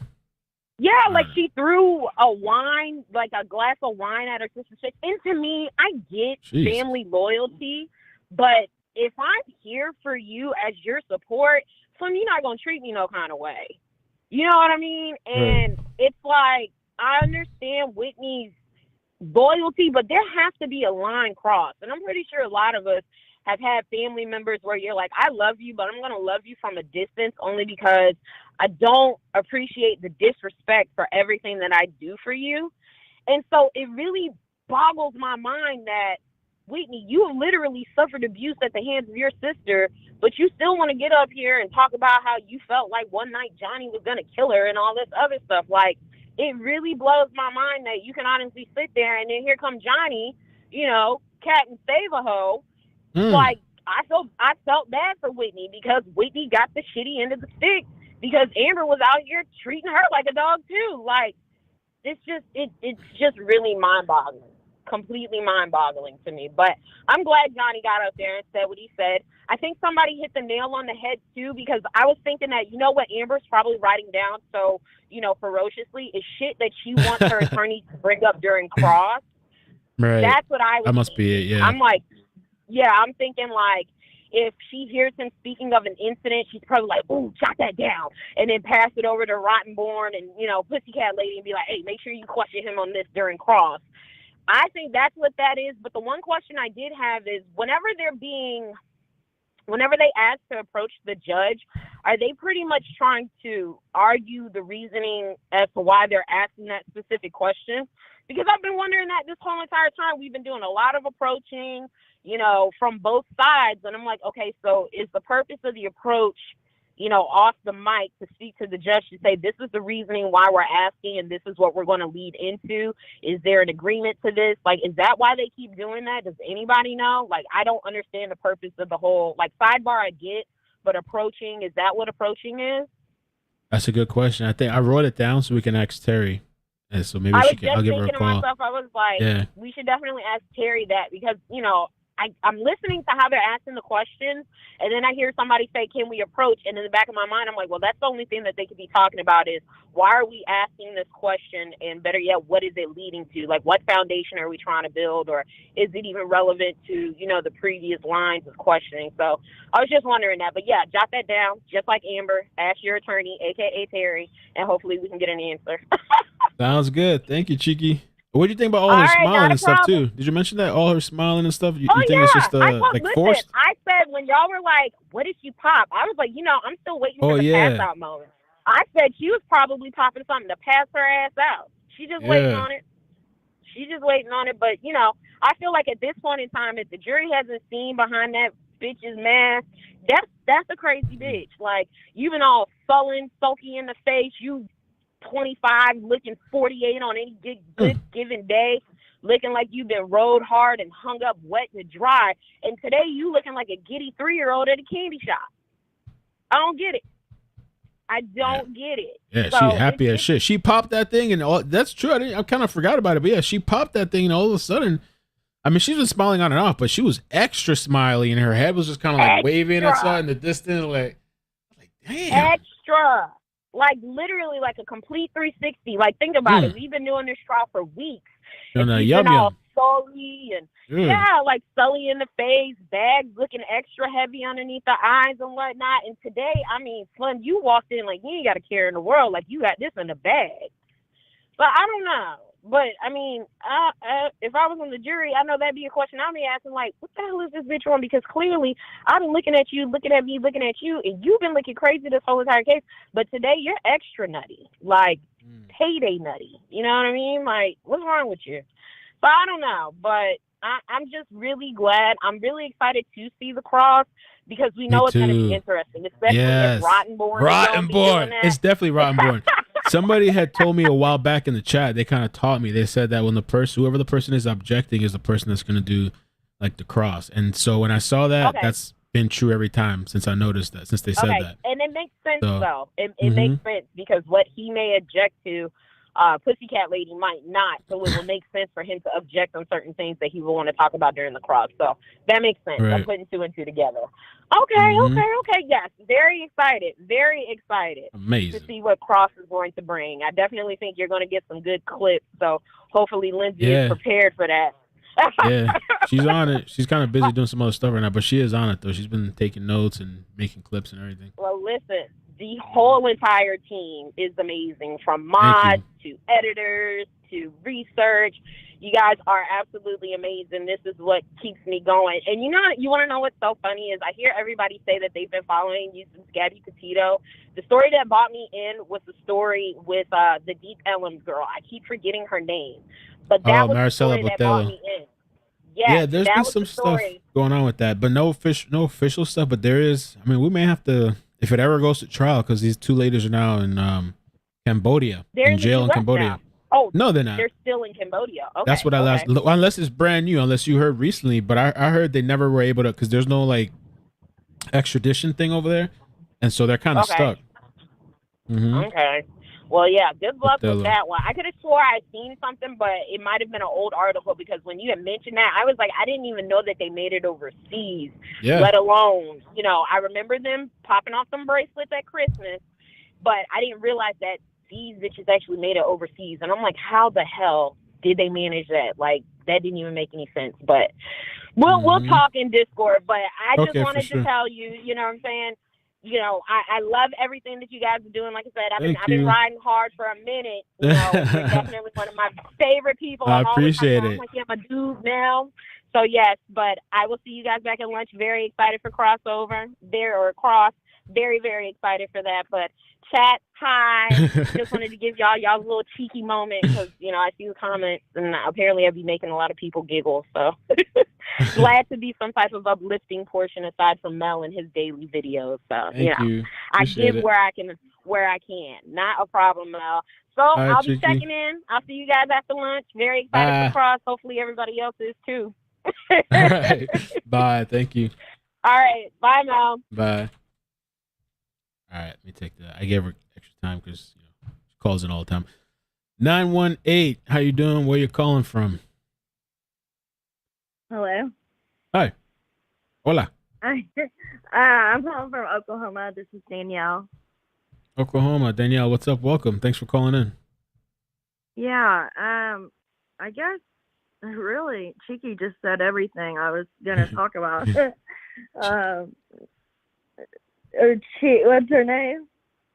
Is Cheeky. it Cheeky? Yeah. Yeah. Cheeks, Okay, Cheeky, or Mickey. Anyway, she's so cute. But I was just gonna say, you know, you read what I had wrote, like, you know, he should be so proud of himself getting up there because what I saw is just so much pain, like he's held in, you know, and it just was so sad. And for him just to get that off his chest and to say that and get his truth out, I mean, he has to feel 1,000 times better. I would think. I mean, I'm you know, had to be in a trial for domestic abuse, and I was on, you know, I was being abused, and I had to testify, and I know how hard that was. It wasn't a defamation case or anything like that, but just, you know, trying to prove my point. Anyways, the guy got 43 years in prison. So, but so I know how that feels, and to be on there, and I just, you know, when, like, for instance, he seems so relatable in his, you know, testimony, and Amber, there's no relatableness in her, like, at all in her testimony. You can tell and everything, also everything that, you know, she said, like, either there's no proof of it or Johnny's team has proved that she's making shit up pretty much, you know, or it's been on the internet and we found that out for ourselves. And I just hope the jury Hold on seeing, 1 second. You know, Hang on 1 second because they're talking. But stay right there, though. Let's see if they just say anything else before they go. Thank you, Mr. Tillman. If you could just come to the center. Okay. Sure. Thank you, sir. I really wonder if they're still sticking to an hour, or is that an hour after they done here? Or are they staying for the lunch here? I don't know what's going on. Let's see real quick. Mr. Tobin, if you want to. Certainly. Thank you. I got to make this relatively short, as you can understand, but they're doing I something wanted to right take now. up your motion. I have read your motion and the declaration and everything attached to it in all the cases. Back? I'll call you right back. And I have reviewed it, so I'd rather you not. I'm going to save your number. That based on our time. Okay. But Thank if you you. wish to add to Save that, the number. I got you. Thank you. Okay, awesome. If you want, if I could focus you a little bit. Okay. Thank you, Your Honor. All right. And, yes, sir. As far as your comments about Virginia Rule of Evidence 2:508, that's a criminal rule of evidence. So that's not your strongest argument. And as far as what goes on is when or if the witness testifies, whether it's hearsay or it's third-party knowledge, that's something I'll deal with at trial. So again, not what I'm concerned with. As far as Supreme Court Rule 314, which I would like you to talk a little bit about that as far as intervention. And I got to tell you where I'm at right now. The concern, the issue I have with the argument is intervention obviously would make you a plaintiff or defendant in the case, and it has to deal with an issue that's germane to this case, and this is a defamation case. So if you could just tailor your argument to that issue, sir. Sure. I'm happy to address the intervention. For the record, Your Honor, Charles Tobin from the law firm of Ballard Spahr, Yes, here sir, representing TMZ, which is the publisher of news and entertainment for the celebrity and entertainment industry. And Your Honor, we're seeking to intervene simply to protect the relationship between reporters and their sources when it comes to reporting news in the public interest. As the court noted, we really don't have a dog in this hunt as far as Mr. Depp misheard. We're really here purely on the First Amendment-based issue of reporters' privilege and reporters and their sources. Your Honor, the intervention rule, as the court is aware, allows intervention by anybody where the issue is germane to the subject matter of the proceeding.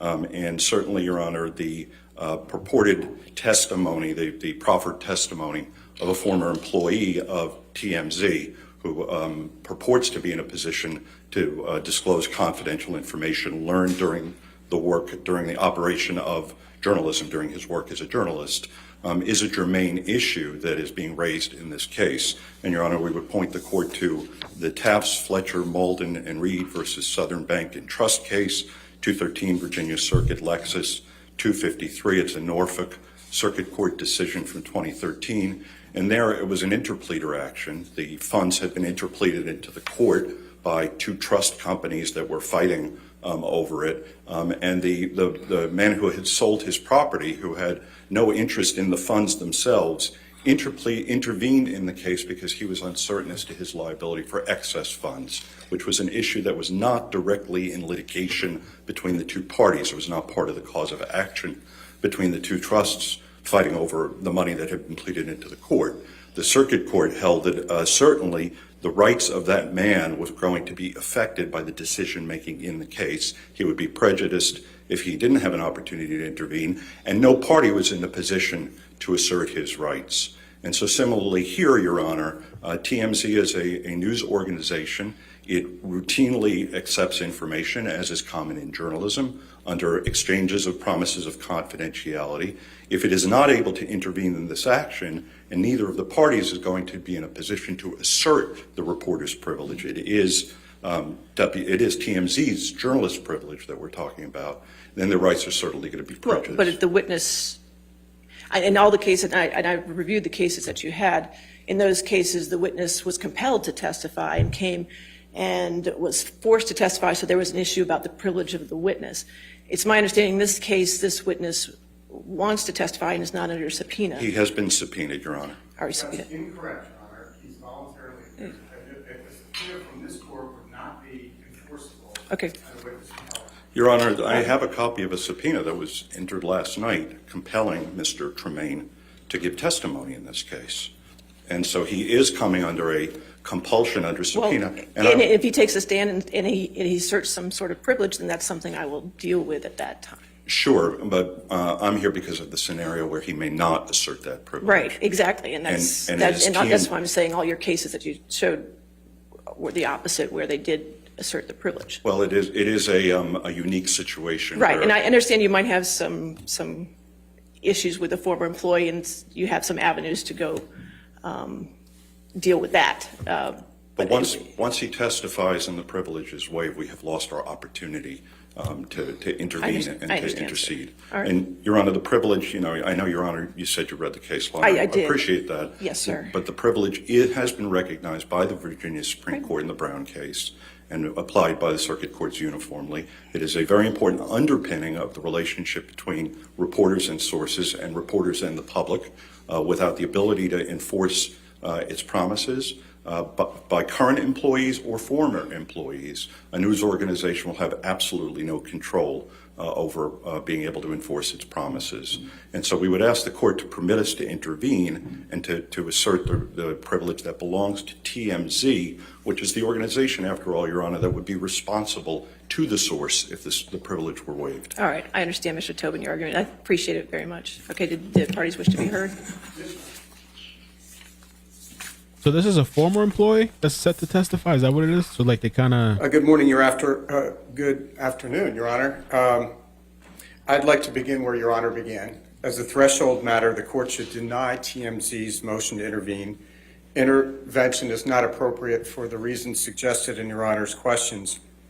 As Your Honor is well aware, intervention is only appropriate with leave of court where a third party seeks to, quote, file a pleading to intervene as a plaintiff or as a defendant to assert any claim or defense germane to the subject matter of the proceeding, unquote. Virginia Supreme Court Rule 3:14. As Mr. Tobin, to his credit, has conceded, TMZ is not asking to file a pleading. It cannot properly categorize itself either as plaintiff nor defendant, and it seeks to assert no claim or defense germane to the subject matter of this action. Moreover, even if the privilege were applicable, which is not the case here, the testimony intended is directly relevant and would outweigh any qualified privilege. Quote, an intervener must be asserting an interest that is part of the subject matter of the litigation, unquote, Hudson versus Jarrett, 269 Virginia 24/32. Here, as Mr. Tobin stated, TMZ seeks to protect potential information solicited from a third-party witness, which is in no way a matter before this court, citing Commonwealth versus Gill, 89 Virginia Circuit 323, a 2014 case denying a motion to intervene where the intervener filed it, quote, to protect a property right, not a matter before the court, unquote. The outcome of this trial will not affect TMZ, and it does not have a sufficient interest in the subject matter of this suit to intervene. See Texas Fletcher, Maiden and Reed, PC versus Bank National Trust Co., 2013 Westlaw 5849140, granting, and this is distinguishing it, granting the motion to intervene where the intervener's liability would be affected by the outcome of the litigation. Finally, Your Honor, TMZ lacks standing to object to testimony by a third party in this action because TMZ, as Your Honor pointed out, is not being compelled to testify. TMZ's reliance on the Philip Morris case for the proposition that the privilege cannot be circumvented by seeking confidential source information from an employee is inapposite. 36 VA Circuit at 1. For one thing, as noted in that case, there is no testimonial privilege akin to that enjoyed under the Fifth Amendment, which would allow a reporter to refuse to appear before a grand jury and answer questions. And Philip Morris, as Your Honor is aware, the party issued a third-party subpoena for records to trace confidential sources. Philip Morris is inapposite here, as that case related, as this case is related to witness testimony, not records. As Your Honor suggested, TMZ's quarrel, if any, is with Mr. Tremaine to the extent that he had an NDA that was enforceable, applicable, and that's not what we're hearing from Mr. Tobin. So to the extent that TMZ, which is not exactly Edward R. Murrow, Your Honor, to the extent they have a beef, as it were, a cognizable beef, it is with Mr. Tremaine. It is not with Mr. Depp, and they clearly do not have standing to assert or to intervene because they are not intervening as a party, plaintiff, or defendant. So we respectfully submit, to the extent the court disagrees, I can go into the arguments why the privilege is inapplicable, but I will reserve that. Thank you. All right. Yes, ma'am. Your Honor, I would like to weigh in from just a different perspective, Okay. and that is because we're trying to deal with some important issues of privilege, et cetera. But from our perspective, representing Ms. Hurd, we have issues with this witness separately, and I want to make them very clear for the record. This is somebody who should have been identified in discovery, was never. Second of all, it's not relevant whether, apparently what they're saying he's going to testify, and we have not had the opportunity to discover that, is he's going to claim that someone leaked to TMZ that Ms. Heard was going to obtain the TRO on that Friday and also leak the video, the kitchen video with Mr. Depp being rather violent. I'm almost certain he's not going to claim it's Ms. Heard, so I think it's never going to come in. Right. Ms. Berghoff, I understand all that argument. Do you have any argument as to this particular motion? No, my okay, well, then we can address you. My point is, though, if you balance the prejudice versus the probative value, I don't even see how he can come in on foundation or hearsay or relevance. That's just not part of this motion at this time. Thank you, ma'am. All right, Mr. Tobin, your motion, you get the last word, sir. Yo, this. Are they going to give him in? You know, I appreciate that the court shook your head when he made the snarky comment that this is not Edward R. Murrow. Obviously, the First Amendment applies to everybody, citizens, the New York Times, or TMZ. And this is a First Amendment-based privilege. Your Honor, the Philip Morris case is actually a very good case to answer Your Honor's question about the intervention of somebody else in order to assert the privilege. ABC was a defendant in the case, and it moved in order to prevent other people, the phone company. Right. But they were already airlines. in the case in that particular I understand. matter. There is no other mechanism, though, and so it would be an interesting procedural issue for appeal, Your Honor, whether a journalism organization or anybody else who's a First Amendment holder would be denied intervention on a constitutional-based privilege. I also, just for the record and for the merits of the case, if I understood Mr. Chu correctly, he said this is not an issue in the litigation. This does not relate to an issue in the litigation. Well, if it's not an issue in the litigation, if it's not part of a prima facie part of the defense, part of the allegations of the complaint, if it's impeachment evidence, if it's collateral to the main issues in the case, under the Brown v. Commonwealth decision under the Virginia Supreme Court, under the application of that privilege in the Philip Morris versus ABC News, it is not supposed to be compelled in this case. Which is, again, it's not being compelled, it appears. Well, he is appearing by subpoena, and it is a compulsory process, and he will have an obligation unless he asserts privilege under oath. But it is our privilege, Your Honor. It's not an employee, a loyal or a rogue employee's privilege to waive on behalf of its employer. This is an unusual situation. Tell me about but the answers are there in the law, and it is a First Amendment concern. This is not the first unusual situation in this case. I can for tell either you of us, for Mr. Tobin. for anybody here, I'm sure. Yes, sir. I appreciate you coming in today, and I appreciate you, your Your Honor. arguments. Yes, sir. Thank you.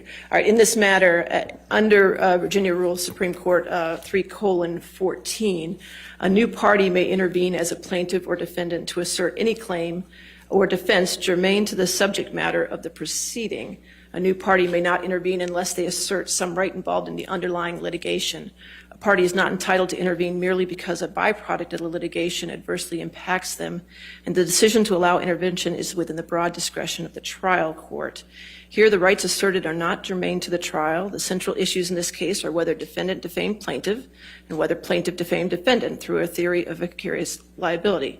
The issue of the confidentiality of sources has not come up as in other cases cited by EHM, which is the corporation that TMZ belongs to, is under their umbrella. In Brown versus the Commonwealth, there was an attempt by the criminal defendant to subpoena institutions in order to obtain the name of the confidential source. When the author of the article was subpoenaed, she refused to identify her confidential source on the stand. And in this case, it appears that the witness is willing to state the name of the confidential source without being compelled voluntarily. Whether that breaches a non-disclosure agreement between Mr. Tremaine and EHM is not germane to this matter and can be litigated in a separate matter if EHM so chooses. And while breaches of contract must be taken seriously, and the court does, any alleged breach is not germane to the underlying litigation here. That contractual action has no bearing on this case and is thus not germane to this litigation. Therefore, I'll deny the non-party EHM Productions motion to intervene. Thank you, Your Honor. For the record, I've known Mr. Tobin for several years. I meant no snarkiness toward him. Well, you're just a snarky guy. May I just ask one more procedural Again, For the absolutely. record. You're right. Your Honor, I am concerned that we preserve the issue fully, and so. For the record, yes, For the sir. record. And so I would ask, may I have the opportunity to object when Mr. Tremaine is questioned by question? No, sir, you're not a party to this case. However, I will note for your record your objection to his complete testimony on behalf of your client. Right. Thank you, Your Honor. Okay, thank you. Your microphone. Yo, they're As fucked. with the Hicksville witness, Your Honor, I would ask that we could voir dire him before the jury to find out when he contacted counsel and when they became aware of it. And I think also, under the circumstances, in fairness, I think we should at least be able to ask him what he's going to claim. Response. Your Honor, I don't think that's appropriate. Certainly, I don't think a proffer is necessary or appropriate in this case. I'm not going to do a proffer in this matter, okay? All right. Oh, Mr. Rottenberg, I Sorry. was almost at lunch. I know, I'm so sorry. But I truly am the messenger here, because Mr. Murphy just informed me that he has to just clarify one thing about. One clarification. Okay, all right, okay. They're desperate. That's fine. I They're think we need scratching Ms. the walls and shit. They're trying to does that even make sense? I don't know. That's the shit I just blurted out. Yo, I'm so surprised with Penny, man. Penny! I don't even have a voice for her. I can't. I mean, I got a voice for a lot of other people. I don't got a voice for Penny. We got to work on a Penny voice. Yo, scrambling. All the shit denied. What are they gonna do? Yo, this, if it comes out that like, yo, it was Amber's people, like officially, she's done. Done. And I mean, obviously, like we've been calling out the lies, but this is like official on the record. Oh my God. Who knew this was happening at lunchtime? And the judge called him, what, snarky? Because didn't he call her snarky? Somebody snarky? Or I don't know who. But she fired that shit right back at him.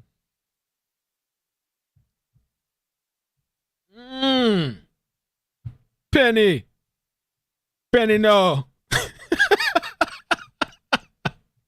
And who's this other guy?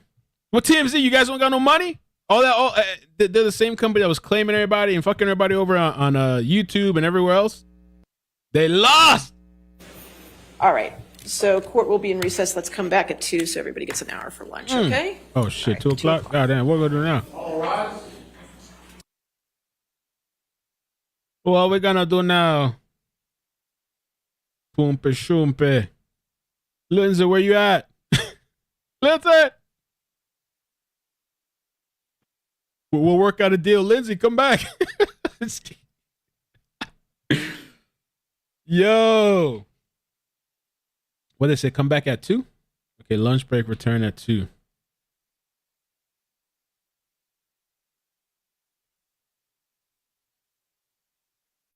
This shit was fire, man. You want to do calls now or what? More you motherfuckers gonna call or what? No, me I say that. I'm just playing. Lord Almighty. Who stepped away from lunch and realized some crazy shit happened? You're like, fuck. This shit just made my day better. I feel better. I feel invigorated. Alive. Facebook got to cut their fee because Facebook got like an 8-hour limit. Limited productions over there at Facebook. Bruh. Let me find another feed. They're going crazy in the chat too on Facebook over there. They can barely chat because they get put in Facebook jail, so they can only send like 1 message per minute. They got limitations there, but they're trying to go off. And we still got the flight attendant. We still got the TMZ guy. Oh my God.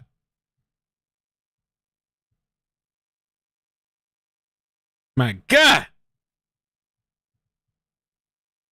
All right, so I am going to call this one person back because I did say I was going to call this person back. And there's 2 people on the line, but if you want to call in, you can call in, okay? Let me do one call here first. Let me call this person back. Call.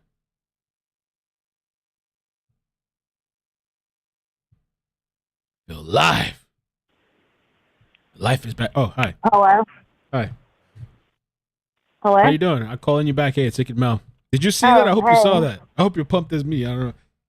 Oh my God, that was so exciting. Yeah, I saw it.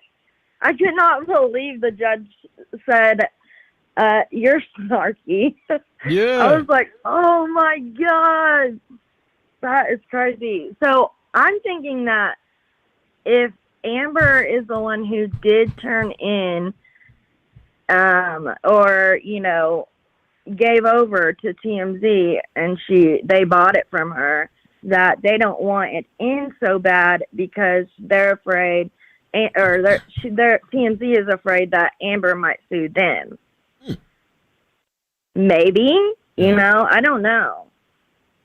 I mean, that's one thing I could think of. I don't know though. What do you think? I think I just think the biggest thing with this TMZ, I don't know what's going to come out with it. There's an article. So Diggs sent this article. They gave a little bit of behind information with this guy that was set to testify. So at some point, we're going to read this so people can kind of understand, because I didn't really know too much about this guy. I didn't even know he was a former employee. So they're trying to stop him. It seems like he wants to come and speak, and TMZ's trying to stop him. He's like, I don't give a fuck. And they're trying to say, well, he signed an NDA or some shit like that. The guy's name is Morgan Tremaine, and I think he's in social media. He does, his entertainment experience includes reporting on and producing for national television, live streaming platforms, and OTT digital services. But do you think even if, say, Amber did, you know, sell it out to TMZ, do you think that this guy would honestly tell the truth? Just like every other person. I don't know. Maybe we're all excited. Yeah, you're right. Maybe we're all excited and we're just going to get a 30-second clip. I know. It could be. That's what I'm afraid of. I would hope that they truly want this because there's some solid evidence that Amber sold it to them or something, you know? Right. Or something along the lines of that. But I don't know. I'm very curious now for sure. And anyways, I was just saying, you know, I'm just proud of Johnny, and no matter if he wins or doesn't win, you know, at least he, you know, he has a voice now. He has his voice back, and the truth has come out, and in many ways, more than just, you know, Johnny telling his side, and more than, you know, I mean, there's been clips come out on the internet of, you know, whole conversations of Johnny and Amber yelling so much that they haven't played, you know, in the courtroom, that makes her just so conniving and so just evil of a person. And, and belittling him. And it's like, I feel so bad for him. He went through trauma from his mom and getting belittled by her. And I think it was kind of like, maybe not a pattern, but I think it was maybe because he did have a good relationship with, what's her name? His one wife for like 13 or 14 years. Paradis, I think? Or no, I don't know. Not Paradis. They weren't married. I'm not sure which one. His kid's mother. I forget her name. I don't know. But anyways, like, I don't know. It seems like sometimes when their parents or like his mother, even if he wasn't closer or was, like, and he goes through trauma, they tend to date people like that. It's like a cycle, especially when you're in addiction. I've seen that firsthand, you know, and I think that was his main problem, was Amber was keeping him in that cycle of addiction as well as belittling him, and he just didn't know a way to get out until it was just way too late, you know? Well, thank you. Yeah, you want to make one more final point? Because there was two other people holding for 30 minutes too. One more final thought. Just I love your show, and I will be staying to watch your show from here on out. What are you going to do next after this is over? I have no idea. What do you plan to do? That's a good question. There's several options. That's a good question. And honestly, I'm not even thinking about it. I know people tell me, like, people are wondering. I'm just worried about today and tomorrow. That's it. Yeah. When we get there, I don't blame you. Yeah. All right. Something always All comes right, up. thanks for calling me back. All right. Thank you very much. No problem. Thank you for the call. All right. Bye. All right, bye. So let me get these two people too that have been holding for a while. I'm sorry about that because I didn't expect that to happen during what we thought was lunch. 954, how you doing? Where you calling from? Hi, I'm actually close to you in South Florida. Hola, ¿cómo está? Hola, ¿cómo está? ¿Qué tal? ¿Qué tal? ¿Qué tal? ¿Dónde ¿Qué lo tú que? eres? Dominicano. Dominicano. Plátano. Sí, okay.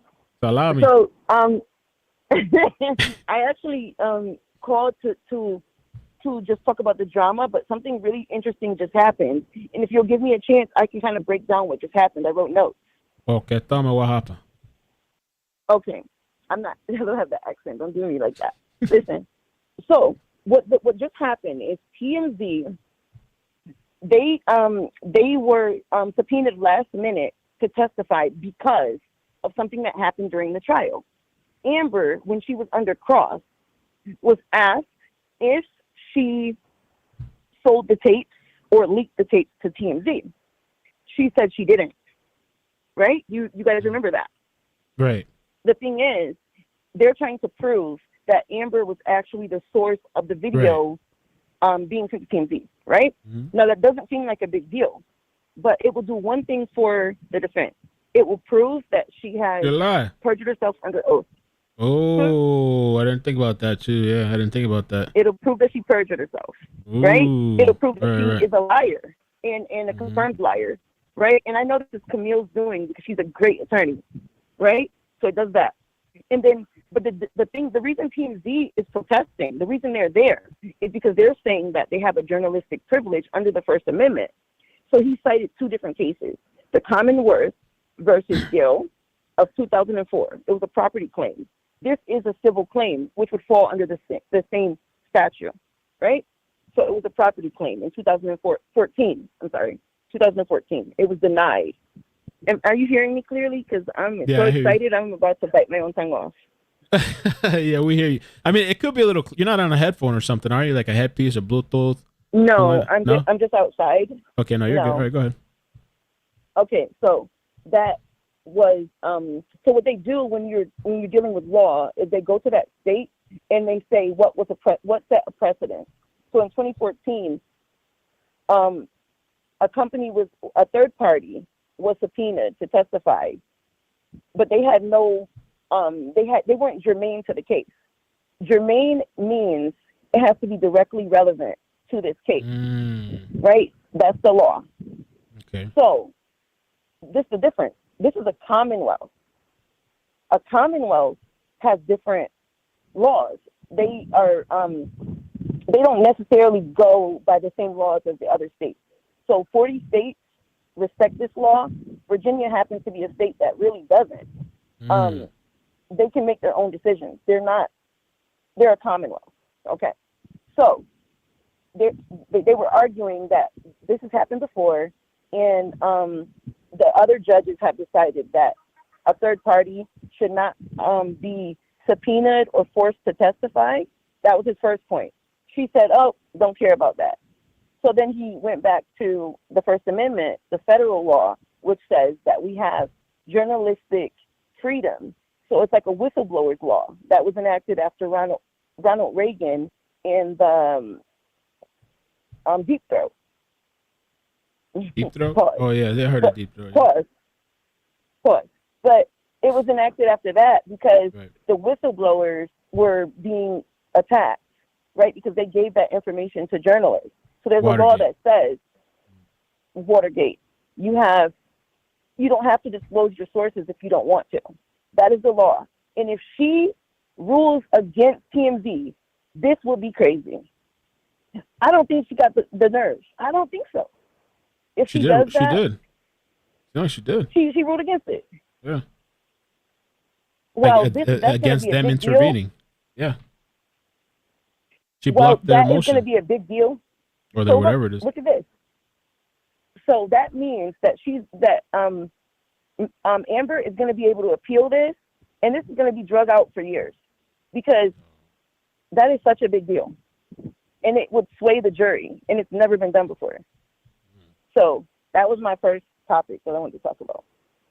Okay, well, thank you. I appreciate that. You have more? No, I got more. You let everyone else talk. Are we back in trial now? Well, you can have. I mean, you can have maybe, because there's somebody else that's been holding for 32 minutes. So I mean, if you want to make one more point and maybe like 1 or 2 minutes, maybe something like that. Okay.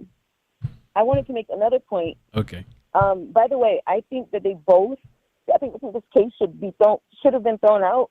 I think they should award each of them $1 and make Amber pay for the cost of the police officers and the court costs.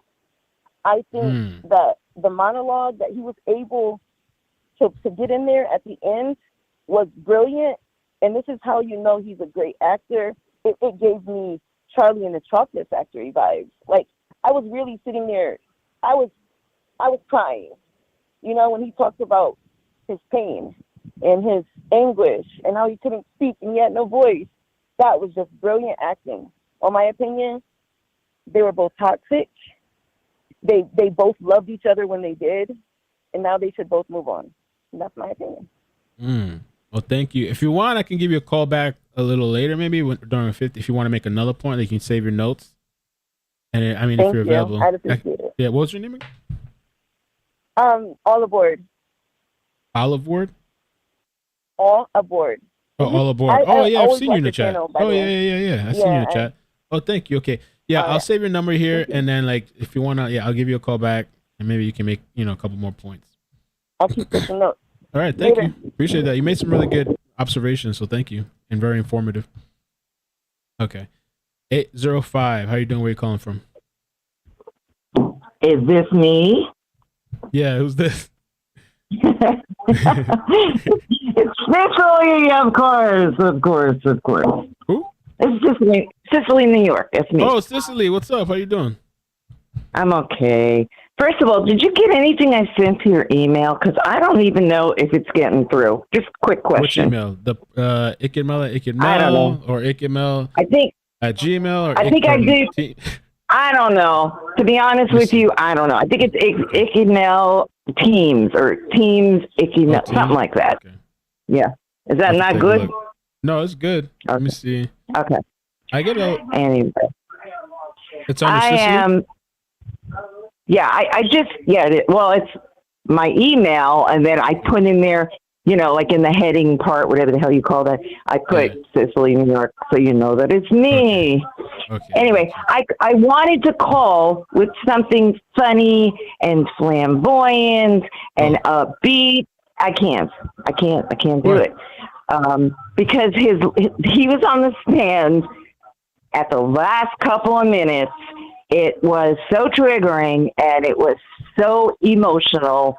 I felt, empaths feel. Yes, I felt everything he was saying, and I felt, I don't know him, but we know of him, and we know what that pain must feel like. And then if you've been through that, you totally know what that pain feels like. And I know there's people in the chat, because we've talked about it, who have been through the same crap. So it was so upsetting. I literally started to cry, and I don't cry easy at all. And because I felt his pain, it was like so intense.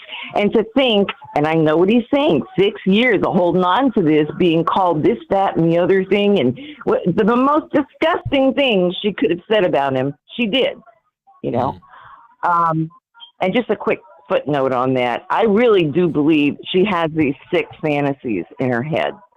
All the stuff she said, I really think that that's what she wants. She wants that kind of S&M kind of whatever you call it, sexual encounter. When they beat people and that kind of stuff, torture them. Yeah. No, but S&M is S&M is but S&M is actually not supposed to be I don't know, whatever. It's supposed to be more, but I know what you're saying though. There is a word for it, right? Yeah. Isn't there a special word? I don't know what they call it. Yeah, there is a word, but I can't think of it. Yeah. But when you have pain and pleasure, but she's the sadistic kind, so she's like the what do you call it? Dominic, whatever. The one who Dominatrix. does the beating. Yeah, that's it. To the beta. Yeah. I Allegedly. think that she's done that before. And, you know, who knows with who? I don't know. Female, male, dog, alligator. I don't really know. But I know that this is some kind of a fantasy with her. And she was really getting into it. But obviously putting the blame on him and making him this horrible, wretched person, you know, this was all for money. It was nothing but money.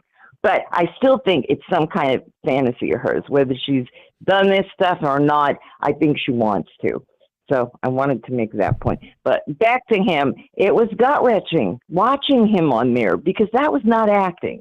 And I know there's people, believe me, I've talked to people, oh, he's such a good actor. Of course he can pull that off. And I'm like, no, that wasn't pulling anything off. You know, watch that over and over again and you'll see that pain was just pouring out of his skin. You know, it was there. And again, if you've been through anything even close to this, with all this blame on you when you know damn straight you didn't do it, and to finally be able to get out there and say this, and he said it. He said that's all he cared about, was getting it out, getting the truth out, his truth out there. I don't think people realize how important that really is. I don't think the average person has a clue what that feels like. You know, when you're finally believed, even if it's by, you know, just your fans or your family or whoever the hell, it's that you said it. Because when you go to court, you know, you don't get to say anything. You go into DV court, you don't get to say much of anything. In my case, I was lucky because I'm the one that brought in all the evidence. You know, the stupid police department didn't do anything. Detectives couldn't care less. And this was in California, not New York. And so I gathered all the evidence, all the ER stuff, all my hospitalizations, all my surgeries, everything I went through. It took me a week to get all that information, you know, not by the internet. I had to do it by foot. I had to go to each place and tell them I wanted it, blah, blah, blah. And I brought that to the district attorney because he wasn't even going to do anything about it. And when he saw all that evidence, he was like, oh, yeah, it's a good win for me. So, you know, so they prosecuted. But they weren't going to do anything. You know, I just want to throw that out there because I don't know where a lot of people live, but California is a big place, too many people, and they don't have time for that. And then you've got the little itsy bitsy towns. They don't have the police force for that. They don't have DV units. They don't, you know, none of that. So you got to do it yourself. You know, you have to be very proactive and do it yourself. But the point I'm trying to make is that I had to go through all that. Then I had to, you know, heal. I was deaf for 3 months and I was in school. So you know, I thought I was going to be deaf forever, but thank God I wasn't. But I was in the middle of school. I wasn't going to quit because I was deaf. Plus I'm a nurse. I was working a hospice case, you know, at night. And I did it deaf, you know, for 3 months. But boy, that was a hell of a thing to go through. Now I know what deaf people go through. But long story short, that emotion, he was literally, it was like pouring out of his pores of his skin. It was breathtaking. Yeah, appreciate it. Yeah. It was hurtful. And I just want people to know that he opened the doors for men to come forward That's now. right. And I'm so Come proud out. of it. For men to Come out. Yeah. Come out. Okay. Sorry it wasn't more upbeat. No, I'll that's talk cool. to you No, I next time. appreciate it. Thank you. I know you're always in the chat supporting, so I appreciate it. Okay. All right. Take care, everybody. Bye-bye. I'm going to have to put, I think, kind of like maybe 3 minutes or something like that, 3-4 minutes, because the lines are getting backed up. 318, how you doing? Where you calling from? Hey, I'm calling from Shreveport, Louisiana. Hey, welcome. Who's this? This is Terry. Terry! I'm so glad you called because people were asking for you, and I was like, damn, I don't know how, because I'd have to skip, and I don't know how I'm going to get you in. And I'm glad you called. Thank you. What did you think? I called. Yes. Did you get my text? I texted you and said, when the judge was telling the TMZ lawyer what's what, I said, I am digging this judge. Oh, you did text me. It's from a different number, though. Yeah, Wait. I have a couple of numbers. Oh, okay. But I didn't have this one saved. Okay. I'll save it. But anyway, so it was funny because I didn't think that guy was snarky. TMZ is known, is self-described as an entertainment company. It's not journalism. They don't get any kind of New York Times kind of privileges. That's just baloney. So I don't think our guy was being snarky. I mean, even if you think TMZ is news, and some people do, they describe themselves as an entertainment company.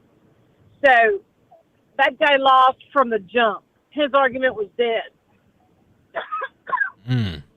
Excuse me. You all right? How you doing? I'm good. I just need a sip of water. Okay. I just been driving around. Cheeks was asking earlier. She said, what's going on, all the times? What are the reasons for, like, when they said, Your Honor, can we approach? You're like, what are they like? Are they? Oh. Wait, say that again? Cheeky was asking about what is with all the times when they say, Your Honor, can we approach, when a certain topic comes up? What are they exactly? Are they going up to the judge? Like, are they going over what they're about to talk about? Like, what exactly? How does that work? Yes. Well, it's something that either they had discussed pre-trial in the motions in limine, which are motions to exclude certain evidence, and so they're going to argue, well, the door's been open, we can bring it in now, but they can't do that in front of the jury, so they go to the bench. It's called a sidebar, and strangely, in other televised trials, they've shown the sidebars, or at least allowed us in by sound. So I don't know why they're not doing that, but that's why, because whatever they're talking about has already been ruled on, except something happened in the presentation of the evidence that opened the door for it now to come in. So they need to go and clear it with the judge, make sure they don't violate her ruling earlier, because the facts have changed because of the evidence that's come out on the stand or wherever. Okay. So that's what I have to approach her, and so nobody can hear. Okay, makes sense. Oh, today was kind of super interesting. Somebody said here too. Lady B says, ask her about the depositions. Why some people allowed to and others not? What are the rules? I'm not completely familiar with the local rules in Virginia or even in Fairfax County, but generally, if you are considered unavailable, you are unavailable to come to the courtroom because of work, because of health, because of whatever, then you can do a deposition or you can do a Zoom type appearance, which they've been doing a lot more of lately. But you have to be considered unavailable. Okay. So, for whatever reasons, those that were not available to be in Fairfax, Virginia, got to do depositions instead of testimony or zoomed in. I'm surprised more people aren't zooming in as opposed to being deposed and then showing the deposition. Plus, it makes it confusing, I think, to a jury. I think the live back and forth is a lot more engaging and I think a lot more helpful for the jury to understand what's going on. So, I don't think it's a good idea. Okay. I was just going to say, I don't think the depositions are a good idea in this case. So the judge denied the motion for TMZ to like block this testimony. Let me see if I can pull up the right. Of course she did. That was exactly the right decision. The emergency motion to intervene. That's general law. I mean, that's law all over the country, was what they were citing. That's like Sullivan. It's a big defamation case or libel case, but there's just TMZ didn't know what they were doing. That was just silly to do that. They apparently have a disgruntled employee on their hands who's gonna, bust it open on Amber, because Amber said, see, and the reason that wouldn't come in and was subpoenaed so late is because on the stand, Amber denied having ever done that. And now I think Johnny's going to show proof that she did. That guy, whoever that guy from TMZ is, whatever his name is. Right. And that's why he gets to testify. That's why they subpoenaed him so late. Okay. Well, thanks, Terry. I appreciate the call. I might hit you back later at the end, especially if more things pop up. Oh, more things are fixing to pop up. It's fixing to pop off. Oh. It's going to go crazy in the next, after lunch. I'm so excited. All right. Sounds good. Thanks. Okay, we'll talk soon. Bye. Thank you. Bye. Appreciate the call. All right. Let's keep it moving. Keep it moving. 757. How you doing? Where you calling from? 757. Did you say that's me? Hey. Yes. Hey, welcome. Hi, I'm from Virginia, and thank you for welcoming me. I know you're trying to keep the calls short, so I will try to, edit it down to something doable in a few minutes. I wanted to say, this is off topic for today, but in the big picture, first I'm going to say, if Elon Musk, people keep saying Elon Musk paid for Amber Heard's attorneys, and if he picked them and paid for them, then that is just the best joke I have ever heard. I mean, because they're horrible and they're just completely ruining her, and that would be such a smart move by him to get all of Amber's credibility just completely removed, so that whatever dirt she has on him will be, I think there's some big secret, and I think it's some sex fetish thing, and I'm sure he doesn't want everybody to know. But now if Amber says it, if she's the one holding the secret and she says it, nobody's going to listen or believe her anyway. Right. Because, she's destroyed, basically. But at the same time, I wish he would just let us know what the fetish is, because my imagination on whatever his little secret is probably hopefully Elon way and worse. Johnny and Amber, or just Elon and Amber, or what? I think it's a secret that Amber, or like some blackmail that Amber has on Elon. Who knows? It might be in the form of, it might have kind of taken on the form of this baby that she has. I think that it's his embryos. I've talked to you about this before, but I really am worried about her baby. I think that everybody's focusing on this trial and kind of forgetting the consequences afterwards, because she made this baby obviously on her own terms, and she thinks this is going to be her thing that's going to financially and socially keep her up high in the ranks. But when this is all over, with her personality disorders, that baby is at great risk. I mean, it's not safe. She's going to turn all of her anger and rage from losing this trial on that baby, and it's going to be bad. So I hope somebody is there to keep an eye on her situation at home after this is over. It really scares me. But then the TMZ thing, I really feel like this is going to be a huge turning point. Only a disgruntled employee would testify.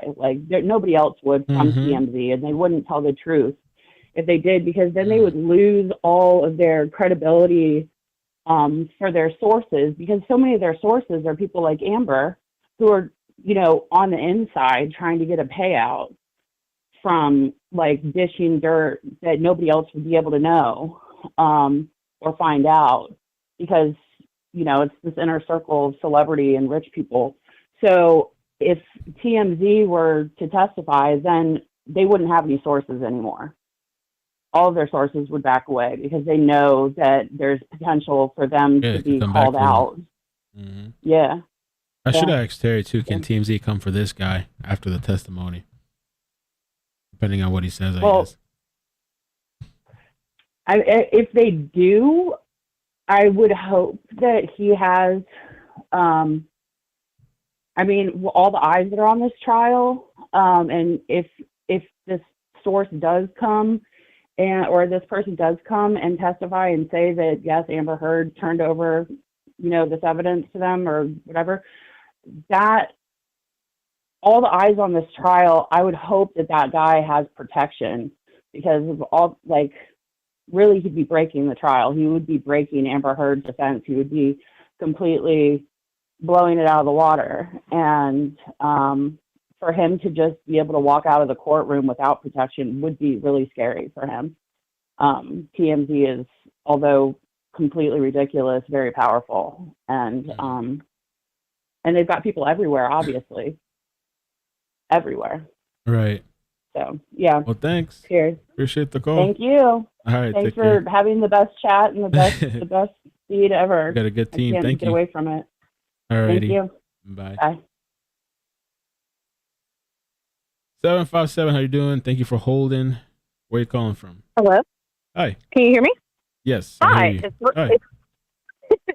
I haven't called in before, so I'm a little nervous, but this is Ray Ray. I'm in the chat sometimes. I usually have to go back and watch your videos because I'm usually at work and I miss it. But I was off today. But anyway. Thank you for watching. Thank you for going back. Yeah, I just had a couple of thoughts. So I don't know if you remember, you probably do, when there was a clip when Johnny was cutting himself or something, and it seemed like she wasn't discouraging him from doing it, and she wasn't really, it wasn't encouraging him, but she definitely wasn't trying to stop him from cutting himself. And it made me think back to when his sister testified that she never signed the prenup. So meaning that, all of his assets and whatever he has, if he doesn't have everything lined up to maybe go to his kids or whatever, she would be his next to kin. So that would be a bankroll in her pocket. Go ahead, kill yourself. Then people will think because he's on drugs, he's been, in basically rehab, trying to get clean and things like that. Oh, it was the drugs and the alcohol that made him do it, And then I wanted to talk about Dr. Curry was talking the first time she testified, how people with bipolar and the personality disorders and things like that, they will do mimicking things and mocking things to the spouse that they're abusing. And so remember, she at one point in time she was wearing her hair a certain way, or wearing certain outfits or something similar to maybe Johnny Depp or even Camille. And then I happened to notice today, Johnny on his, I think it's his left hand, he wears 3 rings on his fingers, but leaves his index finger blank. And then when you look at Amber's hand, same thing, same hand. Maybe it's just a coincidence. I don't know.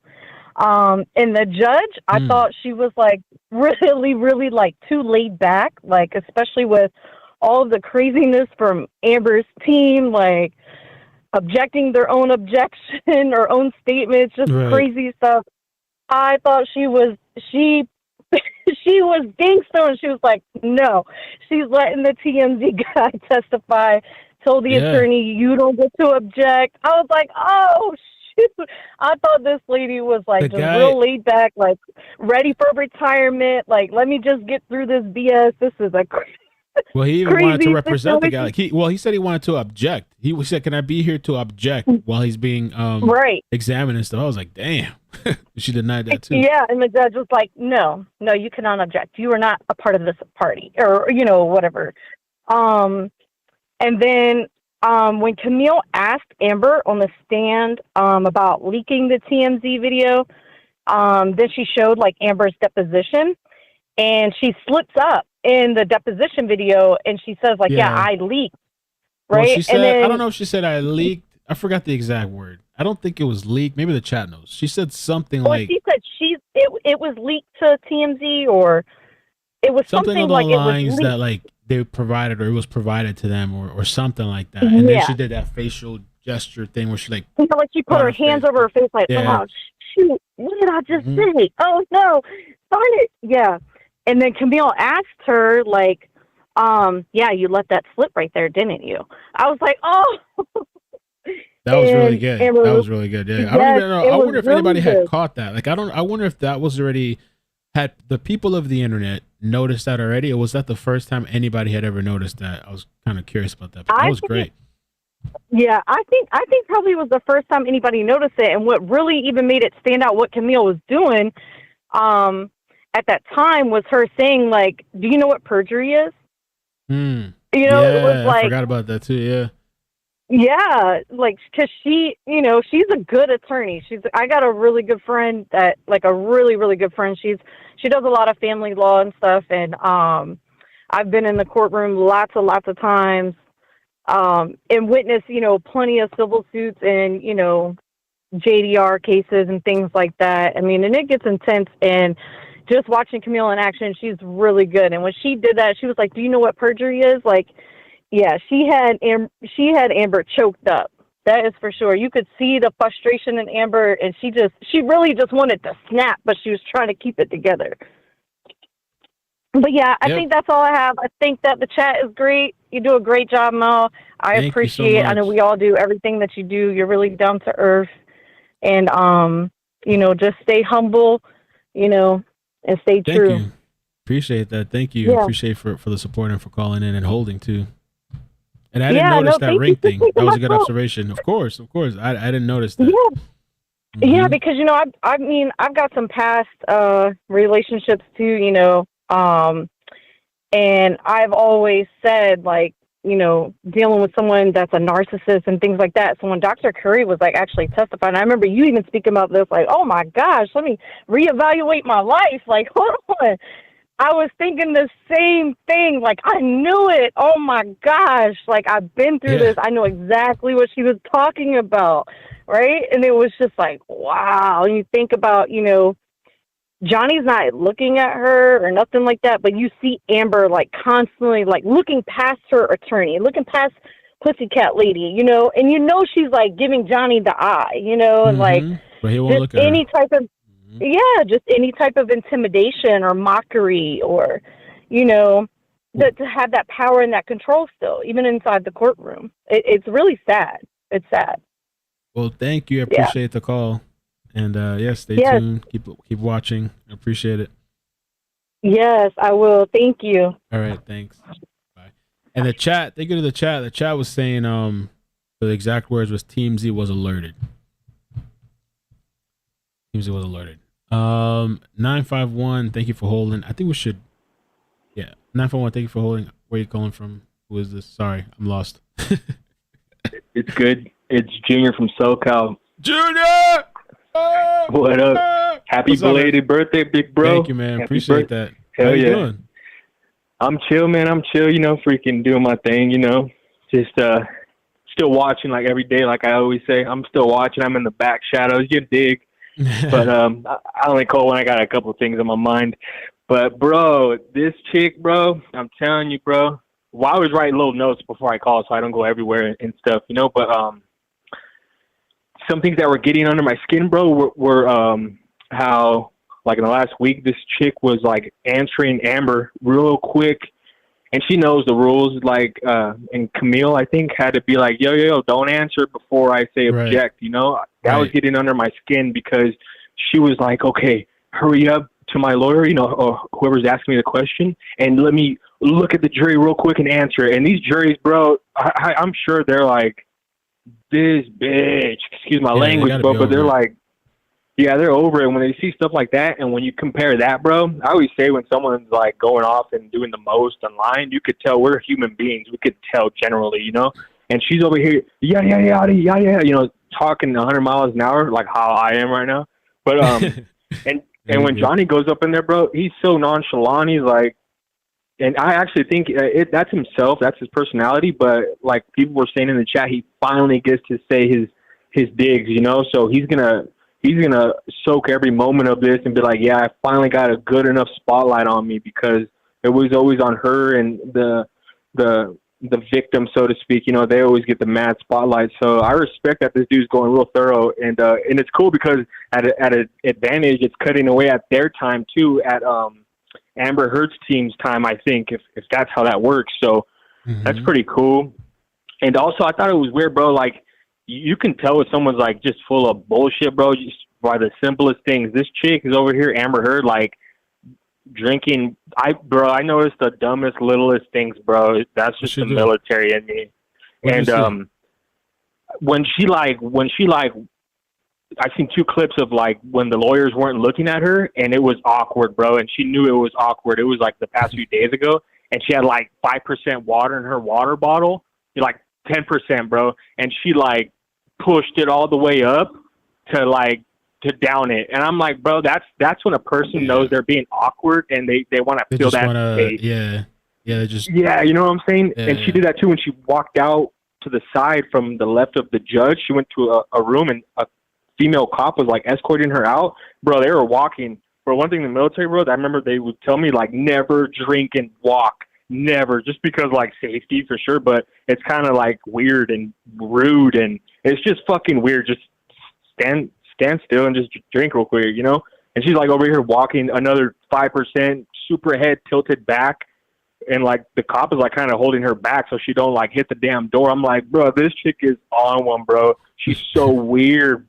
And I don't care, we're all weird, you know, but this is a different type of weird. Somebody took a screenshot earlier of her putting some people were saying it was like a, I don't know, like a mint or something. There was that, not that's it. Diggs has sent me a clip from the stream where she had put something like in her mouth. Some people said it was a mint. Some people said it was a Zanny, Addy. I don't know. Was that the napkin when she was on the there's stand? Something new. Something else? Yeah, I'm sure real quick. And that type of person like her, bro, she don't care, bro. She'll do it in the courtroom. You know what I'm saying? There's people who will just go up in there and like obey the rules, even if you're a badass, you know. You'll just be like, all right, it's cool. I'll just obey these dumb rules or whatever rules they got. But some people are just like, fuck this. Let me try it. Let me just try it, because I don't even think they'll say anything if they catch me. And that's when you know you're on a different one, man.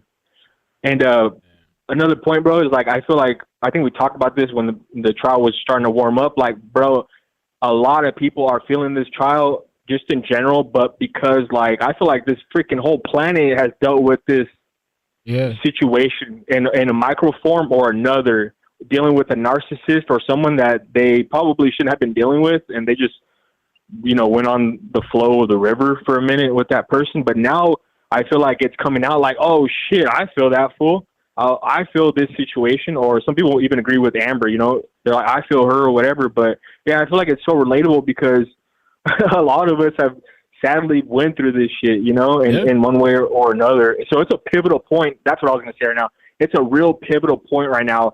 And like, I would call it history, bro, because I feel like they'll look back at it like 5, 10, 15 years and be like, yeah, this started when Johnny went up there and finally got to say his piece and put that girl to shame. And they caught, I don't know what the outcome will be. Hopefully, you know, it's whatever, but they caught her lying or whatever, you know?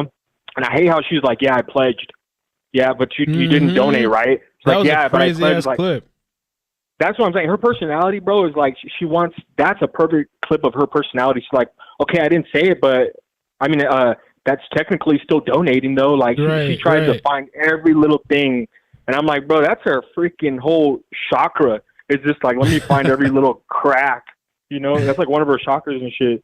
But real quick, bro, I'm not gonna say exactly where I live, bro, but you know the dude who they were staying at the trailers, he's got one in Joshua Tree, bro. I'm about like 35, 40 minutes away from Joshua Tree, but I'm about 10 minutes away from Idlewild, bro. I can look and see the Idlewild. I don't even want to say that shit. Well, I guess I'll say I can see the Idlewild. I can see the Idlewild mountain. Yeah, bro. No, I like to keep, like I said, keep it a mystery. You dig? Right, I'm not the one to. I don't like the attention like a lot of people on social media and shit. But yeah, bro. I was like, oh shit, this motherfucker. When that dude took the stand, I was like, this fool. And my freaking bro, one of my good friends just went camping up there like last week, and I was like, hey, bro, did you camp at this spot or whatever? He's like, no.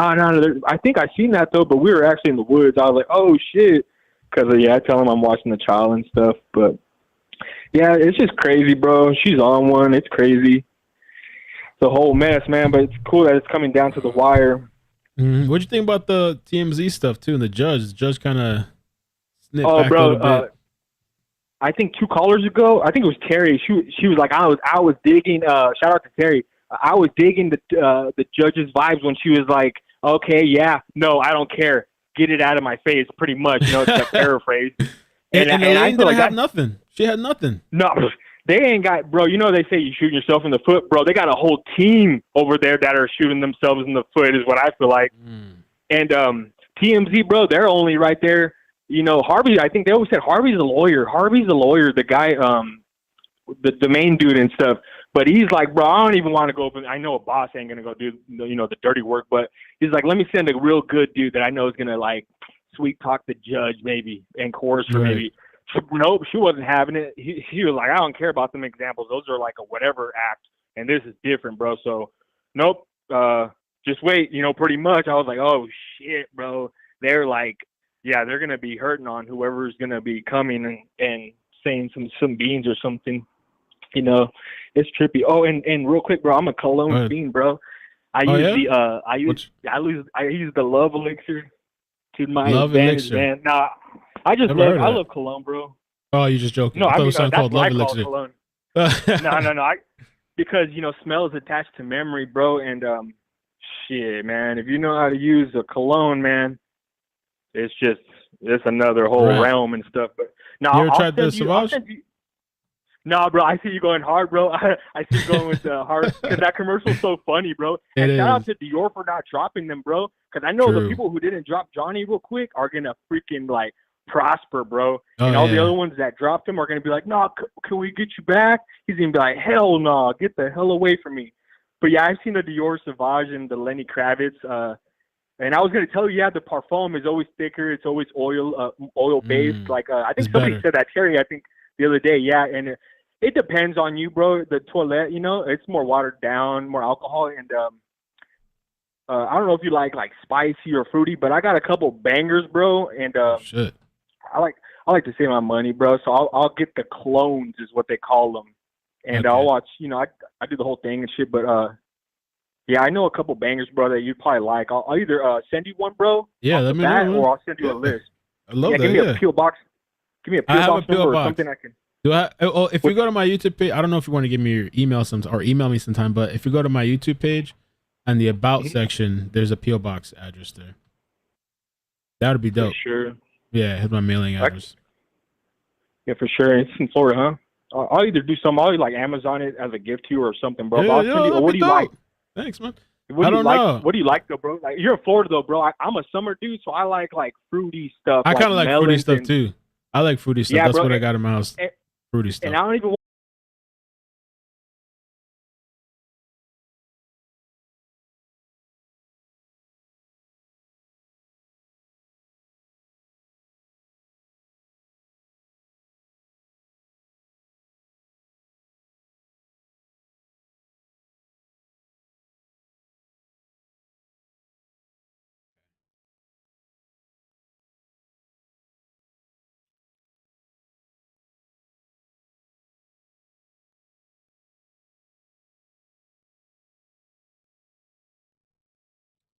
lost everybody.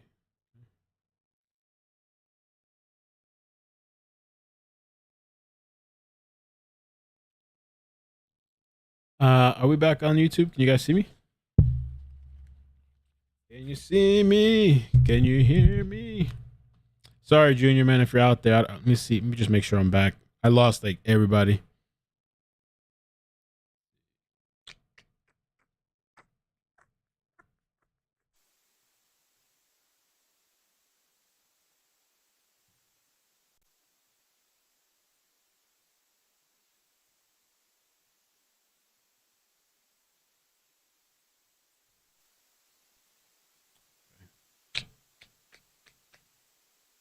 Oh shit, this is all jacked up here too.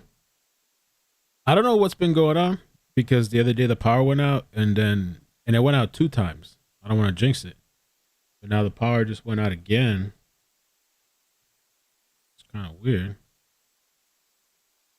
It's not even the right screen. What's going on here? If you called in, I don't know if hopefully you didn't hang up. If you did, you can call back. I mean, I have to unsuspend the calls. Oh, Junior's still there, I think. Junior, if you're there, man, hang on a second, bro. I'm coming. I'm coming back, even though it's already almost time to come back, but I got a few minutes. Everybody dipped out like, fuck that. Out of here. If it's not one thing, it's the other, right? Now I have apparently power issues. But I think I'm going to have to start looking into what is going on with that.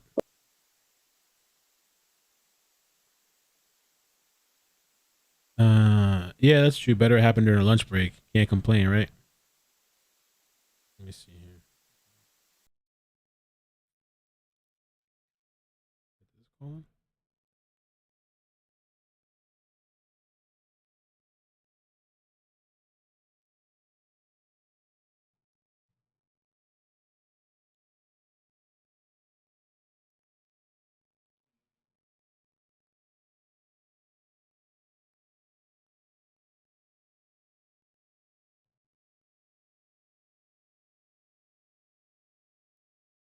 You can manage your callers from the call-in studio web interface.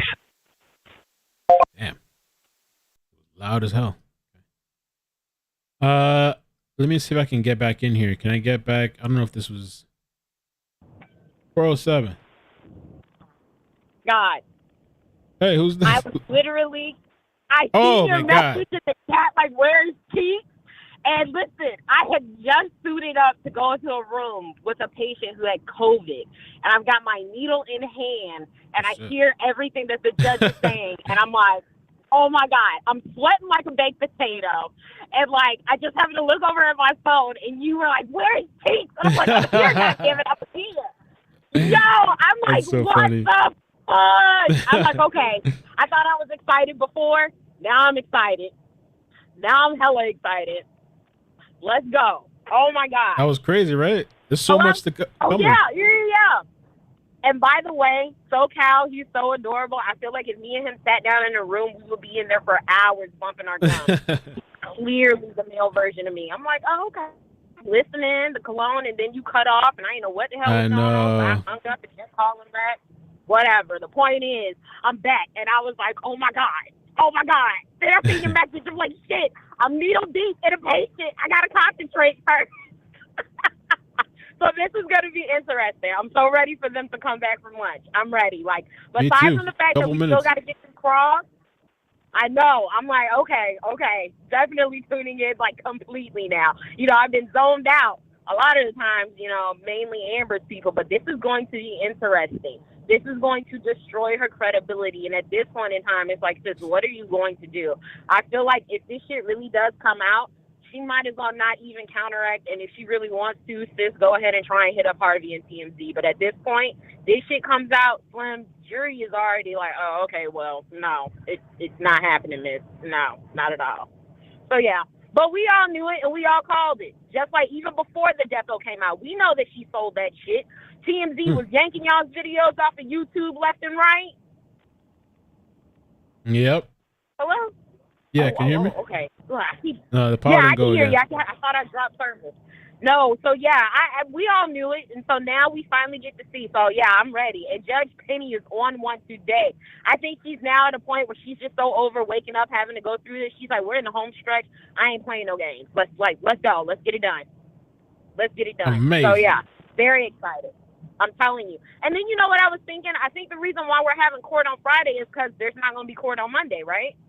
Right. Holiday. Yeah. Right, the holiday. That's what I was thinking when you mentioned it, because I didn't even know it until you mentioned it. And I was like, it's probably because of Memorial Day. That's why she's pushing Friday. Okay. Well, anyways, I know you got to gear up and whatnot, but I did All see right, your thank message. you. I told you I might not be in the chat, but I be watching. So I was like, oh, my God, I'm sweating like a baked potato. I'm trying to take all my PPE off as I'm exiting the patient room. I'm trying to call and hurry up and get out of the damn home. And I'm like, oh, my God, I got to call Mel. I got to call Hey, Mel. Mel, I see you. I appreciate hear it. you. Appreciate it calling, man. Stay tuned. Stay listening. I know You're you're working. welcome. Listen to what comes up next. I know. Well, I'm done working today. That was my last Okay. patient that I had to sure. deal with, so I'm all yours for the rest of the afternoon, boo. I'm all yours. Yours in the chat. There it is. So, yes, I'm tuned in 110%. All right. Thanks, Cheeky. We'll talk. All right, Mel. Bye, guys. Bye. Someone said the curse of Comcast. One way or another, these people getting me. Let me see if I can take these calls real quick. 513. Maybe Junior called back. Hi, Mel. This is Hi. Mary from Cincinnati. Hi, Mary. How you doing? Hello, can you hear me? Yes. Can you hear me? Yes. Okay, good. This is Mary Murphy from Cincinnati. Hey, Mary. Welcome. Actually, I'm going to be really, really quick, and this is funny. And the caller, not the last caller, but the caller before, he had pushed on this point that my joke was about. I was going to say, what, if anything, did Amber put in her mouth that came from her file folder? From where? Her filing folder. Oh, yeah. And then you was playing a clip. I was on hold, and he was talking about that. I'm like, oh man, he's going to screw up my joke. Literally, she pulled it out of her filing folder. So if it's some breast mint, wouldn't that be on the table? I don't know, man. The mystery what she put in her mouth. And then there's videos of her that's all over YouTube. Last week, she put a penny in her mouth. I don't know if anybody, a penny. Literally, it showed a penny. And people that put pennies in their mouth, it covers up alcohol smell. Oh, no, don't say that. For real? I didn't know that was a thing. Yeah. Okay. Well, that's what everybody was saying. The reason why people put pennies in their mouth is so they don't get a DUI. All right, well, they're back But now. I won't keep... Thank you for the call. we're back. I appreciate it. Thank you for holding. All right, hon. All right. I'm going to continue watching the show. Thank you. Have a great day. Thank you. Bye. Bye.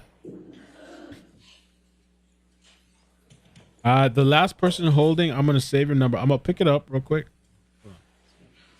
951. It's Junior, bro. I just wanted to peace out fucking correctly. Oh, yeah. My bad. Sorry about that, dude. Yeah, my power went out. No, power went out, yeah. Yeah, you're good. I know they're starting to. I got your P.O. box, bro. I looked it up right now. Awesome. And I got it. So amazing, I'll man. send you Yeah, I something, appreciate bro. that. Hell yeah, bro. Yeah, for sure. I'll tune in and go. All right, thanks, man. Yeah. Take care. Oh, and shout out to, was that Cheeks that said shout out to me? Yeah, Cheeks. That's Cheeks. Well, shout out to Cheeks. She's chill. She's chill in my book. All y'all seem chill, man. The whole chat. Everybody loves you you know, in the chat, I don't yeah. go up on the chat. Yeah. Yeah, for sure. I just do the phone calls and give the likes and watch. Man, I'm old school. But no, for sure. I'll let you go, bro, so we can tune back Thanks, in. bro. All right, man. Take care. Thank you. Hell yeah. Bye. Yep, likewise. See you. Mr. Depp, I'd like to Junior. start with the honeymoon that you and Miss Heard took in late July 2015. Certainly. You testify that you took a train ride from Bangkok to Singapore. Is that right? That's correct. And you claim that on this train ride that Miss Heard hit you in the face, correct? Yes. And left a black eye, correct? Yes. And Michelle, could you please pull up PX 162? Is that already in evidence? Yes, Your Honor. Published to the jury? Thank you. Mr. Depp, this is the picture that your counsel showed you both in your prior, or showed you this morning, correct? Yes, sir. Okay. And that mark under your left eye is what you claim to be a black eye caused by Miss Heard, correct? Seems to be there's some scratches around my nose as well. Okay. All right, but it's your left eye, the one close to the chef. That's what you says your black eye, correct? Yes, sir. Okay. And that was the picture your team chose to show you, right? Let's pull up Exhibit 1905, Michelle, please. I'm sorry, which number was it? This is a new exhibit, Your Honor, 1905. And that's defendants? Defendants Exhibit 1905. Okay, thank you. Ask for permission to publish, Your Honor. Oh, you want to put it in evidence? Okay, any objection to 1905? With the comments, we have no objection to the photograph itself. We would ask the comments be redacted as hearsay. Well, I'd like to at least question the witness about the I comments. have no objection to the photograph being published. Okay, well, let's wait a minute. Mr. Depp, you see here, these are 4 pictures of you, right? Yes. Yeah, and below it, they indicate that they were taken on July 24th, 2015 in Bangkok, Thailand, correct? Objection, lack of foundation, calls for speculation. Overruled.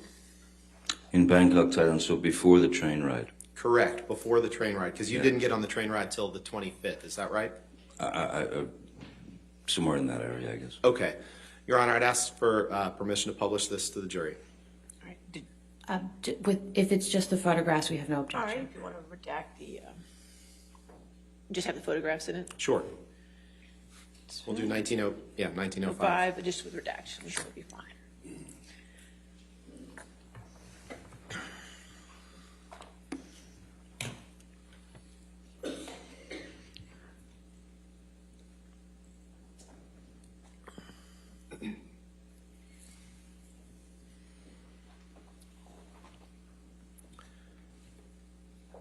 I think there's still some on the bottom. It's just redact that.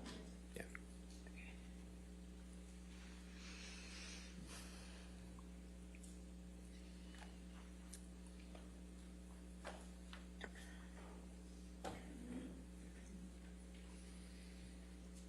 I missed the Rottenborn when I got up. Damn it, I missed the Rottenborn. Rottenborn. Thank you, Mr. Rottenborn.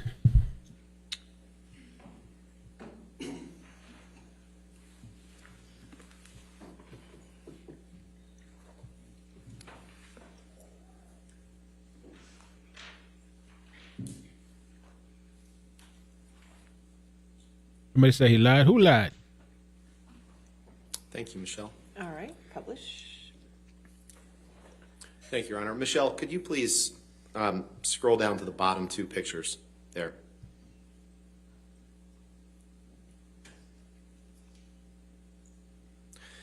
Mr. Depp, in these pictures that were taken before you got on the train ride for your honeymoon, where you claim that Miss Heard hit you and gave you a black eye, you have the exact same shadow or sunburn or mark under your left eye. The exact same mark, don't you? That's the, when you get a side light, you see the occipital bone. So that is the exact area. Yep. And it's actually... A side light will cause that. Yeah, well, the picture's not being taken from the side, is it? It's being taken head on, isn't it? No. The lens in front, the light on the side will cause that occipital bone, I believe it's called, to appear sunken. Just like lights on the side of a train car, correct? Objection, calls for speculation. You can take that down, Michelle. That was in fact in the dark. And I had a chef, I had people on either side of me, so I don't see where the light fill is from the side there. Mr. Depp, if you could wait for the next question. Next question. Even the picture your team chose to show you on that train isn't accurate, is it? Let's pull up Objection, exhibit. calls for speculation. Let's pull up exhibit 1859, please. 1859, is that in evidence? No, Your Honor. Rottenborn's coming for blood. Not playing. Let's see what happens.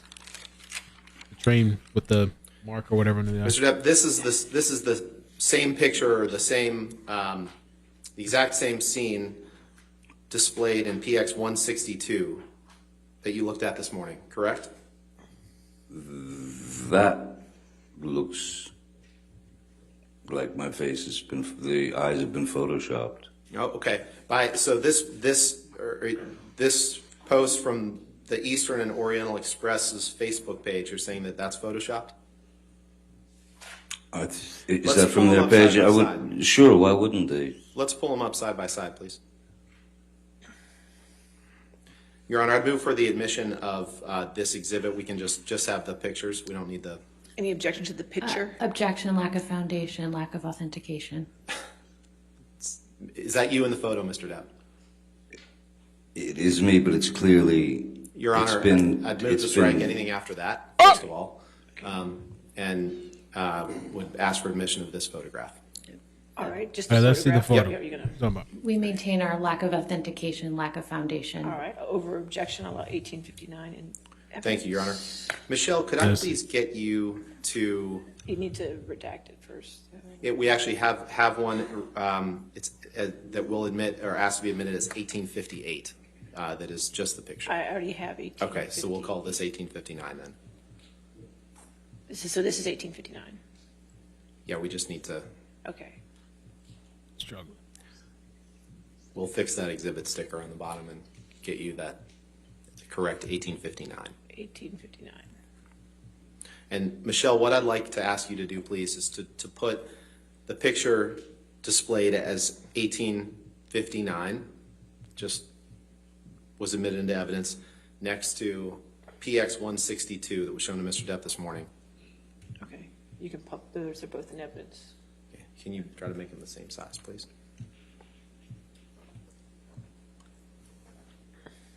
This is the exact same picture, isn't it, Mr. Depp? With radically different quality. And No, you answered my question. how Permission do to you know I publish. wasn't done? You answered my question, sir. Thank you. Appreciate it. You're very welcome. Yo!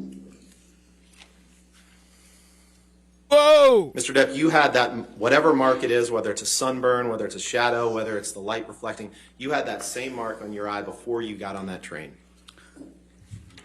Well, it's pretty difficult to get a sunburn on a train.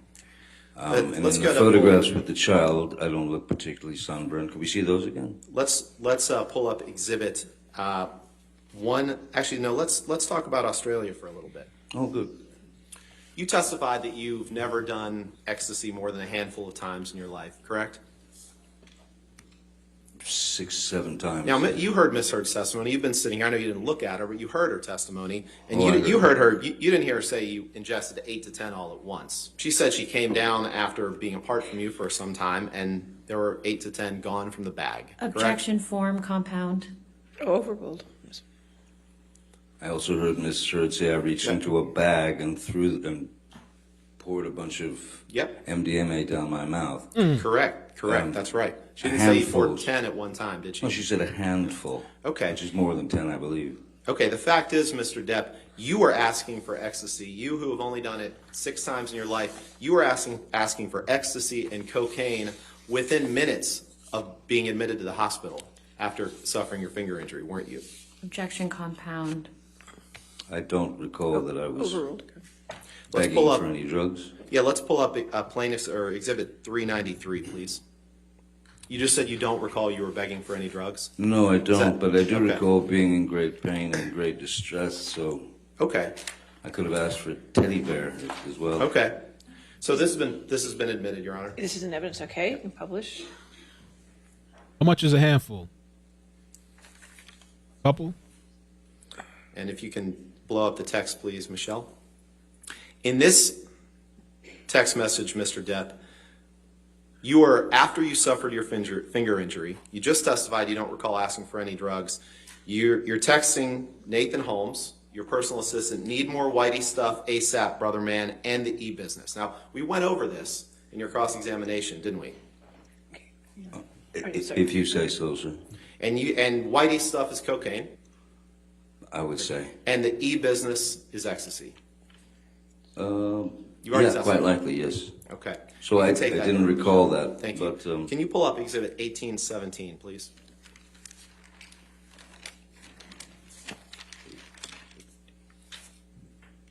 This is a picture that you were shown this morning, Mr. Depp. Yes, sir. And you kind of made some illustrations on the picture and gave your account of what you see here. Mr. Depp, you testified previously that the vodka bottle that you allege cut off your finger was a handle of vodka, correct? Yes. You've already testified The to that. second correct? bottle, there was a handle on that bottle, Right. yes. This bottle, whatever it is, to the extent it's glass at all, that's in the corner of this room, that's not a handle of vodka. Objection calls for speculation. I think you'll find that I said 2 bottles. Mm-hmm. Well, actually, what you testified to this morning, Mr. Depp, was that the bottle in the corner was the handle, and there is no other bottle in the picture, is there? No, that's not what I testified. I testified that, may I touch the screen? Yes. This is glass. This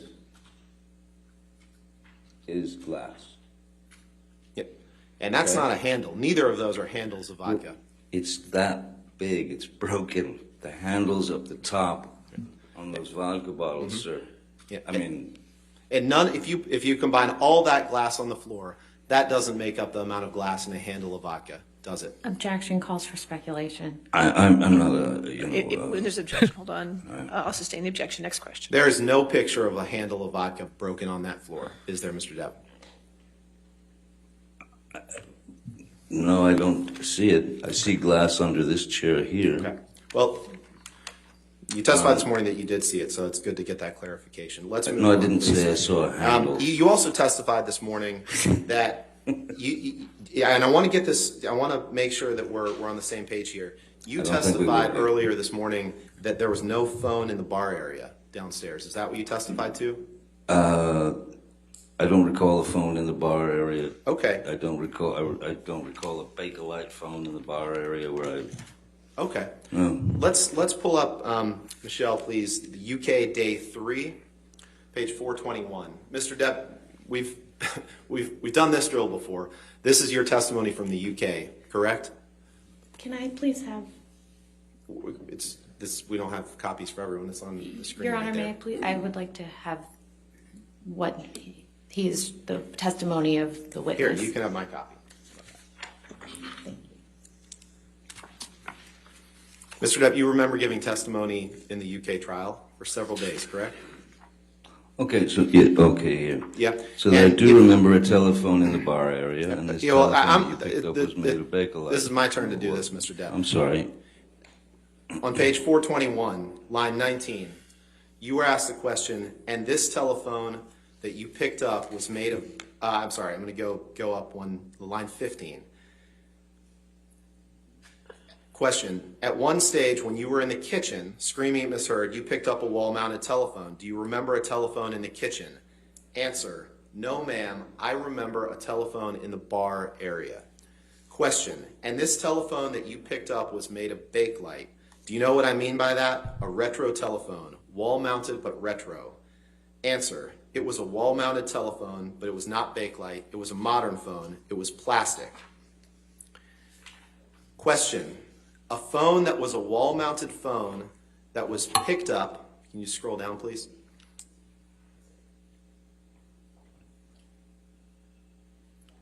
Question, a phone that was a wall-mounted phone that was picked up by you, held in your right hand, and you were repeatedly smashing it against the wall in your right hand. Answer, that is possible. But I do not, if that is the case, I do not believe I spent very much time on the phone. I remember ripping the phone off the wall. That was your testimony, correct? It seems it would be yes. Thank you. You answered my question. Thank you. Mr. Depp, you've claimed before, you've said, if I'm angry and I've got to lash out or hit somebody, I'm going to do it. And I don't care what the repercussions are. Anger doesn't pay rent. It's got to go. It's got to be evicted. You've said that before, haven't you? Have you a quote from me somewhere saying that? It's my question to you. You've said that before, haven't you? Well, actually, let's refresh your recollection. Can you pull up the Ghost in the Machine article, please? Possibly about paparazzis.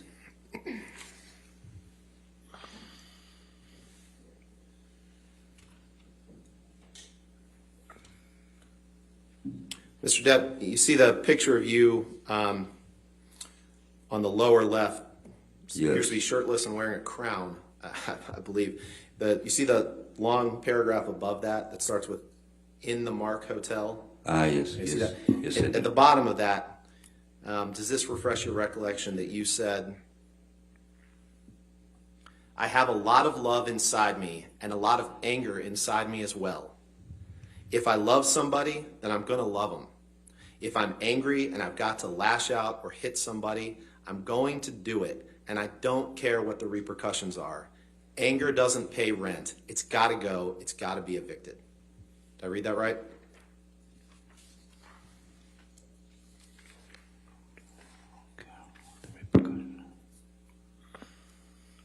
You did read that right, yes. Thank you. You can take that down, Michelle, please. Now, Mr. Depp, you've also claimed that you've said before that if you want to be with a woman sexually, that she is rightfully yours, haven't you? Could you repeat that? And you've also said that with Could you repeat that, please? Yeah, that if you want to be with a woman sexually, that she is rightfully yours. That's ludicrous. You've also said that with respect to women that you want to be with, you've remarked, I need, I want, I take, haven't you? Equally as ludicrous, no. Can you pull up DX 883, please?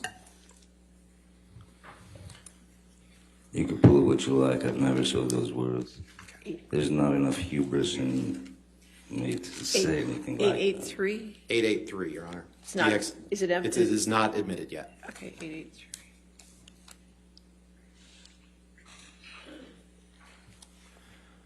Mr. Depp, these are text messages from you to Stephen Deuters on February 22nd, 2017, correct?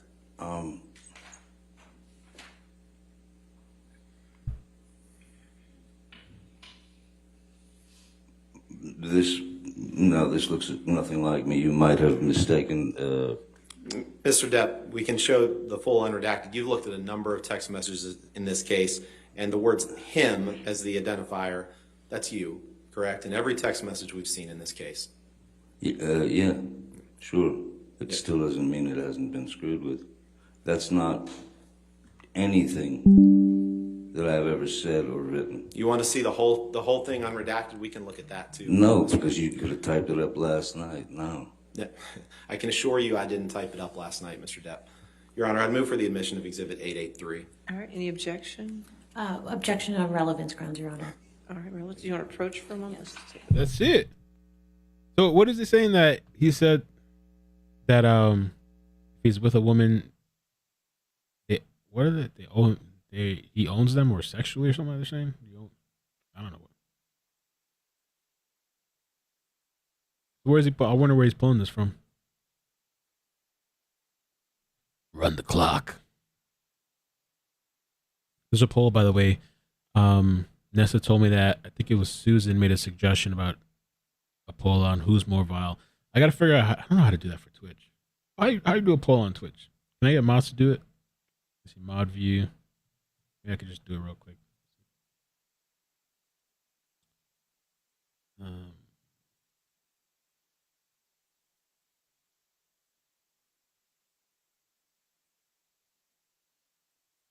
got no idea how to do it there. Oh, slash. All right. 883 in evidence as redacted. Oh, thank you. Thank you. Mr. Depp, you're aware that these are text messages. You can see the bottom right where it says Depp and then it has a number, 8129. Those are produced by you in this litigation. You understand that, right? I understand that, sir. Okay. All right. Michelle, could you please, let's take a look at the top text first. Mr. Depp, on February 22nd, 2017, you texted Mr. Deuters, right, exactly, Molly's pussy is rightfully mine. Should I not just bust in and remove its hinges tonight? Did I read that right? You read it right. And the one beneath that, you say, I want to change her understanding of what it is like to be thrashed about like a pleading mackerel. And then in all caps, you write, I need, I want, I take. Did I read that right? You read it right, but I did not write that. Okay. Perhaps someone else. You wrote had every my other phone. text that you produced that came from you in this litigation, didn't you? Not necessarily. Sometimes you give your phone to people and they Now, text when you from got it. off that plane from Boston, Sorry? when you got off the plane from Boston, you knew Miss Heard was angry with you, didn't you? It was pretty much a given. Objection calls for speculation. And you understood her to be angry, right? She was always angry, yes. And you asked Mr. Deuters, same person, you can take this down, Michelle, please, thank you. Same person that you texted in that last exhibit. You asked Mr. Deuters to communicate with her on your behalf, correct? I don't know what you're talking about. You'll have to explain. You asked Mr. Deuters to communicate with Miss Heard by text to speak to her about the incident, correct? About what incident? To speak to her about the plane flight. The plane? The Boston plane. The Boston plane. Yeah. So you're saying that I influenced Mr. Deuters. I told him that he had to write this, and I had told him that he had to write that. Is that what you're saying? No. It wasn't uncommon for Mr. Deuters to communicate with Ms. Hurd on your behalf, correct? Objection calls for speculation. He was your personal assistant. Mr. Deuters was your personal assistant, correct? I have two personal assistants at the time. He was one of them, right? Yeah, Mr. Deuters was one of them, yes, sir. Right, and it wasn't uncommon for you to ask Mr. Deuters to communicate with Ms. Hurd on your behalf, correct? It wasn't uncommon for any of them to communicate with Ms. Hurd on my behalf if I were on set or unavailable or any of that. Or if Ms. Hurd and you had a fight, you would sometimes have them communicate with Ms. Hurd on your behalf, correct? I think my crew caught on very quickly that just a yes or no, would be necessary for them to. No, just a yes or no. It was not uncommon Objection, after you and Ms. Your Hurd Honor. had. I'd ask that he be allowed to finish his answer. Yes or no question, Your Honor. All right. Go ahead and ask your question again. Thank you, Your Honor. It wasn't uncommon for you to have one of your personal assistants communicate with Ms. Hurd after you and her had a fight. I disagree because you're insinuating that I had them do it, and you don't know that. After the Boston plane flight, you had Mr. Deuters communicate with Ms. Hurd, correct? When I'm asked what to do, I said placate her, just placate her like we always do. And you told him, send her whatever message you need to send to placate her, I'm sorry, correct? he's sorry, he feels bad, yes, because any other answer, it would turn into World War III. Okay. Can you pull up Exhibit 229, please?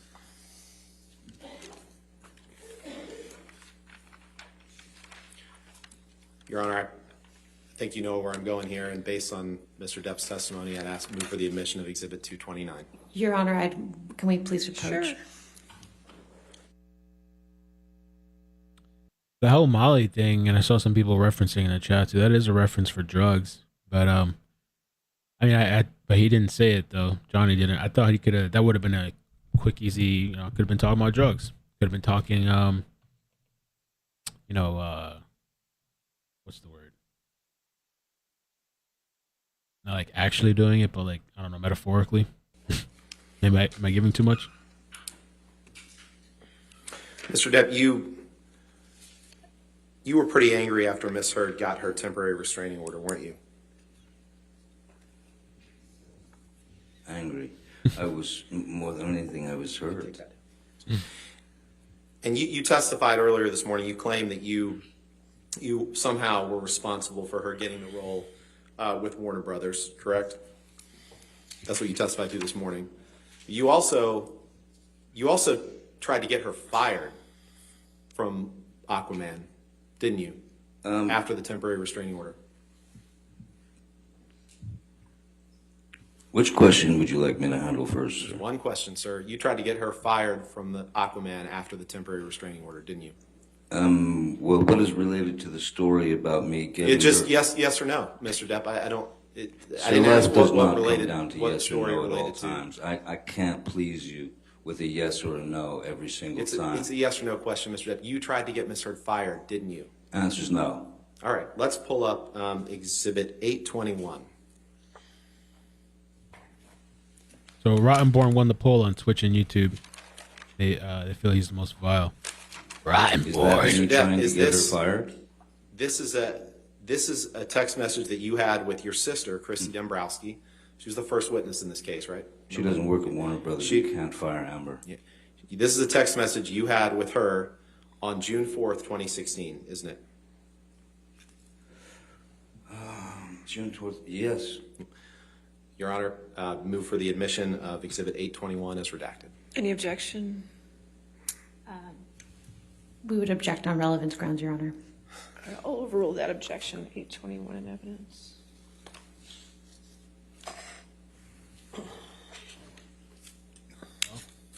And on June 4th, 2016, Mr. Depp, you texted your sister, "I want her replaced on that WB film." Did I read that right? You did. Her is referring to Amber, right? That's correct. And WB is Warner Brothers, correct? Again, correct, yes. And then after you sent this text to your sister, following the temporary restraining order, you reached out to Guy Silverstein to have him fire Amber, correct? Who? It's Greg Silverstein, I'm sorry. I don't recall reaching out to Greg Silverstein. You reached out to Sue Kroll to get him to fire Miss Heard, right? I had vetted Miss Heard. And I had vetted Miss Heard. Mr. Depp, you got your chance Warner to speak Brothers this morning. Your Honor, Warner Brothers had two franchises. Mr. Depp, if you could just answer the question, sir. Right, next question. You reached out to Greg Silverstein to get him to try to get Amber fired from Aquaman, didn't you? Asked and answered. Excuse me? Asked and answered. Did he It's a answer? yes or no question that he He hasn't didn't answered. answer. Yes or no. All right. Yes or no, sir? You reached out to Greg Silverstein to try to get Amber fired from Aquaman. Second half of your question is wrong, sir. You reached out to Sue them Kroll because I vetted her. No, Mr. Depp.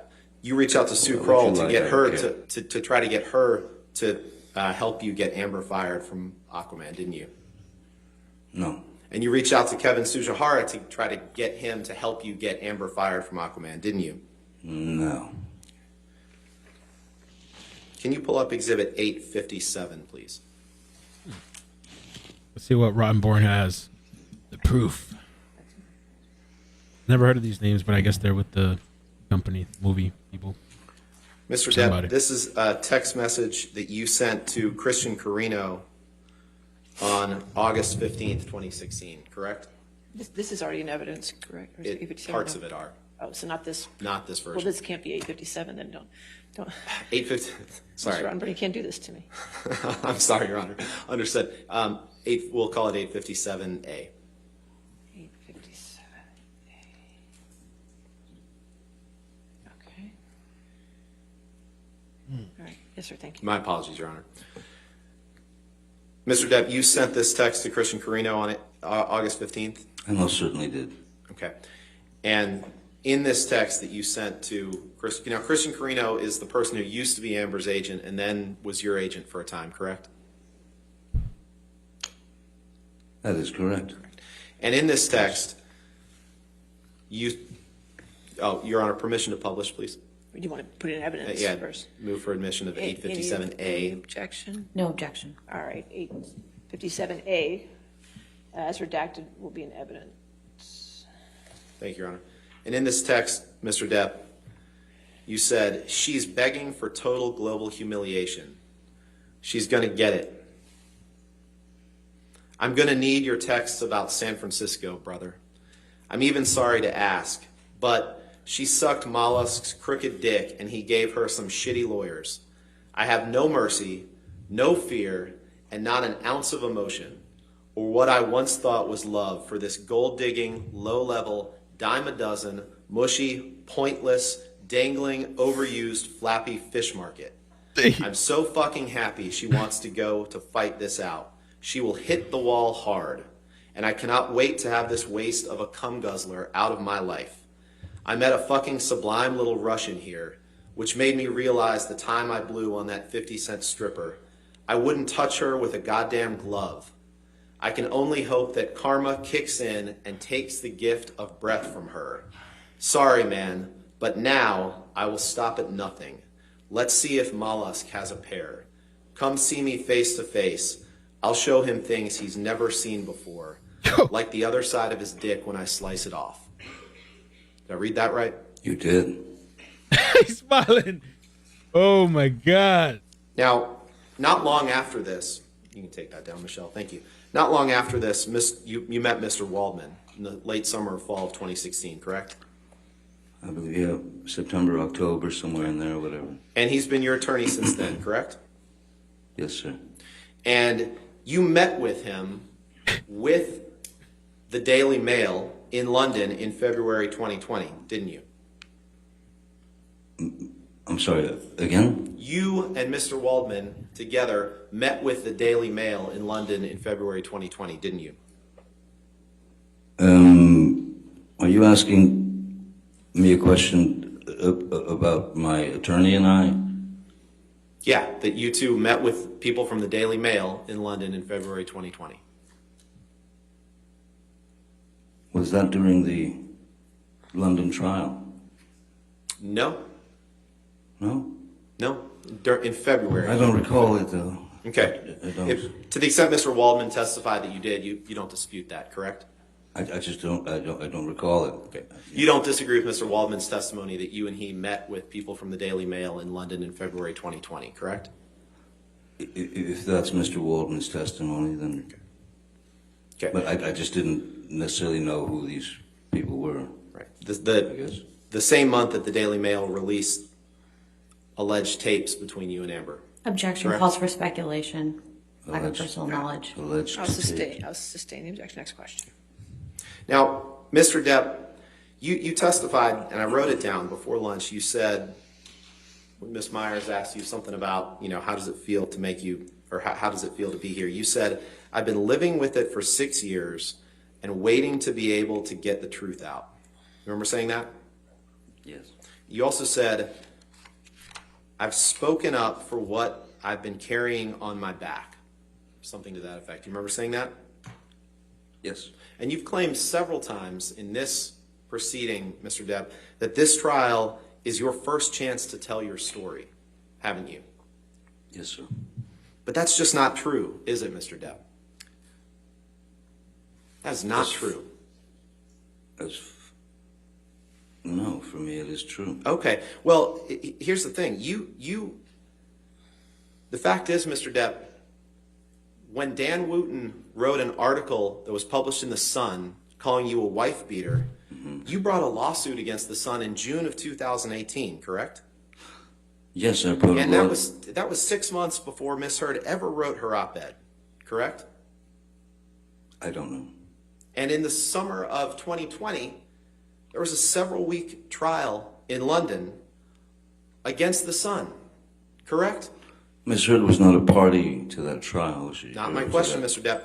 In the article that The Sun wrote that you sued over, you sued for Mr. Wooten calling you a wife beater, correct? Objection asked and answered. Sustained. Next question. And in the trial that you subsequently brought, you called a lot of witnesses, right? I don't know what a lot is. I don't know. Many people testified on both sides of the trial, correct? Yes, many people. And many exhibits were introduced, correct? Like a trial, yes. And you, just like in this trial, you were on the stand for several days in that trial, correct? Yes, sir, I was. And that trial involved the same factual issues that you are litigating here, which is whether you committed domestic abuse against Amber Heard. Sustain the objection. Next question. You brought that case against The Sun because you were angry at The Sun for calling you a wife beater, correct? Yeah, that's And you probably a pretty good reason. And you went through that trial in London, correct? I did indeed, yes. Mr. Depp, you've already had a chance to tell your story, haven't you? No, there were great limitations in the UK trial. Okay. No further questions. All right. Redirect. Thank you. Oh, that's it. I mean, he bought some heat, but not enough. I thought he was gonna have more. Se acabó. Mr. Depp, Mr. Rottenborn asked you some questions about the UK trial. Why do you feel that this is the first time that you've actually had an opportunity to tell your story and, as you said, get the load off your back? As the UK trial was me suing Dan Wooten and The Sun for defamation for calling me a wife beater. The UK have there are different laws, there are different ways they handle things. There are also limitations in evidence. Some things can be brought up, some things cannot be brought up. Mr. Rottenborn. He's talking about limitations in evidence in the English. Your Honor, he's talking about his experience testifying. Overruled. You'll be okay. Yes, there is a very, everything is quite boxed in with regard to what can be said, what can be spoken about. So, Ms. Heard provided information to the Sun as their star witness, but the case was not brought against Ms. Heard. It was brought against the Sun newspaper, journal, whatever it is. Mr. Rottenborn referenced that you were on the stand for multiple days. 4.5, I believe, yes. Yeah. What was the nature of that examination? Or, excuse me, who was conducting that examination of you? QC Sasha Was. And whose attorney was that? The Sun's. Can we please pull up DX 857A? All right, it's already in evidence, so you can publish it. Mr. Depp, do you recall seeing this text message when Mr. Rottenborn was questioning you? Oh, yes, I do. Can you explain what you're conveying to Mr. Carino in this text message?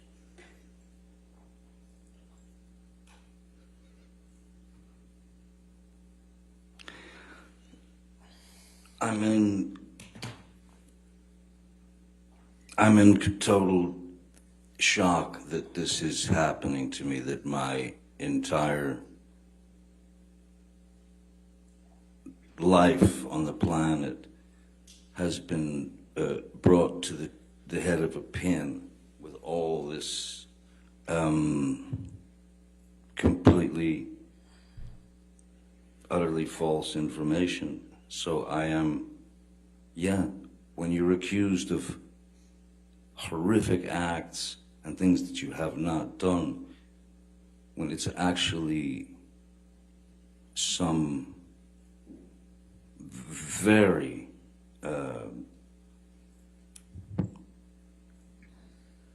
ugly things that are going out there into the world about you on a non-stop basis by Ms. Heard and her team, you have a tendency as humans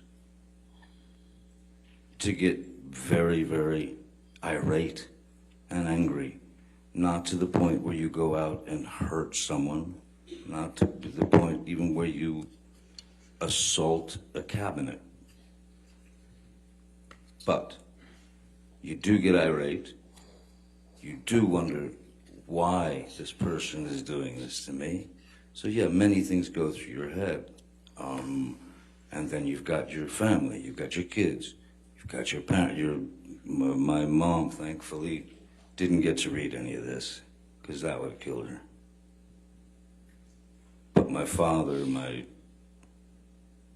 family, everyone that I've met, the people that have supported me, suddenly I'm scum. And why? Never had to happen. One little lie. So yes, very angry. Could we please pull up Defendants Exhibit 821?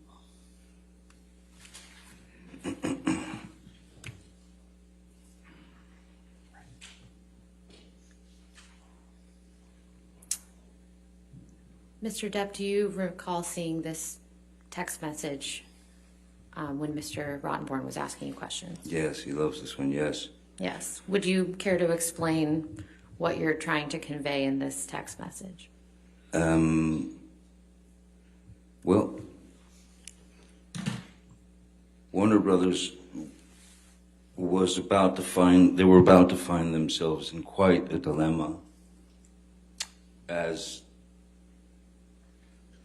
the person that they had just cast. Objection, Your Honor. Lack of foundation as to what Warner Brothers knew or thought. Didn't I meet with them? All right. If you could just wait for the question. I'll sustain the objection. Next question. Mr. Depp, without explaining what Warner Brothers felt, why did you send this text message to your sister? And strike that. What were you trying to convey to your sister when you sent this text message? Honestly, I felt responsibility for having gone to those people and painted such a beautiful picture. Objection. Hearsay, Your Honor. Now he's talking about what he said to Warner Brothers. Overruled. Please continue. You change seats. So, sorry, you can continue. I felt it was my responsibility to get the truth to Warner Brothers about what they were going to end up facing down the line, which is 2 franchises that would be causing problems for one another, especially as any news, any press, any media that came out about me at that time had been turned into, I was Charles Manson, I was the worst thing on earth, and they just kept coming. It was like a nonstop fire. So my responsibility, after having painted a beautiful picture of her for them, was to tell them, I think you better. Objection, Your Honor. He's getting into what he claims he told Warner Brothers or wanted to. He's saying what he wanted to tell them. He's not saying what he actually told them. I'll sustain the objection. Next question.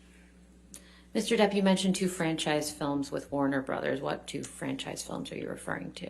There was Aquaman and Fantastic Beasts, the one that I was in. And why did you feel a responsibility with respect to those 2 franchise films? Warner Brothers was starting to get quite upset about some of the things that were being said about me in the press that were constant hit pieces. On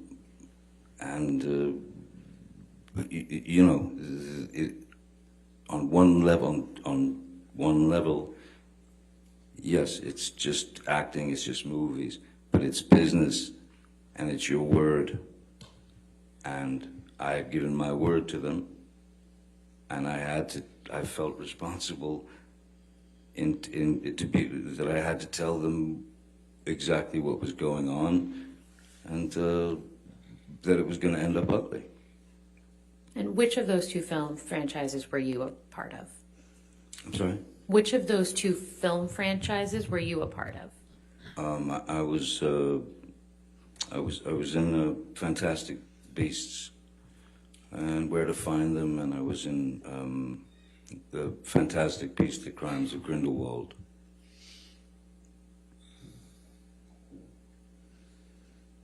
Could we please pull up DX 883?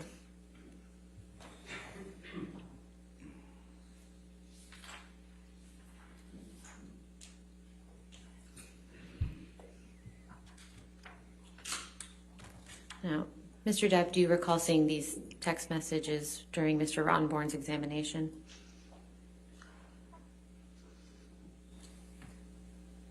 Oh, God, yeah. Yes, I remember. And you didn't seem to recall these text messages, is that fair? It truly is fair. It's not, Do you have any? Knows, I don't know who Molly is. I don't know nothing about this. Do you have any understanding of what you're referring to in this text message? Or these 2 text messages? No. I honestly, if somebody else had borrowed my phone or something and made this text to Stephen, possibly. But I don't understand I don't have that kind of I don't have that kind of hubris or expectation. That's quite grotesque text. Can we take that down, please? Can we please pull up Defendants Exhibit 1821?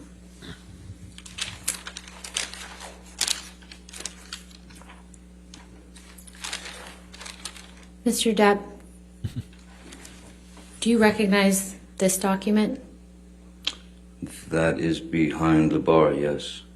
Okay. And do you see Mr. Ronborn asked you some questions about whether there was a telephone Yes, in now Australia. I see a telephone there now. Yes.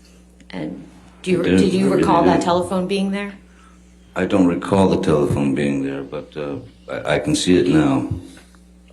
Can we please pull up Defendants Exhibit 1820? Do you recall me showing you this text message earlier on? Or excuse me, do you recall me showing you this picture during your examination? Yes, yeah. Okay. And I think I asked you whether you recall a phone being mounted on the wall in the left of this picture. Do you remember that? Yes. And what was your answer to that? No.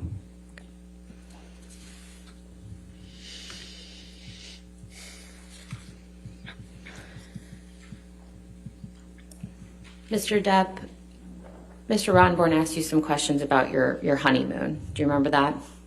Yes. And I believe you had testified that you and Miss Heard were on the Orient Express together. That's correct, yes. Where had you been prior to being on the Orient Express? We had been in Australia,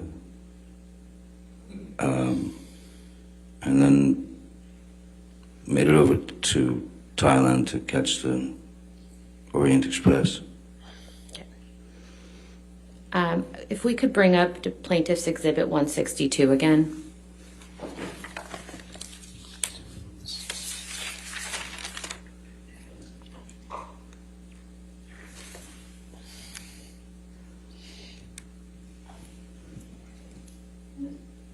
Mr. Depp, do you know who took this picture?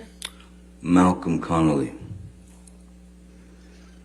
And despite what Mr. Rottenborn showed you about the picture of you prior to this, do you see a bruise on your face in this picture? I see like what looks like a pretty decent shiner and a kind of a scratched up nose, yes. And do you recall how you got the scratches and the shiner?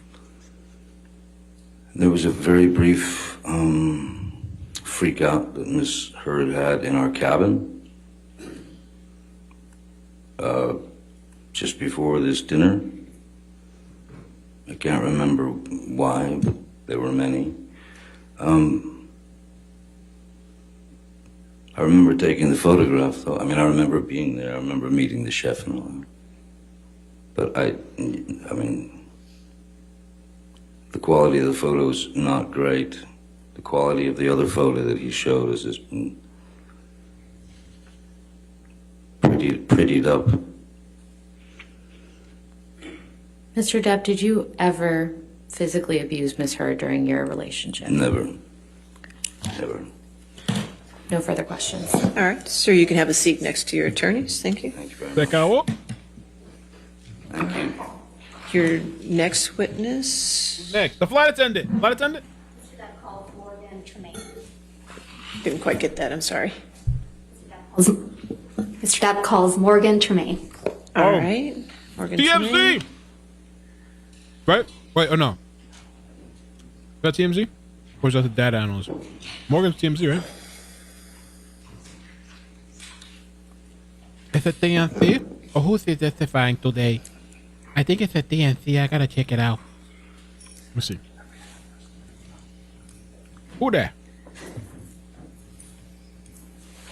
It's TMZ? Okay.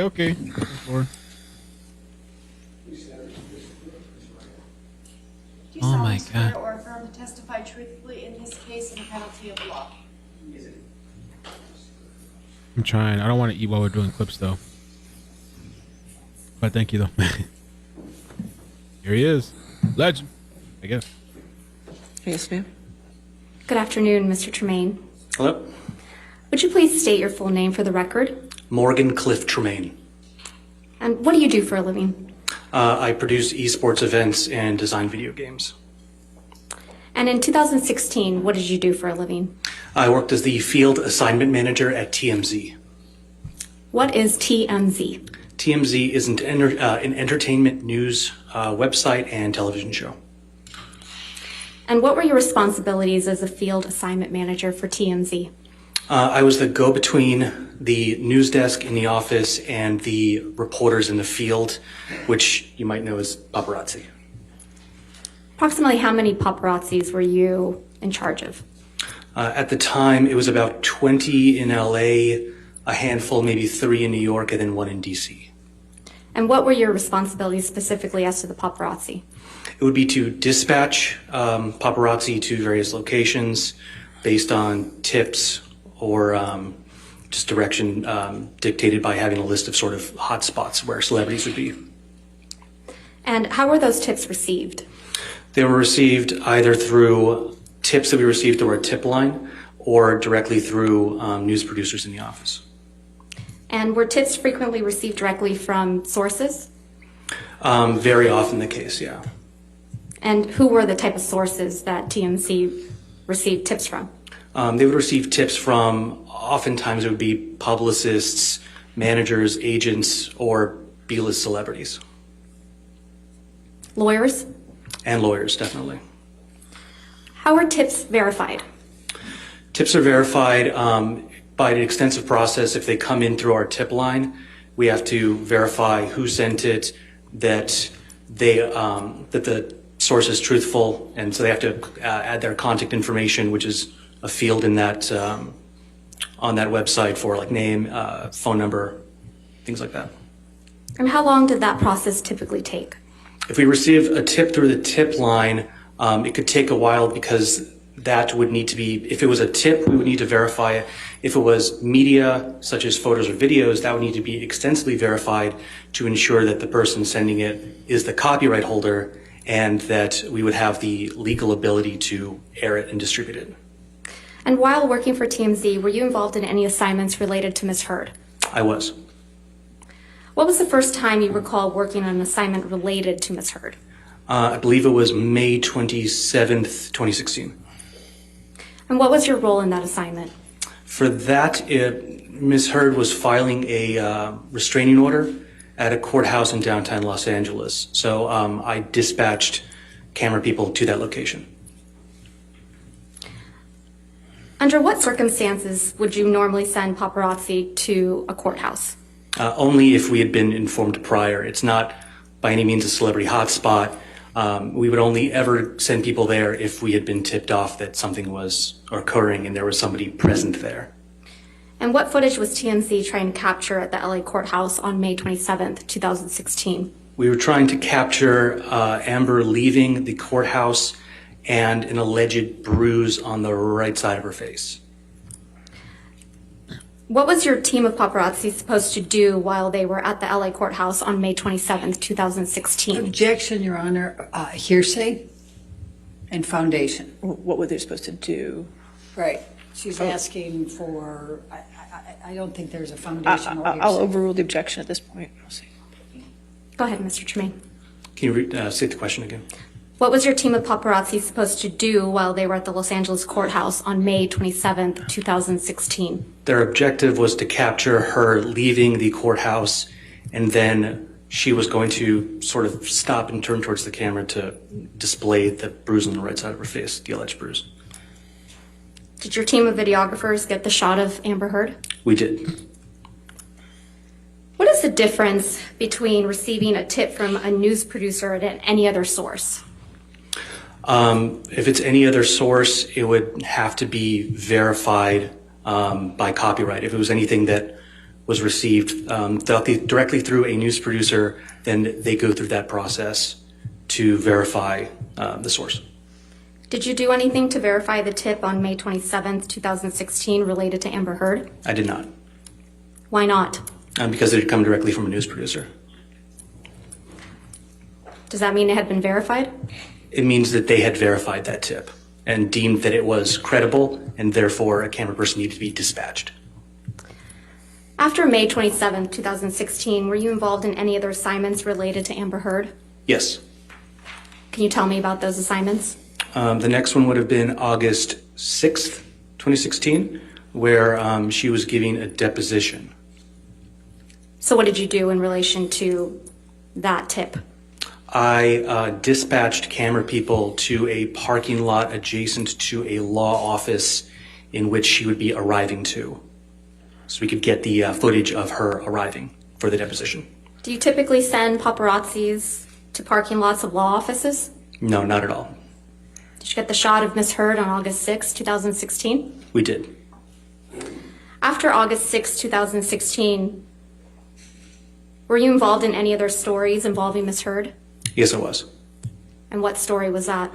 On the 12th, we received a video depicting Johnny Depp slamming some cabinets that was captured by Ms. Heard. And what day was that? I believe that was the August 12th Of 2016? of 2016, yes. Can you describe to the jury how you received the video on August 12, 2016? Yes, the video was sent in through our email tip line, which is an email distribution that goes to all the producers and to myself as the field assignment manager, because it often included celebrity locations. It came in as I recall, Objection, hearsay.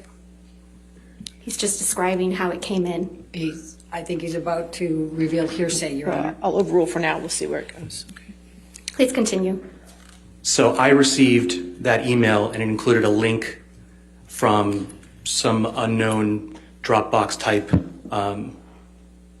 public website in which it contained that Objection, video. Your Honor, hearsay. He's about to describe what comes from the Dropbox website, and that's... So far, he just said what's a link from a Dropbox. We'll see the next question. Go ahead, next question.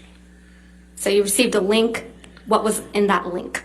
In that link was the video of Johnny Depp smashing the cabinets. And you received this video in your inbox, correct? I did. What did you do once you received that video?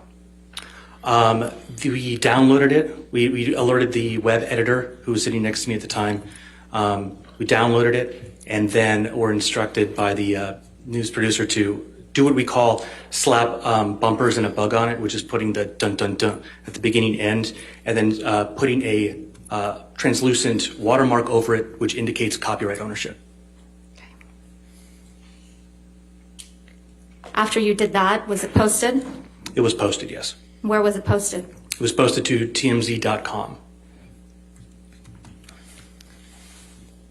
Did you do anything else related to Amber Heard on August 12, 2016? Yes, I received a tip that Amber Heard would be arriving at LAX, and so I dispatched camera people to film that exit, or her arrival to LAX, rather. And why did you do that? I was instructed to.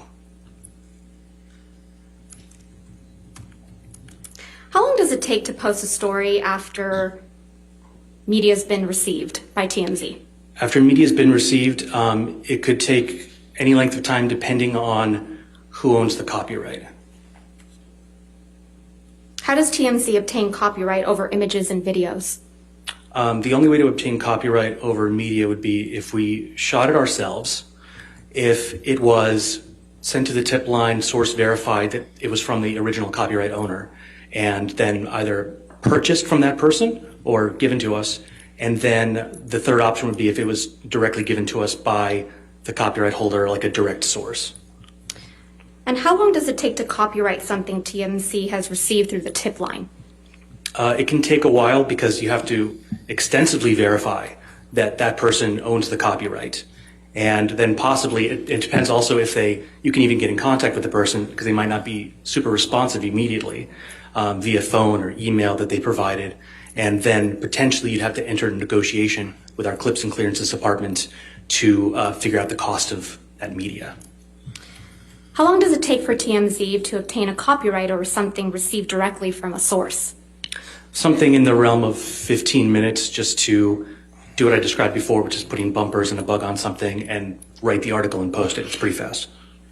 How much time had passed from the time you received the kitchen cabinet video to the time it was posted on TMZ? About 15 minutes. Did any other tabloids other than TMZ post this video? Objection No, leading and calls for hearsay. Did any other tablets? Overruled. Mr. Tremaine, go ahead. No, they did not. And why not? Because it was a TMZ exclusive. And what does that mean? It means the TMZ owns the copyright to it. So it can't be distributed by any other media source without backlinking to TMZ, and they wouldn't be able to upload that media without getting a copyright strike. Have you seen the kitchen cabinet video that was played in this trial? I have, yes. How does that video that was played in this trial compare to the one you received on August 12, 2016? When I had clicked the direct link that we received and watched the video in its entirety, it was much shorter than the video we had received, than the video that's been played in this trial. There was a bit at the beginning that was played here in which Ms. Heard is seemingly sort of setting up the camera and getting into position. And then there's a bit at the end where she's seemingly snickering and looks at the camera. That part was not present in what we received. Did TMZ edit the video? No, not even a little. When we receive something and it's edited, there's a clear indicator because there's sort of a journalistic practice that uses when there's an edit, you do what's called like a white flash transition, which covers the entire screen with white to very clearly indicate to everybody there was an edit here for time or whatever, just to make it a little more compelling. But in this case, it was not edited, as I was staring at the machine that edited it and present for the entirety of receipt to publishing. When was the next time you worked on an assignment related to Amber Heard? It was, well, there was the time where we went to the airport. And then the day after that, because she had flown in for the deposition, because I think the first time didn't work out. So she was arriving again for the deposition in that same parking lot adjacent to a law office. And what's that, August 13th, 2016? That was August 13th, yeah. And what was your assignment on August 13th, 2016? To dispatch camera people to that parking lot at a specific time in order to film Amber Heard arriving for the deposition. How did you know that tip was legitimate? It came from a news producer.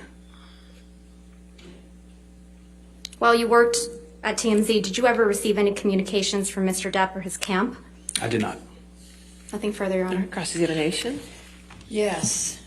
So, how do you know what video was shown at this trial? I was alerted by a friend that that TMZ was being kind of talked about in this trial, and so I had seen a clip of that. So you watched some of this trial? Correct. Okay. When did you first reach out to counsel for Mr. Depp? I believe that was 6 days ago, whatever that date would be. I'd have to do that. All right. And then you received a subpoena, I think yesterday, in care of your attorney, Cindy Hickox, right? Correct. Okay. And Cindy Hickox represents Christy Dombrowski, Kate James, Robin Baum. Objection, and Your Debbie Honor. Lloyd. Were you aware of that? Calls for speculation. Overruled. Were you aware of that? No. Okay. Now, if you don't have information that's helpful to this case, then you wouldn't be a witness, correct? Objection. Calls for speculation. Sustained. Sustained. Next question. I'm not aware. Okay. You know this case is being televised, right? I am aware that there are cameras. And so this gets you your 15 minutes of fame, doesn't Objection, Your Honor. Argumentative. I can ask that question. Pussy. Cut. So I stand to gain nothing from this. I'm actually putting myself kind of in a target of TMZ, a very litigious organization, and I'm not seeking any 15 minutes here. Though you're welcome to speculate. I could say the same thing by taking Amber Heard as a client for you. A little argumentative, don't you think? Oh, hardly. I find that to be purely logical. Thank you. Now, are you aware that Mr. Depp's attorneys were well aware of the TRO that was going to be presented on May 27th? Objection. Calls for speculation. Were you aware of that? Lack of foundation. Overruled if you can answer it. Can you restate the question? Were you aware that Mr. Depp's divorce attorneys were aware that Amber Heard was going in to seek a TRO on May 27th? I don't think I understand the question. I don't think so, no. Okay. It's kind of a Do you complicated know whether Blair Burke, one of Mr. Depp's divorce attorneys, had a very close relationship with TMZ at that time? Objection. Calls for speculation. Overruled. If he knows. I was not aware of that. Okay, and when you said that you were dispatched twice, once to film Amber in a parking lot for the deposition, and then it didn't work out, and so you had to do it another time. How did you know it didn't work out? Because TMZ.com posted an article saying as much. Okay. And I was not dispatched. Do you know I worked in the office. why the deposition did not work out? I'd have to reference the article, I forget. So do you know? I didn't write that story. I wasn't involved in the actual Do you know journalism of that. which side? Do you know which side would have known or not known whether that deposition was going to work out? In other words, the people representing Mr. Depp or the people representing Ms. Heard? I wouldn't know. Okay. And then the video clip. You don't know who provided that, correct? Correct. Okay. Not testifying to I have that. no further. All right, redirect. Oh, come in. Mr. Tremaine, why did you contact me in relation to this case? I saw that there was a discrepancy with like the video that was shown here and the video that I know I had received. So I had no interest in testifying. I had reached out simply to maybe try to help with the timeline of things or help with the case in any way, just by virtue of understanding the timeline of the stories that were published and kind of how that can be unclear. But I had no idea I'd be on the stand. Nothing further. Thank you. All right, sir, you're free to go. Thank Thank you. All right. You have another witness? Okay. So is he saying that Amber's people Mr. added Depp to the calls Brian video? Neumeister, Your Honor. All right, Brian Neumeister. Is that what he's kind of saying? Because he said the original was like shorter, I think, and the one he saw in trial was like longer. He has not I think.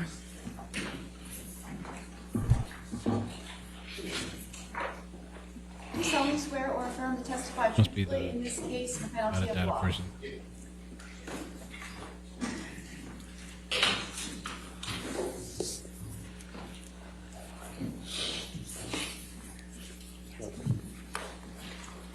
All right. Yes, ma'am. Good afternoon, Mr. Neumeister. Good afternoon. Could you please state your full name for the record? It's Norbert, Norbert, Brian, I go by Brian, Bryan, Neumeister, Neumeister. Could you start by describing your educational background, please? My educational background, well, I graduated from Cal State University Northridge 42 years ago with a degree in political science. From then on, I've been working professionally in photography, totally unrelated, for the past 42 years. And that would also include videography, audio, and a few other different binary-related tasks. Where do you currently work? I own USA Forensic. What is USA Forensic? USA Forensic is a digital forensics company. We are boutique. We're very small. We work. We have offices in Grosse Pointe Farms, Michigan, and in Phoenix, Arizona.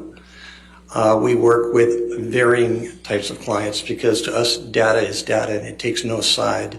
So we can be ending up working for prosecution, defense, law enforcement, the Innocence Project. We have a contract with the Department of Defense. We do classified and unclassified work. We've done classified work with various agencies. We've worked with DOJ, and I've worked in 23 countries as a photographer. What's your title at USA Forensic? CEO.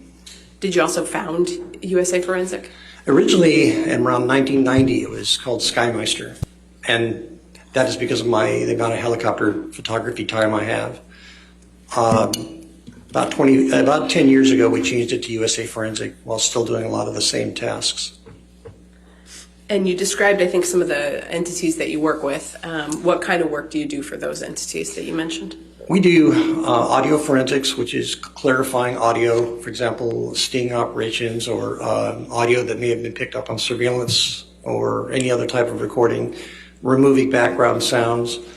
Video clarification, we do a lot of work with Axon Your Honor, cameras. I'm just going to check on relevance based on the discussion we had earlier. This experience has absolutely nothing to do with anything. All right, do you have an objection to him being moved in as an expert in the field? Well, she hasn't moved yet. I'm objecting to the relevance of the testimony on the subject matter right now. I'll overrule the objection. Thank you, Your Honor. Go ahead, Mr. Neumeister, you can continue. Where I left off is we do a lot of work with Axon police cameras because they don't really handle low lux levels or low light levels very well.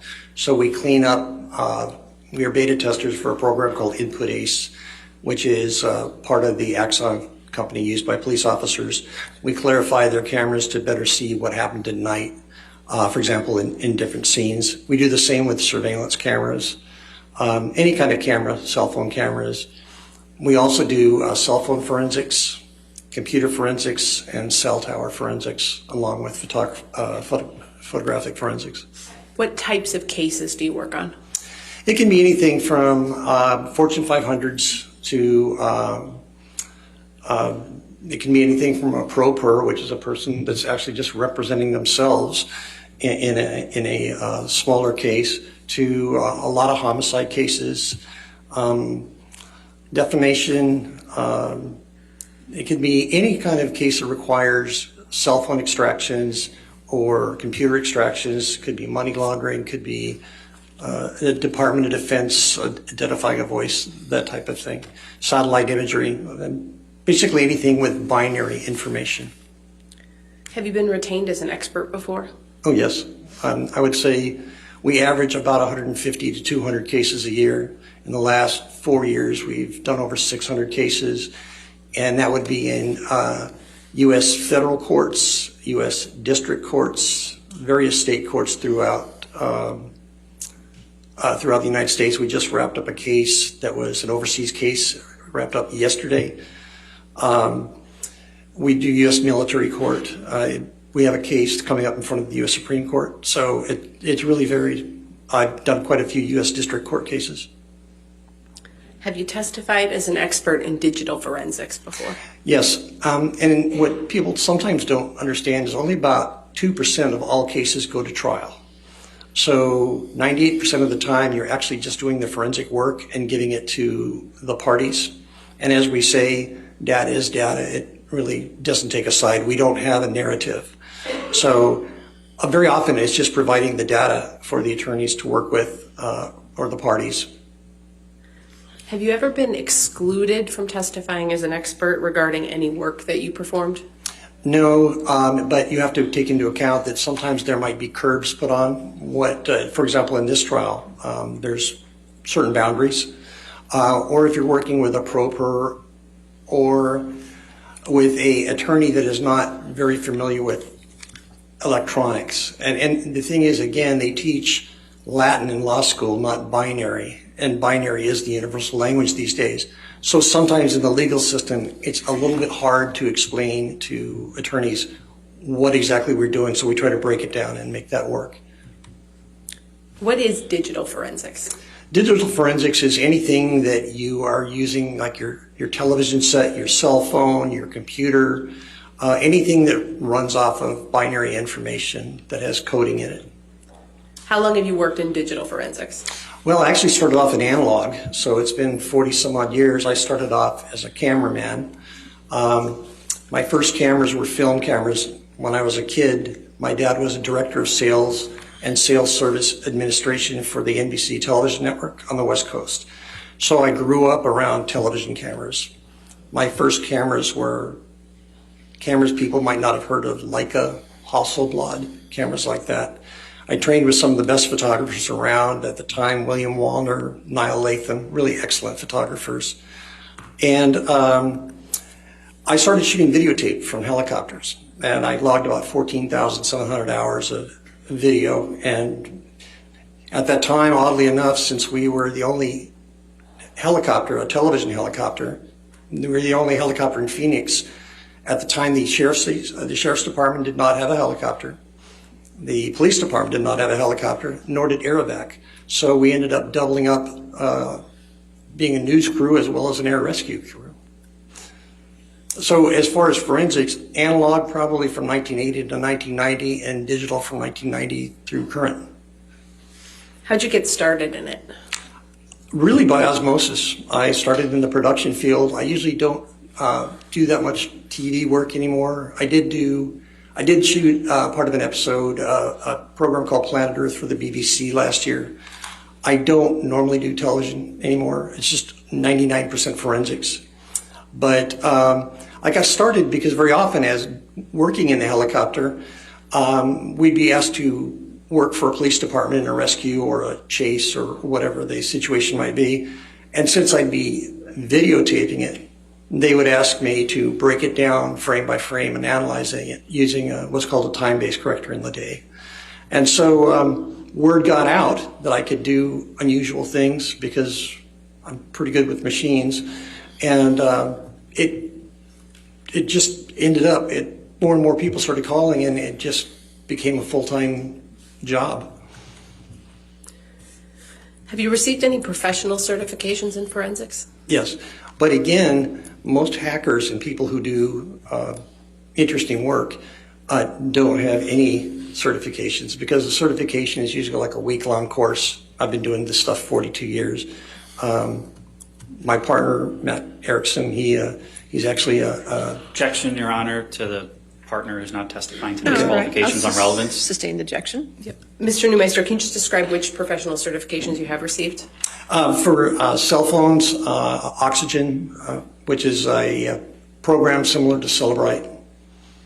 But these are programs that are used by law enforcement and by private parties to extract data from cell phones that has been deleted, or which is critical in a lot of cases, deleted data, or just to what we call image a cell phone. In other words, get every bit of data that's possible on a cell phone. And again, every cell phone is different. The next would be in cell tower forensics. Are you a member of any professional associations in your field? Yes, the IEEE, which is the International Engineering Society, and the reason I belong to that is about 40% of the world's white papers on electronics are published through IEEE. So they have a huge database on anything from microwave technology to telephone transmission technology. Anything that I might work with, they might have a white paper on it. Also, with the Audio Engineering Society, AES, I'm a member of that. I lecture to AES. There's a few others, but again, they're just mainly to have a repository of information. Have you received any honors or awards? Yes, I've received about 80 honors and awards. I have, for videography, I've got a total of 12 Emmy Award statues, but I've been the principal in 39 Emmy Awards, which means I've written the music for the program, and the program has won the Emmy Award for music, but it was given to the production company, which happens a lot. I've won for Best Editing. I won for Best Ace Editing, which is computer editing. Best Sound. I've done the music to a piece that won the Gold Lion at the Cannes Film Festival. I've done music to a piece that won the Gold at the Calgary Film Festival. I've got a lot of awards from Associated Press and different companies from doing documentaries and news. Have you published any works in the field of digital forensics?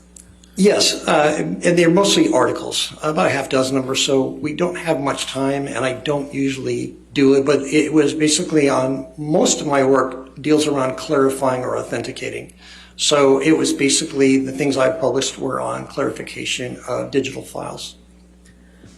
Have you appeared on TV as an expert in digital forensics? Yes. Where?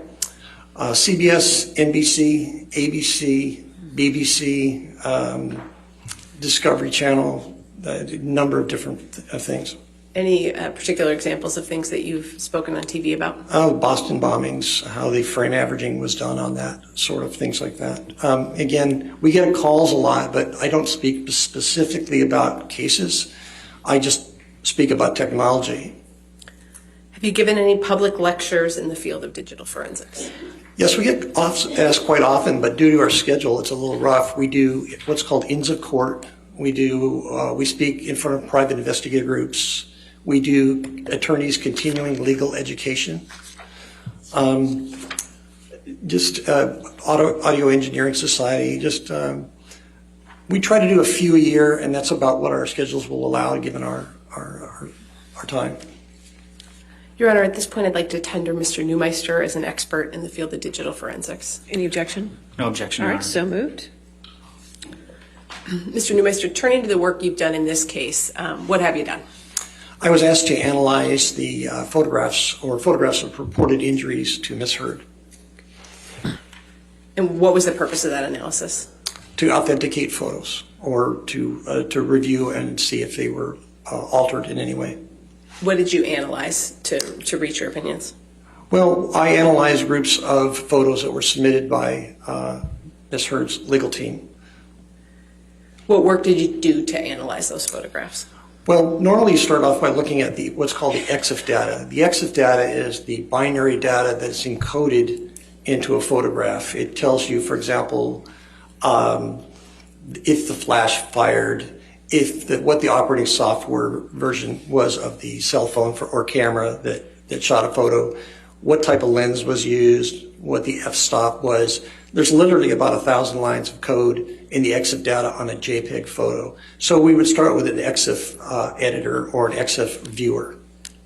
Anything else that you looked at? Yes, when we're dealing with RGB cameras, which are red, green, and blue channel cameras, which would be a cell phone or a basic home camera, they're based on RGB channels. We would do four types of scopes. We would do a vector scope, we do a luminance scope, we do a waveform scope, and then what's called an RGB parade. And those scopes analyze different things. The vector scope analyzes where the different types of colors are headed in, for example, it's broken up into reds, magenta, different areas on a scope. We would take a look at that to see if there's anything out of the normal for the type of camera being used. In other words, would there be above a certain percentage of chroma? And chroma means color saturation. Objection, Your Honor. Outside the scope, we can approach. All right, Like. you want to approach?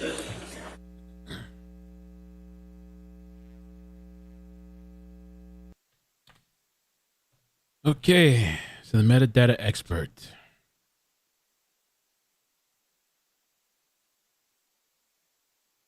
So what Diggs was telling me about the TMZ video, bunch of stuff here.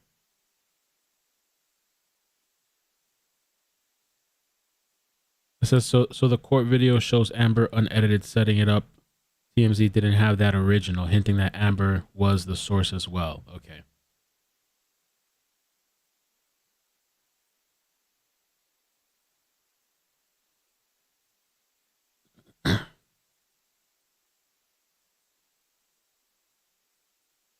Diggs also said that somebody in the chat said that this guy was the analyst in the Arias trial, Jodi Arias. Oh, I should put a link there too. Interesting.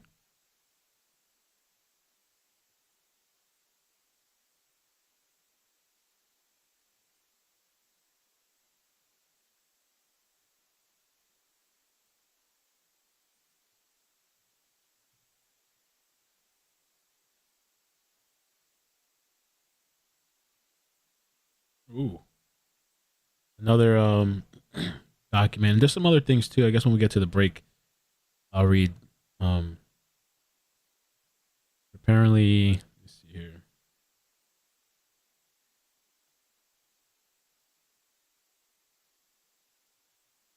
After.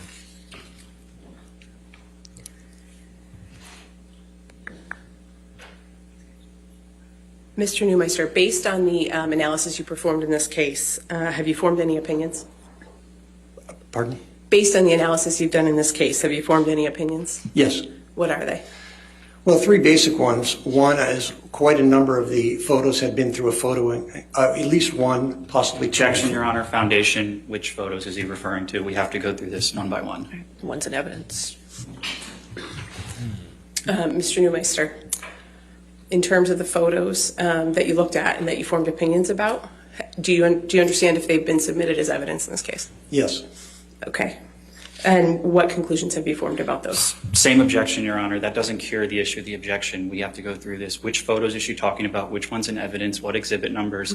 That's the basis of the We're objection. talking generally about opinions right now, Your Honor, and we're going to get into some specifics. I think we have to go straight to the specifics. Okay.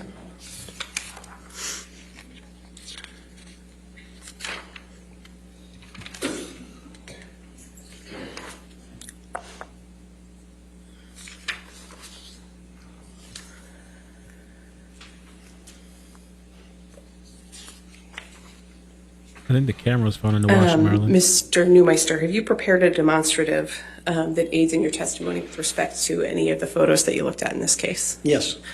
I'd like to pull up Plaintiff's 1303, Your Honor, if I might approach. All right.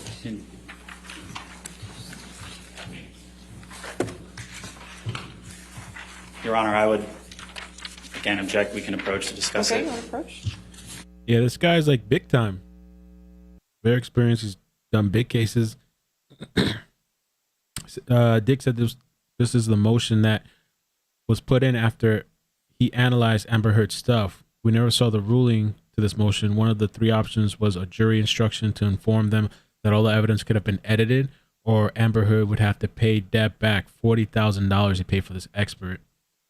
And so she put the document here too. We're also going to revisit, because Dad said had pointed out the text messages, the alleged JD text messages.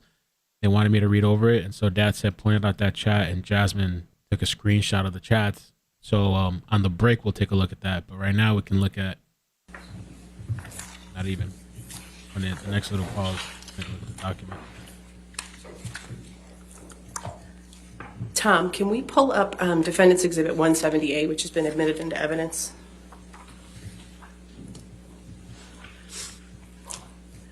Mr. Neumeister, does this photo appear to be one that you have analyzed as part of your analysis in this case? There were many versions of this photo. I would say there were dozens of different versions with different chromatic values, different file sizes, different physical sizes. Some had been through Photos 1 or Photos 3, which are photo editing software programs. Your Honor, at this time, I'd like to show Mr. Neumeister's demonstrative, Plaintiff's Exhibit 1303. All right. Any other objection? I would object again, Your Honor, because the photograph in 170A is not in evidence. All right. The photograph is in evidence. None of the photographs he wishes to show the jury are in evidence. 1303 is in evidence over objection. Not in evidence, I'm sorry, as a demonstrative. Just as a demonstrative. I'm sorry. Can we go to Publishing 1303, please? And Mr. Neumeister, what does this demonstrative show about the photos that you analyzed? Well, they appear to be similar. However, if you look below at the file sizes, one on the left is 712 kilobytes. The one in the middle is 489 kilobytes. And the one on the right is 524 kilobytes. Now, what's unusual about that is these photos will not digitally fingerprint with each other. They won't hash. In other words, forensically, they don't match. But the thing is, you could say, well, it was sent through email, maybe it's a different size. The file sizes, for example, would be possibly, you can select the file size, you send a photo, but there's no way to authenticate any photo that was presented in the way the evidence was collected. And so what conclusions do you draw from that? Well, this is just three of many of the same type of photos that are all different sizes and have different chromatic, which means color. Objection, Your Honor. We just had a ruling on this. All right. Sustained objection. Mr. Neumeister, stick to your opinions that relate specifically to what you analyzed about the EXIF data, please. All three of these photos had to go through some type of transformation to change sizes. We can take that one down. You mentioned Photos 1.5 and Photos 3.0 earlier, I believe. Photos. What is that? Photos 3 and Photos 1.5 are editing programs that Macintosh or Apple put out with their product. It's for editing photos. In other words, you would put a photo in and you would change the colors, or you would crop it, or you would clarify it by enhancing, for example, the sharpening, or you could darken it. But when you save a photo through an editing program, you leave a mark on the EXIF data. And what is the EXIF data? The EXIF data is the data that is embedded in a photograph that tells you a lot about the photograph. And again, in the early days when we were using film cameras, you would write down the f-stop, which is the light setting. You would write the type of lens you use, the time of day, the type of film stock, the type of filters you're using. Now with digital cameras, that's done electronically, and there's about 1,000 lines of code, of which 50 are probably important, that tell you what the camera was doing.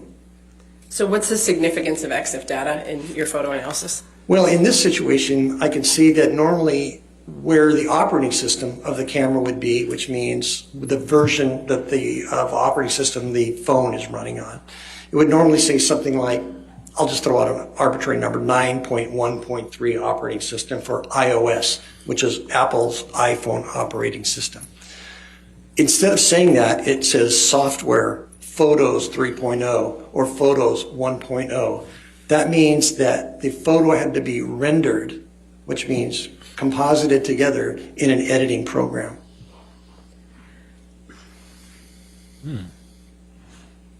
Did you prepare a demonstrative that shows some of your analysis of some of the EXIF data of the photos in this case? Yes, I did. Okay. Can we pull up 1304, please? Your Honor, may I approach? You okay?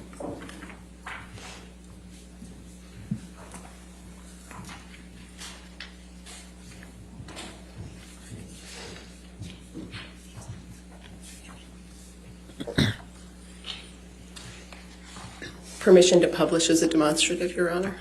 Any objection? Any objection, Mr. I'm sorry, Murphy? Your Honor. My She wishes co-counsel's to talking. publish I'm it so sorry. as a demonstrative.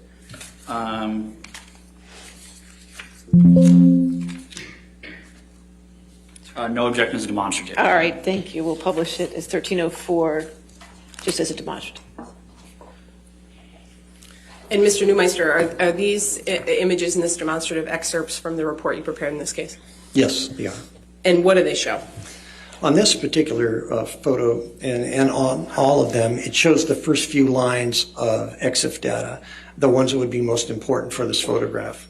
So, for example, things you would see, the very top line would be the make of phone. It's an Apple iPhone 6. And then the resolution is 72 pixels per inch, 72 to 1. And instead, where it says software on a normal iPhone photo, it would, instead of saying Photos 3, it would say the software version, for example, 9.3.1. And then you've got the date and the time of the photo below that, which is really easy to change in an EXIF editor. And below that, you have things like like the flash. You've got the exposure type, how long the exposure was. So what you just highlighted there again was the date and time. So that's universal time code minus whatever area you're in the world. Anything else you want to show us with this demonstrative? Yeah, just below that, if you look, there's some things that would say, for example, a directly photographed image. That is not going to be necessarily accurate once it's been through an editor. It will always pretty much say that. So when you're looking at scene type or auto exposure, these are things that really don't matter all that much. What would matter is, for example, if you're taking notes, the focal length would be important. The pattern of metering, things like that to a photographer would be important. And again, this is just a few lines, and the reason I put these in there was just to explain a bit what EXIF data is. The actual thing I'm trying to point out is the fact that instead of an operating system, it shows the editing program that was used on this photo. Are there additional photos that you did this analysis for? Yes, many. Can we scroll to the next page, please, Tom? Is there anything about this photo that you noted as part of your analysis, Mr. Neumeister? Yes, again, it's right there. You've got Photos 3.0 on that particular photo, And I think, we've pretty much covered what the stuff is. But again, you see the Photos 3.0. And again, this could not come out of an iPhone this way. This would go into a computer, be edited and rendered through the photo editor. And this would then be embedded in the EXIF data. Do you have other photos in this demonstrative? Yes. All right, can we scroll to the next page? Same thing. You've got up here in the top, you've got the Photos 3.0, and this is throughout a lot of the photos that are in evidence, or versions of the photos in evidence, were gone through Photos 3.0 or Photos 1.5, an earlier version. Can you scroll to the next page, please, Tom? And what about this one?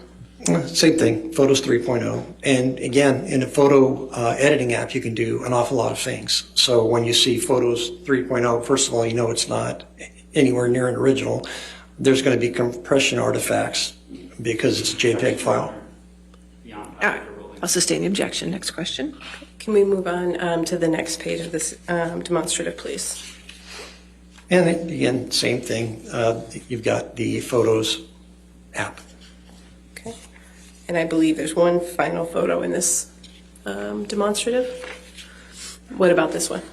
Again, if you look up there, it says Photos 3.0 on that particular photo. All right. We can take that one down. Your Honor, I have a little bit left. I don't know if you wanted to. All right, you want to take our afternoon? Let's go ahead and take our afternoon recess. Just do not discuss the case and don't do any outside research. Thank you.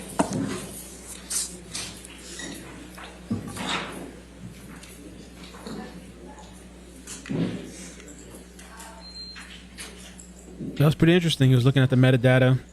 You can tell which software was being used on which photo. I forgot the other one. The one said Photos 3.0, I think. The one was the other one was Photos 1 point something, but then there was something with a different name. And so, All right, so let's just come back at 4 o'clock. All right. Thank you. let me check this file out real quick. For the issue of the objection, we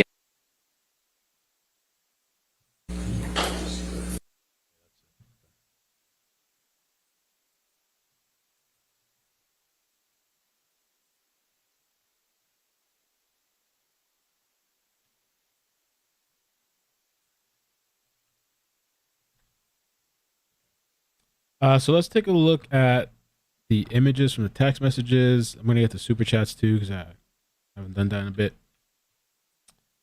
Let's see here.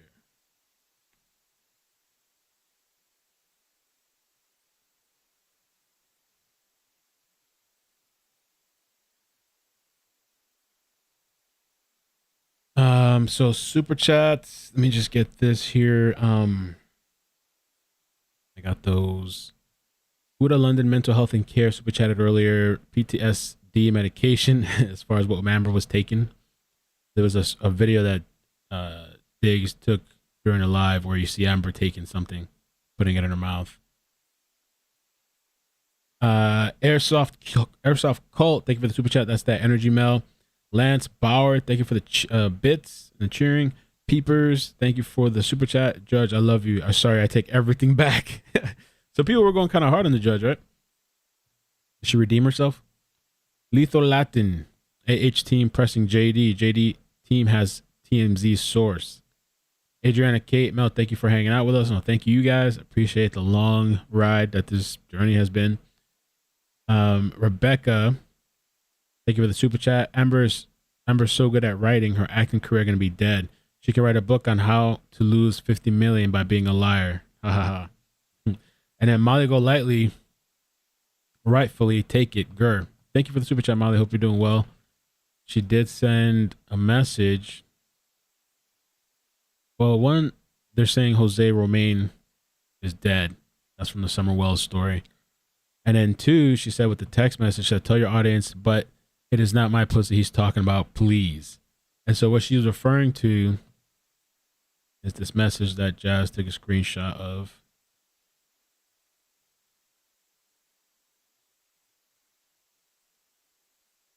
And Let's get a close look at this. So direction incoming body of text was right. Exactly. Molly's pussy is rightfully mine. Should I not bust in and remove its hinges tonight? Direction incoming. It's another incoming text, I guess. I want to change her understanding of what it's like to blank. Another incoming text. Right. Exactly. Molly's pussy is rightfully mine. Hashtag demonetized. Should I not just bust in and remove its hinges tonight? And then incoming again, I want to change her understanding of what it's like to be thrashed about like a pleading mackerel. I need, I want, I take. It's mine. It's all mine. Shut up and take it. Bitch. Not too much. And this one too, I mean, he was kind of going off in this one. And this one was to Dutaz. Forgot the guy's name. Stephen Dutaz. It says outgoing. She's begging for total global humiliation. She's gonna get it. I'm gonna need your texts about San Francisco, brother. I'm even sorry to ask, but she sucked Mullah's crooked dick off, and he gave her some shitty lawyers. I have no mercy, no fear, and not an ounce of emotion or what I once thought was love for this gold digging, low level, dime a dozen, mushy, pointless, dangling, overused, flappy fish market. Damn. Jesus. Maybe I shouldn't even say that after that. I'm so effing happy she wants to go to fight this out. She will hit the wall hard, and I cannot wait to have this waste of cum guzzler out of my life. I will cum guzzler out of my life. I met a effing sublime little Russian here, which made me realize the time I blew on that 50-cent stripper. Lord, I wouldn't touch it with a goddamn glove. I can only hope that this karma kicks in and takes the gift of breath from her. Damn. Sorry, man, but now I will stop at nothing. Let's go see if Mullask has a pair. Come see me face to face. I'll show him things he's never seen before, like the other side of his dick when I slice it off. Mullask. Mollusk. Carla, thank you for the super chat. Says, thanks, Mel, for your coverage. You make this trial interesting with your funny commentary and spontaneous outbursts. I appreciate it. It's been ups and downs. It's been a long ass ride, but I appreciate you guys being with me. I was saying you're reading those texts. Oh, thanks, Stir Crazy. I just saw this now too. My bad. Thank you though for the tweet. It shows the message incoming, not outgoing. So Johnny was right. He didn't send those texts. Let me see. I don't know about that because the argument they could be trying to make about these. I'll pull it up again real quick. The argument that they're trying to make is that he sent that to. Who was it that he sent this to? It wasn't to Amber, right? I thought it was to Stephen Dutaz, something like that. Yeah, Stephen Dutaz. And so if it's Stephen's phone, it would be an incoming text. But people are saying, I don't know. That's why Johnny was like, oh, maybe somebody used my phone or something like that. I don't know. But this is Stephen Dutaz, and he is receiving the text message. Incoming. Dutaz. What kind of blender you use for your smoothies? Vitamin X? No, I bought this Fruit Ninja, whatever they call that crap. I went to Target and I bought a gangster one a while back. What do they call that? Ninja fruit? Ninja fruit? No, that's the game. What do they call that ninja thing? Oh, it's just called Ninja. It's just a ninja. Okay. But I bought one of the gangster ninjas. It's all right. It's all right. Not that gangster.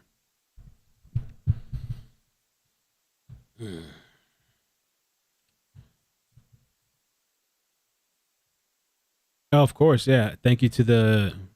Well, Datset pointed out that message, and then thanks, Jazz, for taking the screenshots. And Diggs, too. You guys are doing great. Amazing.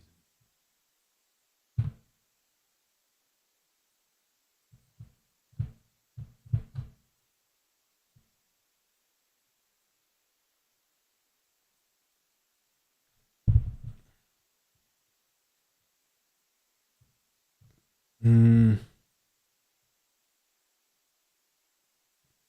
mean, I thought this was pretty damn interesting.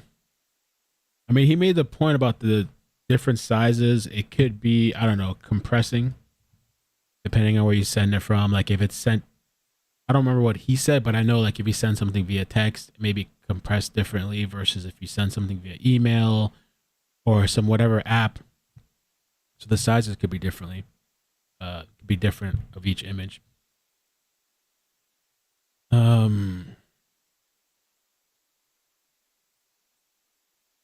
says he analyzed photos submitted by Heard's legal team and that he started off looking at the exit data, which tells you information about the type of lens used and whether the flash was fired.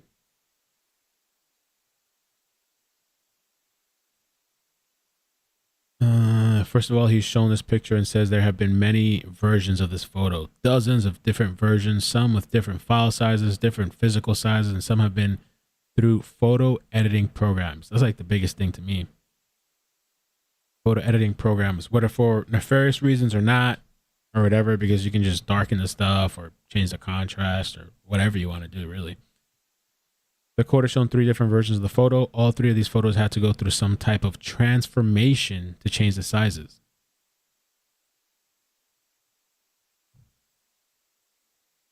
So when we come back, I think they're gonna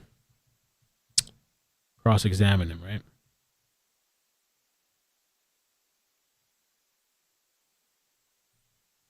Natalie, I don't know. Natalie said, do I plan to I don't want to commit to a certain day about Rob Elementary. It's just hard after doing 8 hours here, 8, 9 hours. I mean, I literally have to outsource some of the stuff that's being done because I just can't do it all myself. That's why I have like Lindsay helping out with the videos and like the research team. I mean, for me to come back and do another live I could do a short video, but I don't want to commit to anything. I did make a post and we talked about it a little bit at the beginning of the stream. I mean, it's a horrible, tragic, I mean, how many ways you can describe that story.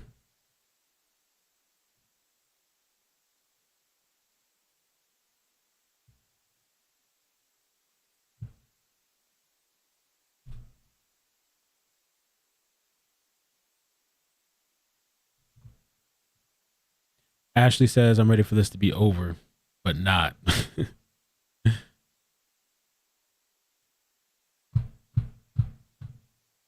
iCkEdMeL said, Marion says, iCkEdMeL said it was used in the photo editing to change the pics. Yeah, that's the big deal right there.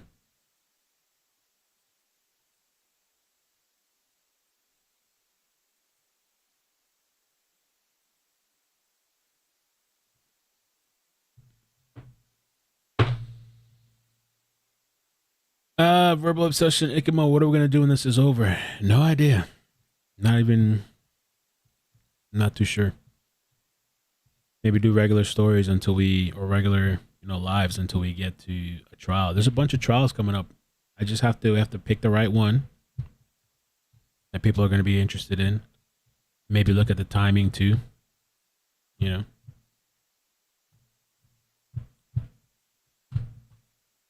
Life meets family. What's up, bro? Hope you're doing good. Hope you and the family are doing amazing.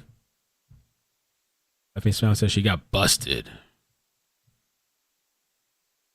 Really? Daniel says, no offense, but the ninja sucks ash. Vitamin X is worth the money.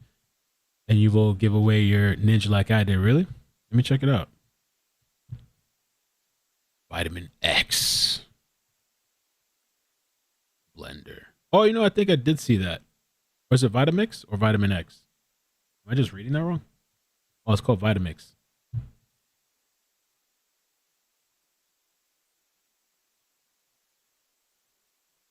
I feel like it doesn't chop things up too well. And that's I'm not gonna do it. I'm not committing to nothing. I get the request. Everybody and your mama's covering Summer Wells. I get the request. I'm not gonna commit to anything. I'm gonna leave things open. I appreciate it though, but I'm already going crazy. No time for myself, no time. Especially when I have my daughter back. Let's see. I get pulled into nothing.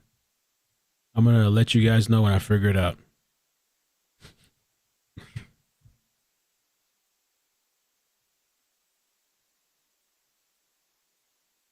Blend tech is the best. You gotta get the best blender out there.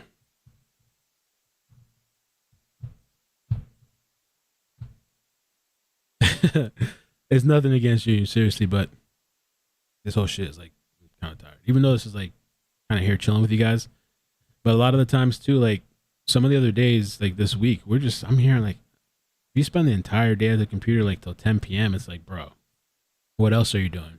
You know, it's just like, it's too much.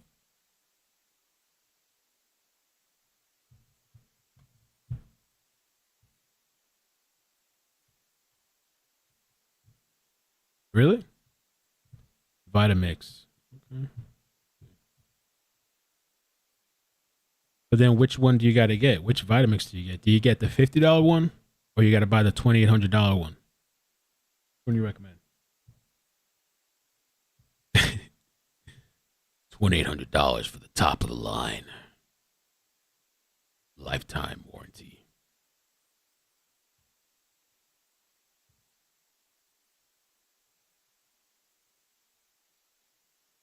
$1,000. Would you drop $1,000 for a blender? NutriBullet.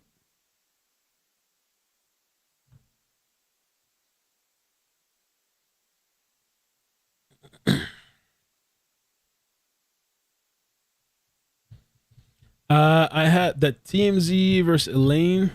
I could play a little bit of it. I think Lindsay's working on it right now, an actual video. I probably am. I might take a little time off until we figure out the next thing. Or just do short videos for a little bit.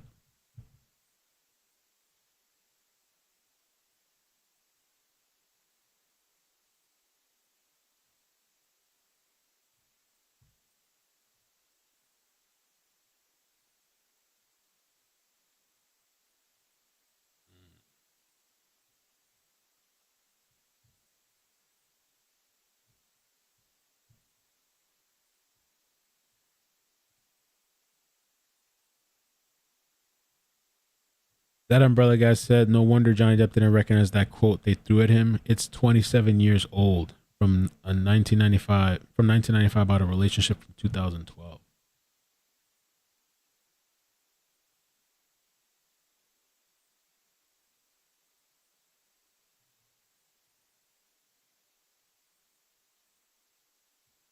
The timestamp here says 2017, I think, though. Is it 2017?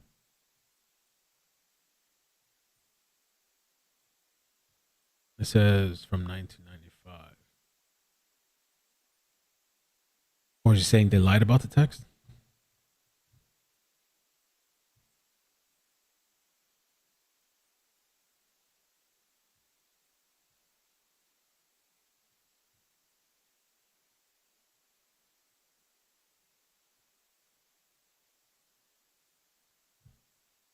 I see people talking about the incoming texting too. But that's the Steven Duder's phone, so it would show as incoming. If it was allegedly from Johnny, it would show as an incoming text. It wouldn't show as outgoing.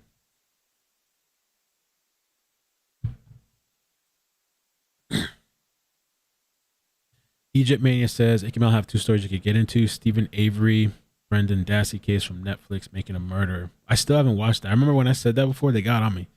Like, you haven't watched Making a Murderer? I heard that's really good. And the Delphi murderers.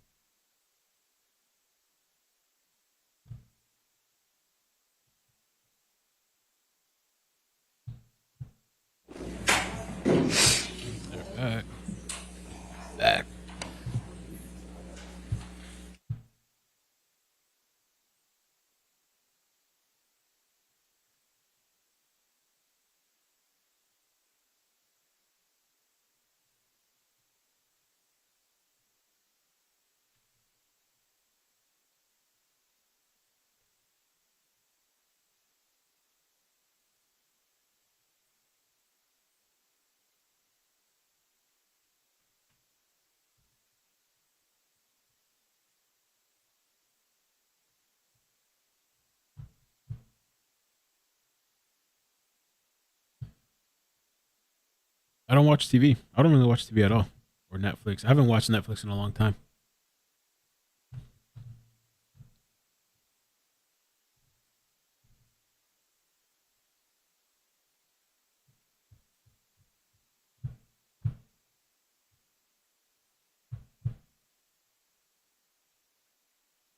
All right, I'll be right back. Use the restroom.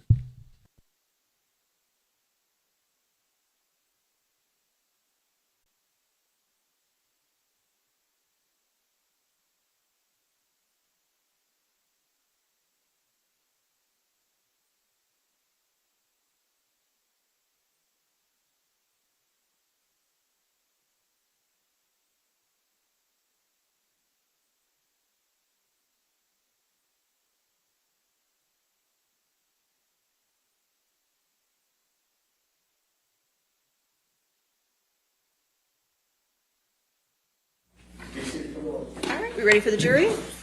Yes, Your Honor. May we approach for just one moment? Okay.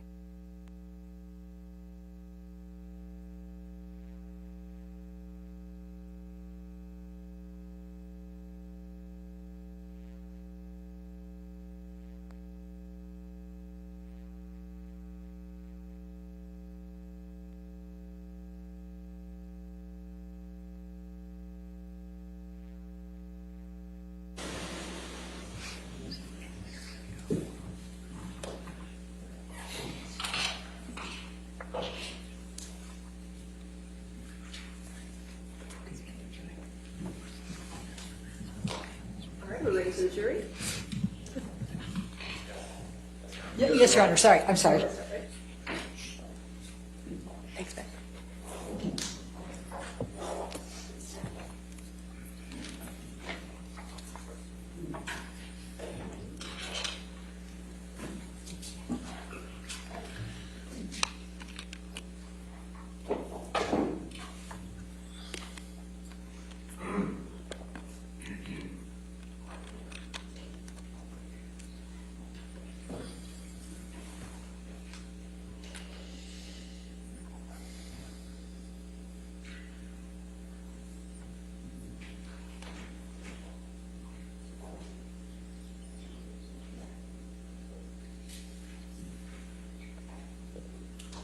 All right. Okay, you can be seated. Your next question? Thank you. Mr. Neumeister, do you have another demonstrative prepared that shows a photo with EXIF data reflecting that it was saved in Photos 3? Correct. Photos 3, yes. Your Honor, we have a video of these photos, and we're happy to play it once so that counsel can review, if that's all right. Okay.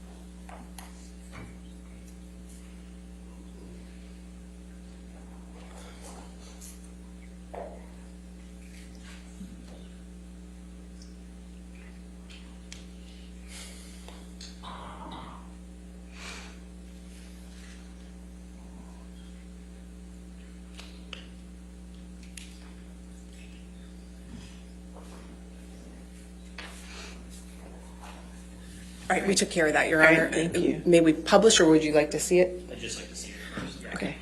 And what's demonstrative is this going to be then? This is plaintiff's 1305, Your Honor. All right, thank you.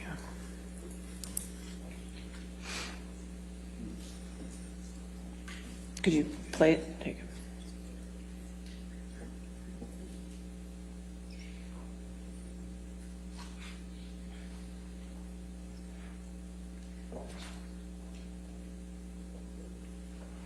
Subject to Your Honor's ruling, that's not. All right.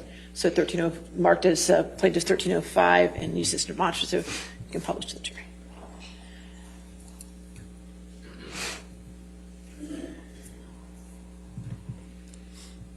Mr. Neumeister, we're going to go ahead and play the demonstrative that you prepared, and then after the jury's had a chance to see it, if you want to explain to them what the demonstrative shows, that would be great. Yes, ma'am.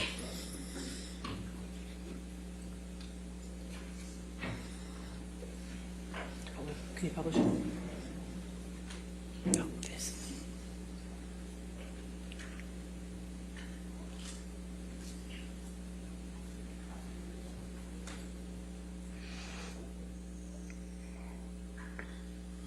So, Mr. Neumeister, what was depicted in that video? The same photo treated two different ways. One was marked with the original or with the operating system from an iPhone, which is iOS 9.3.1 on that particular photo. The one that says 9.3.1, there is a graphic below indicating it. The second photo is marked Photos 3, and it looks quite a bit different. And just, Tom, could we pull up Defendant 708?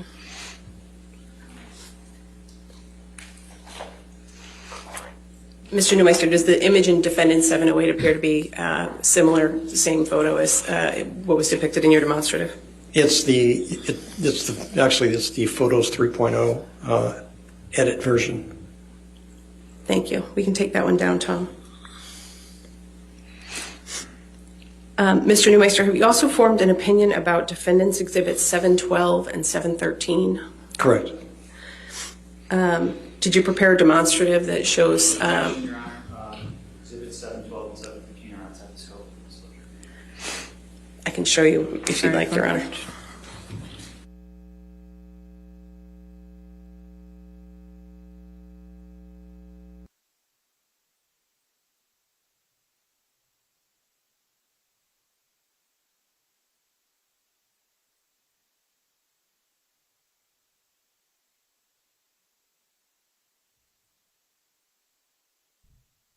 I wish they would have played it like in slow motion.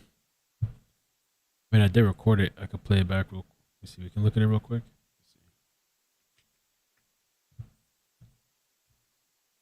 I mean, they're gonna be right back. But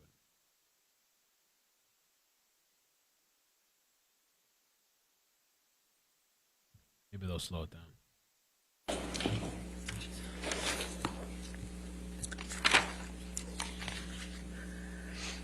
All right. Could we pull up Plaintiff's Exhibit 1306, Tom? And Your Honor, this is another video that, can you pause that, please? This is another video that we prepared. It's not published yet, so I'm happy to play it once through. So that Play it once through. This is 1306.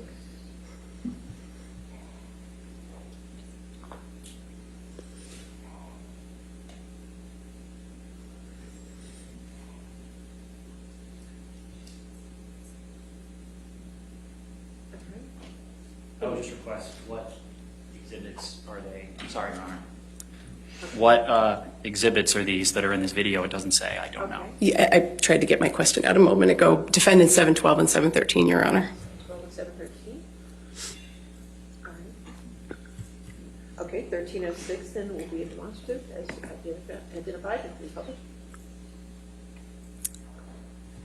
And if we could go ahead and play that, please. Tom?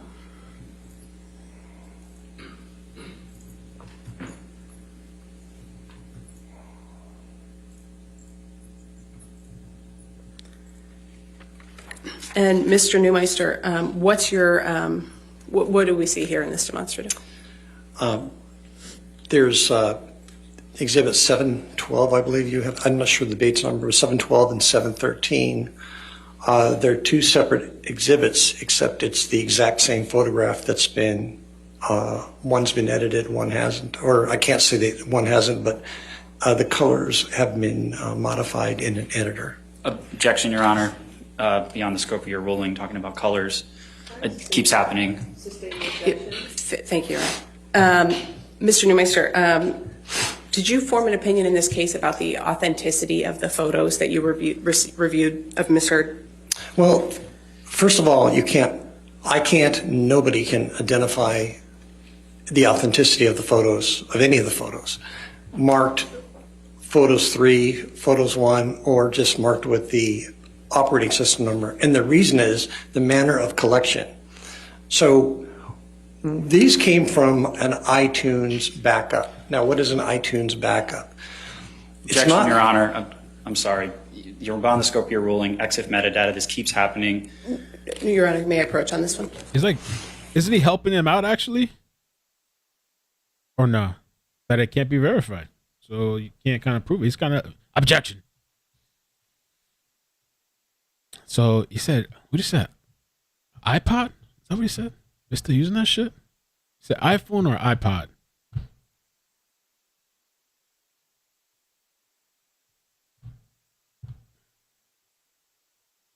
I mean, it makes sense that the things were just possibly adjusted depending on whose side it's on. You want to make it look more intense, the reddish, you know. Was she trying to get in the camera? Is that what she did? Or she was leaning over for the water? iTunes data. Oh, iTunes. Same shit. No, I'm just kidding. I'm kidding. I know that's the popular software. iPod. So, Mr. Neumeister, without going into the specifics, what's your opinion about the authenticity of the photos you received from Ms. Heard?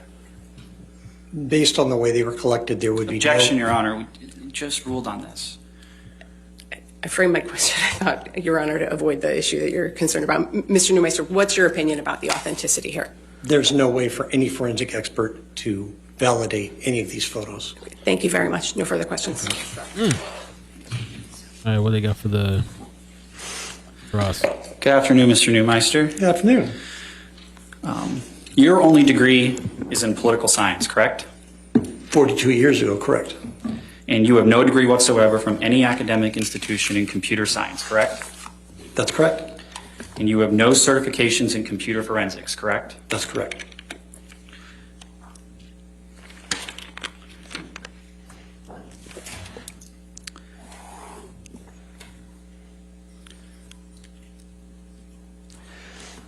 From the opinions you've testified today, you relied on no data except for the embedded EXIF metadata to support those opinions, correct?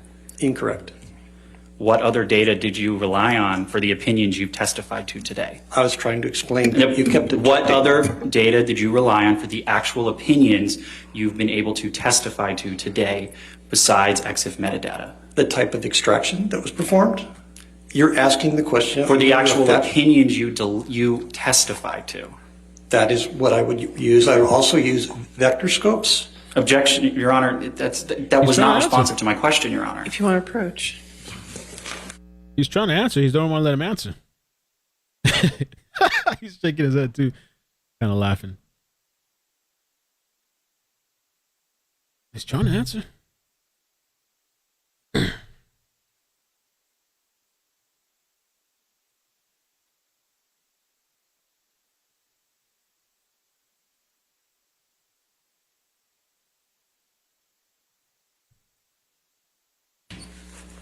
Sir, you can answer that question. Pardon? You can answer the question. Can you restate the question? I don't recall a question, Your Honor. Right. We can move on. Your Honor, maybe we could have the court reporter read it back. They could redirect. No. Okay, what was the question, Judy? I believe the question was, what methodology did I use to make my findings? Judy's voice has changed. That's... Sorry. Is that correct, Judy? No, I was looking for it when you said it. Okay.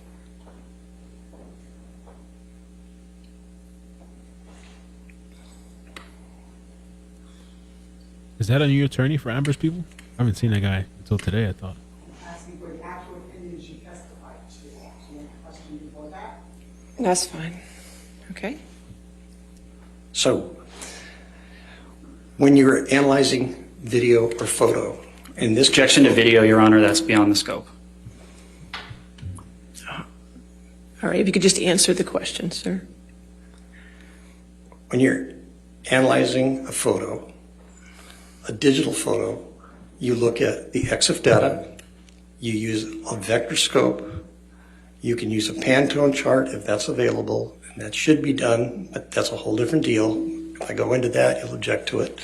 So you'd also use a waveform scope, you would use an RGB parade, you can use a histogram, though in this case it's not really all that relevant. You are not offering any opinions that any photograph in this case was intentionally modified by Ms. Hurd, correct? I'm just stating the fact that photographs were modified. But so you are not offering any opinion that any photograph in this case was intentionally modified by Ms. Hurd, correct? That's correct. Can you please pull up Exhibit 170A? Is that Defendants 170? Defendants 170, yes, Your Honor. So you offered testimony regarding this photograph during the direct examination, right, Mr. Neumeister? That's a yes or no, sir. Of a photograph like that, I don't exactly remember the photograph. There's so many different versions of this photograph, but yes, I talked about that particular photograph. But do you recall being deposed in this matter? Yes. You were under oath? Yes. And that was on April 6, 2022? I believe. Can I approach Your Honor? Yes, sir. Thank you.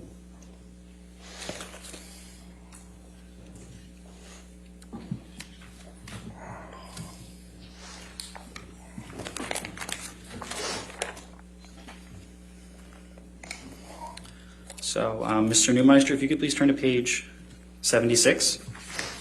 And when I say pages, those are the little pages in the 4 boxes, not the page at the top. And do you see page 76, line 3? You were asked on April 6, anywhere in your April 1st, 2022 expert disclosure, do you offer any opinions regarding the authenticity or lack of authenticity of the specific photograph produced as ALH 7101? Response, can I refer to my report to see if that specific number is in the report? Yes. Response, not that specific photo. I just grabbed 3 out of the batch. Do you see that? Yes. Can you please pull up Exhibit 517, or Defendants 517? Thank you.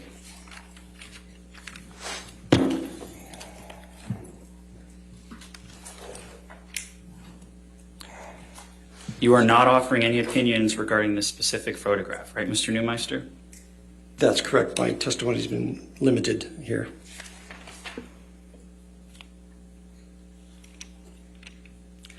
And you are not offering any opinion that any photograph was visually doctored by Amber, correct? Not by, I can't put the person who might have done it. Well, you're not offering an opinion that a photo was visually doctored by anybody, are you? I'd have to see each photo. There's no way to authenticate any of these photos based on what I received.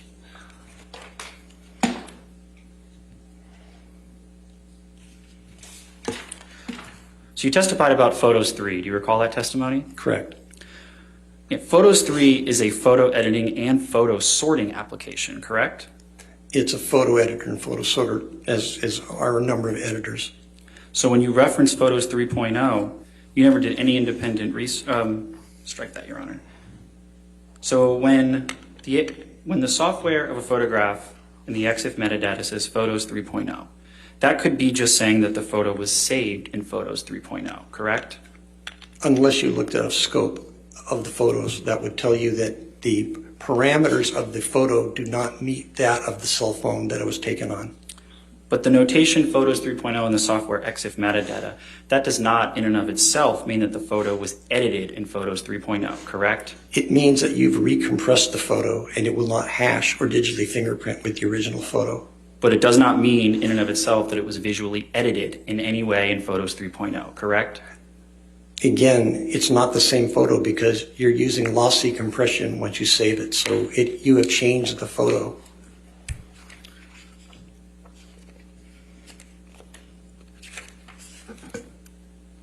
So if you could please turn to page 233 of that transcript. And line 20, do you see question? When it says exit software, okay, Photos 3.0. On to 234. That's just saying it was saved in Photos 3.0, right? Response, saved in 3.0. That's correct. Question, that notation in and of itself does not mean that the photo was edited in 3.0, right? Answer, that's correct. Did I read that correctly? Yes. A file has not changed visually just because it has been processed through Photos 3.0, correct? That's incorrect. Can you look at page 128 of your deposition, please?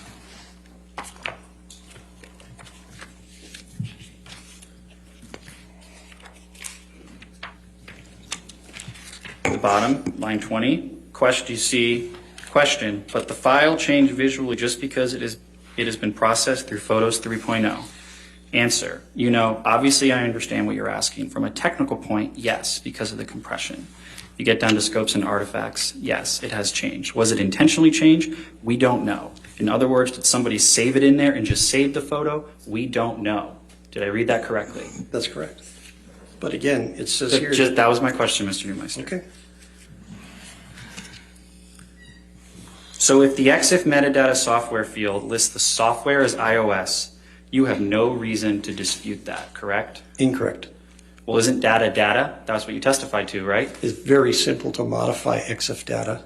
Did you find any evidence in this case of actual modification of EXIF metadata? You can't authenticate any of these photos because of the way they were. That wasn't my question, Mr. Neumeister. Did you find any evidence of any modification of EXIF metadata of any photograph in this case?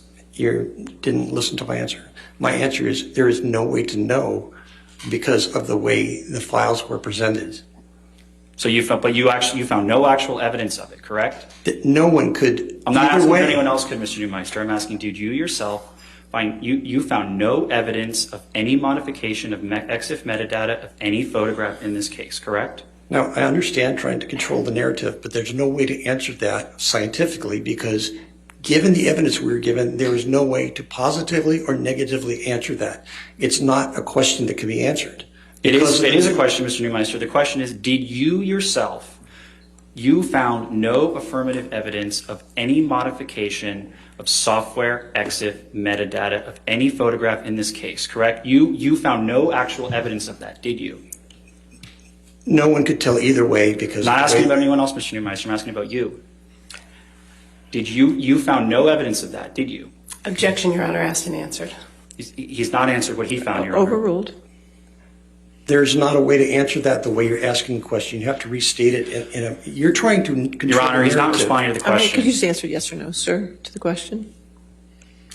It's not a yes or no question. Did you, yes or no, you found no evidence of EXIF metadata modification of any photograph in this case, correct? That's incorrect. He pissed. He pissed. I want him to say no. It is your opinion that the metadata of all photographs of purported injuries that Ms. Heard has identified as her trial exhibits do not indicate that the photographs went through a photo editing application, correct? Well, first of all, that's not a yes or no question because a lot of the exhibits that you have put up, they're not photographs. They're screen grabs, and they've been changed from a Apple format, which is JPEG, JPEG, to a JPG Microsoft format. So you have actually changed the exemplars. You've changed the data yourselves. We actually ran EXIF data on some of your own examples that you've entered in the evidence. They are not photos from an iPhone. Those were edited on a PC. I'm going to hand up a page from your disclosure.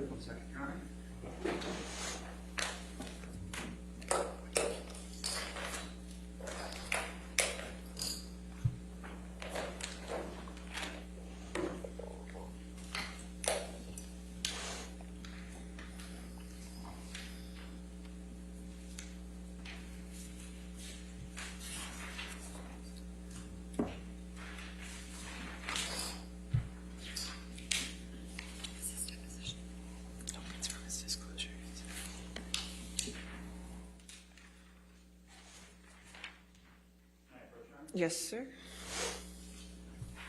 Thank you. Thank you.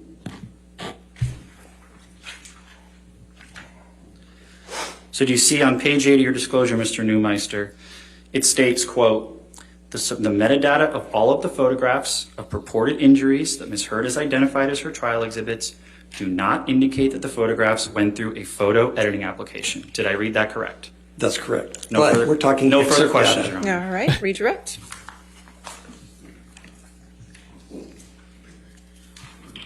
Mr. Neumeister. Yes. A moment ago, Mr. Murphy was asking you some questions about your opinion about the trial exhibits that Ms. Heard has offered in this matter. And he asked you about your opinion that they don't indicate that they've gone through a photo editing application. What can you tell us about that? Well, first of all, on this last exhibit, it says metadata, not EXIF data. So that's two different things altogether. We're talking EXIF data, and on the report, I put metadata because I was requested to cover meta and EXIF data. So it's taken out of context. The EXIF data is the data based that's embedded in the photo. Metadata can be the file data about the file itself, two different things.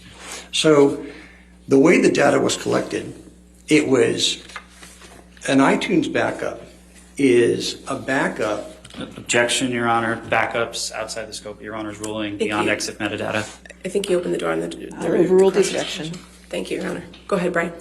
An iTunes backup is only a backup of things that are on an iPhone that have not been deleted. It does not have the critical operating system. It doesn't have any of the files that would validate the path of a photograph in that phone.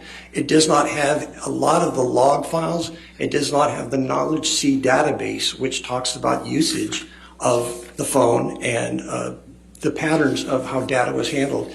All it is the photos you decided to save, not the photos you deleted. So it's a very limited database. Without the system registry or without the system operating system, there's no way to tell, because it's very easy to modify a photo on a phone and have it just read iOS 9.3.1. But with the actual phone, if you were able to get a hold of the actual phone, and in 95% of all cases we have the actual phones. It doesn't matter if the phones are 10 years old or 20 years old, or not 20 years old, but 10 years old. The reason is if people have something they want to keep as evidence, they don't throw out their phones. They don't recycle their phones. They save their phones. So people ask how we're doing phones on 13-year-old cases. Because people do not throw out evidence. They keep the phone. So in a situation like this, there are no forensic extractions. In fact, the extractions we were provided were backups of iTunes, just exports. So it's third generation, and there is no way to verify the file paths and the history of any single photo that we've looked at. No further questions, Your Honor. All right, thank you, sir. You can have a seat in the courtroom or you're free to go. Thank you very much. All right, your next witness. Flight attendant, Mary? We call Beverly Leonard by video link. I need the TV. All right, just give us a moment to get the TV up. No, this is somebody else.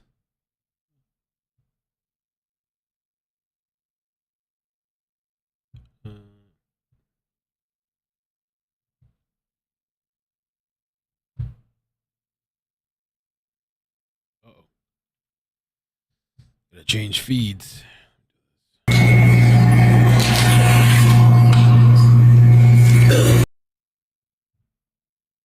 Oh shit, everything going down.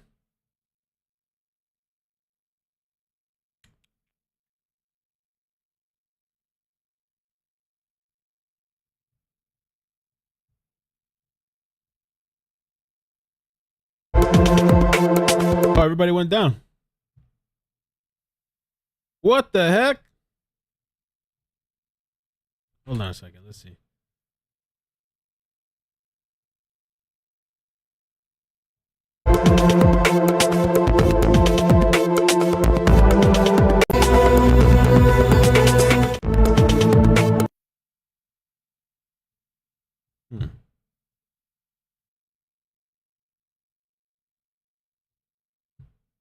hand? Do you swear or affirm to tell the truth under penalty of law? Try to count to 5 one more time. I'm just trying to get you on the TV screen. Okay, 1, 2, 3, Did it. 4, Most. 5. All right, the lessons we learned in COVID, correct? Okay. All right, your first question. Thank you very much. Good afternoon, Ms. Leonard. Good afternoon. Would you please state your full name for the record? Beverly R. Leonard. Where are you testifying from? I'm testifying from my home in Arizona. Are you familiar with the defendant in this matter, Amber Heard? Yes, I am. And how are you familiar with her? I met her in 2009 at SeaTac International Airport. Why were you at the airport? I worked there. What happened when you met Ms. Heard in 2009? I was in the baggage claim area and I observed her with a traveling companion, and they got into an altercation where Ms. Heard had grabbed her traveling companion and pulled something from her neck. At that point, I got up and went over to try to break up what appeared to be a fight. And I summoned a colleague to help me, and I stepped in between them and separated them, stopping any further injuries or escalation. How would you describe the interaction between Ms. Heard and her traveling companion? Ms. Heard was aggressive towards her traveling companion, and she had reached up and grabbed her arm and pulled a necklace off of her, and then I observed her having it in her hand. She seemed to be not very steady on her feet. Her eyes were blurry and watery, and I could smell alcohol. What was Ms. Heard's traveling companion's reaction to being assaulted by Ms. Heard? Objection, relevance? And I'll sustain the objection. On relevance? Yes. Yeah. Okay. What did Ms. Heard's traveling companion do? She raised her hands in what appeared to be a defensive manner, but other than that, she was pretty stoic and didn't really respond much. Her stature was 2 or 3 inches taller than Ms. Heard, so she didn't really need to have to defend herself.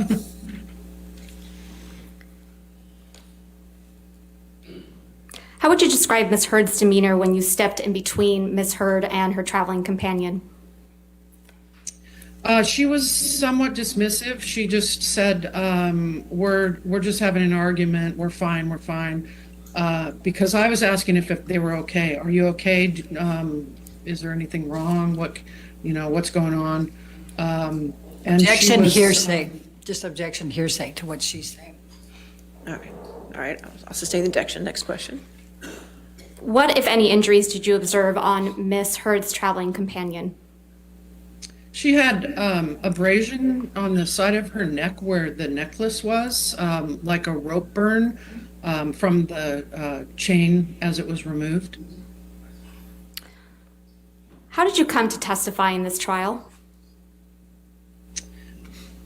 I became aware of this situation, specifically this trial, because I was sent an email anonymously. I don't even know who it came from, asking.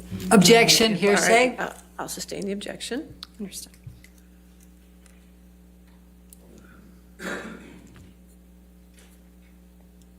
How would you generally describe Ms. Heard's behavior on the occasion you met her in 2009? Objection, Your Honor. I already asked and answered the specifics. I'll sustain the objection. Next question. Did Ms. Heard's sexual orientation have any impact on how you conducted yourself? I'll sustain the objection.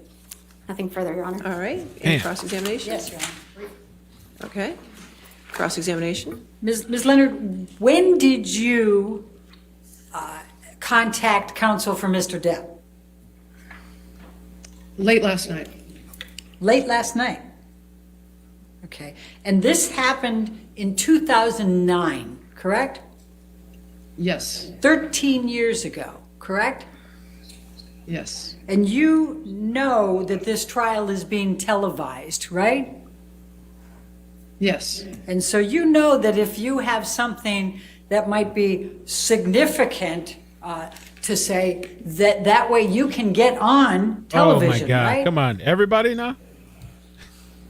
No, I had no desire to be on television. Let it go with shit about this. I actually waited for a call and wondered why I hadn't been contacted.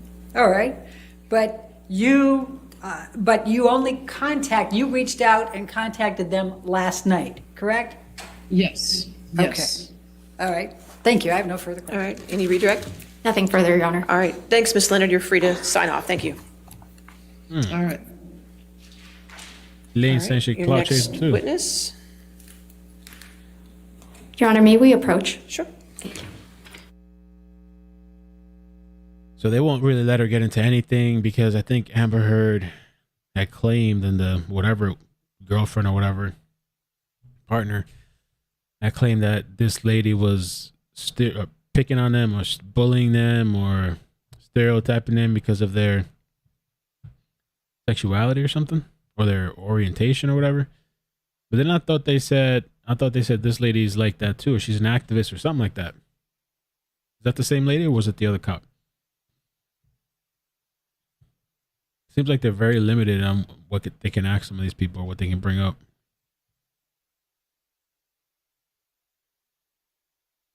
She looks fake hungry, right? Like, come on. Yeah, I'm here. I showed up. Yeah.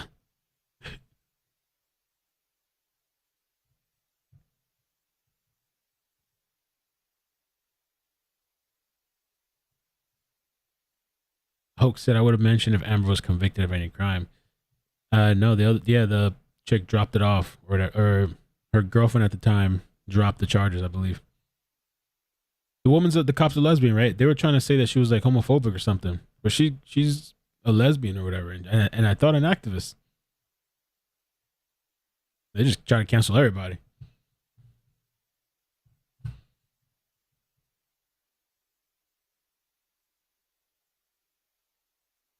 Really? No way. York Vango says you missed the subscreen of Amber. She was smiling during this woman's testimony and all giddy. I didn't see it. The backup cam that I had is down, and several of the other ones. Let me see if they started coming back up. I think that's probably a pretty smart move. If somebody out there is purposely knocking out networks, so everybody can move to one. It's pretty genius. Amazing.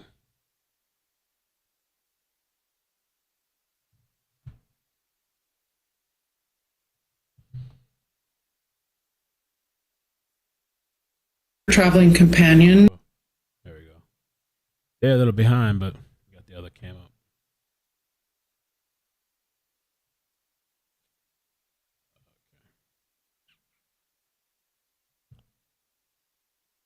Well, it said Amber was smiling.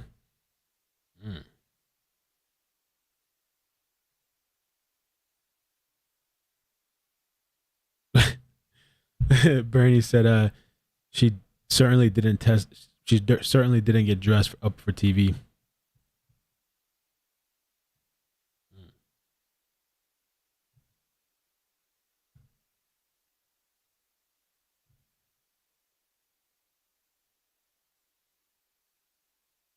Who else is left? The only person I can think is left is the flight attendant.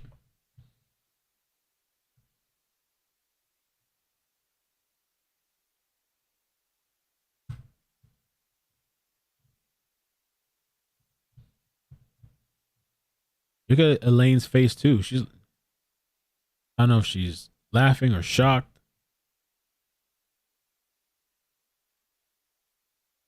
Ladies and gentlemen, we're still on track to have closing arguments on Friday morning. Ladies and gentlemen, we're still on track to have the plaintiff only has closing arguments on Friday morning.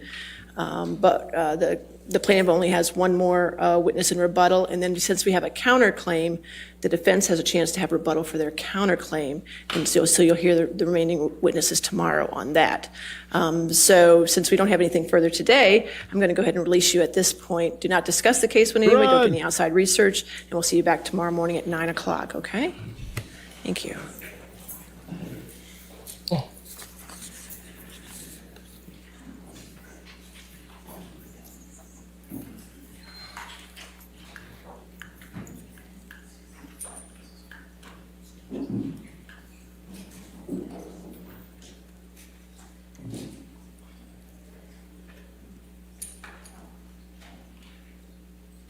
Okay. All right, and then for the record, charge the plaintiff the remaining time till 5:30. The plaintiff has 7 hours and 8 minutes left as of this moment, and the defendant has 1 hour and 16 minutes left, right? So we're all on the same page. Okay, and jury instructions, we get clean copies today? Yes, Your Honor. So I think we just received their comments around noon today, but we've had someone not in the court who's been looking at those and I think has narrowed down the areas of disagreement and either is sending or has sent to Sammy an email that sets forth the few remaining issues of disagreement. But largely, I think we're mostly there, but I haven't had a chance to read what they sent. Mostly, okay. So I have everything, so I don't have everything quite yet then? It's not finalized Okay, yet. but I will get it sometime this evening. We have an hour now. You can stay in the courtroom and work it out. Yeah, stay in there, finish that shit up. We're happy to address those. I think we need an opportunity to see what we sent them our comments 2 days ago, and we just got it 3 hours I ago. understand, but we have some extra time right now, so nobody leaves until I get my jury instructions. How's that? That's fair. I like that. Okay, we'll do that, and the verdict form also. And then, if I could read Sammy's handwriting, I'd tell you exactly what he's saying. Sammy, what are you saying here? Oh, yes, we got the 3 jury instructions that are under advisement, so we'll address those tomorrow as well, okay? And we'll work on Sammy's penmanship. All right, anything else? So to be clear, is Your Honor wants to hear the disputes right now or tomorrow? We could, I mean, I don't think you know what the disputes are yet. Right. So I'll hear the disputes tomorrow. Well, yeah, we could do those at some point tomorrow. Sounds like we're going to have some extra time tomorrow. So we'll take care of those tomorrow, but I want everything today. I want to know what those disputes are and have what you have clean already. And that's what I'm saying. I think that by 5, you will get what the disputes are. Okay, for everything, right? Okay, so just stay here until we get all that for everything. Okay, great. Anything else then? Just ain't playing. No, all right, we'll see you in the morning. Thank you, Your Honor. All right. Y'all can stay over here till 5 then, don't worry, or 5:30. Yeah, take your time.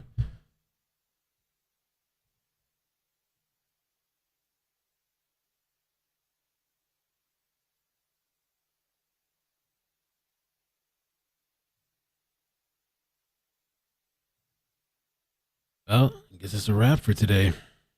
A little bit early.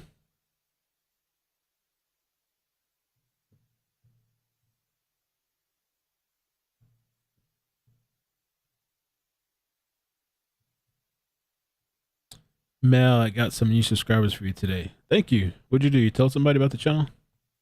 Appreciate that. Thank you. And thank you to Twitch for the bits. Lance, Mouth Deuce, Lance, and Jeff Hep 2005. Thank you for the super chat. Can't wait for DU a guy later on the jury's reaction. I think is that the guy that's been in there, like physically noting the people's reaction and I think doing videos and stuff. I'm gonna let this play a little bit just to see, but I'm probably gonna head out. Don't cut out the feed yet. I want to watch every single moment until they cut the feed. So every single person walks out. Emotion. I'm just kidding. Sometimes, hey, like lunchtime, that was pretty interesting during lunch. I guess it wasn't technically lunch, but.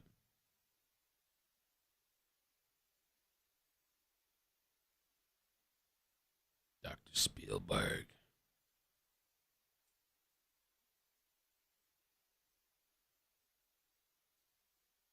DUI guy is there. in person.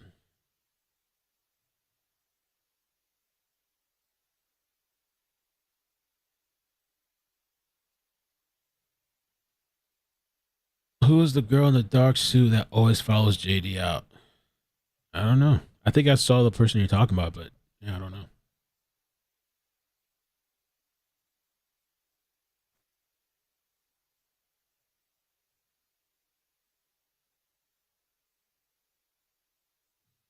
At lunch, they brought the, well, we thought it was lunch, but it was actually like they brought in that TMZ.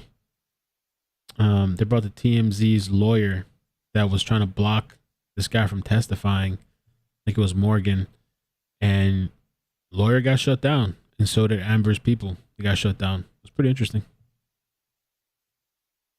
Johnny rolled out, huh? Yeah. Mustafa said Johnny's out. Get the hell out of here.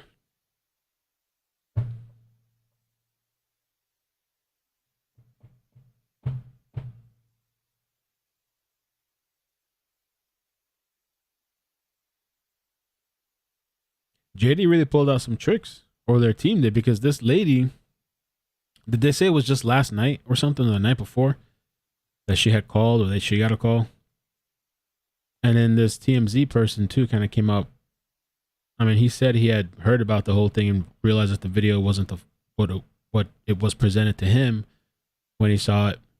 And so they pulled out some tricks out of their sleeve, if you could call it that, or ace in the holes.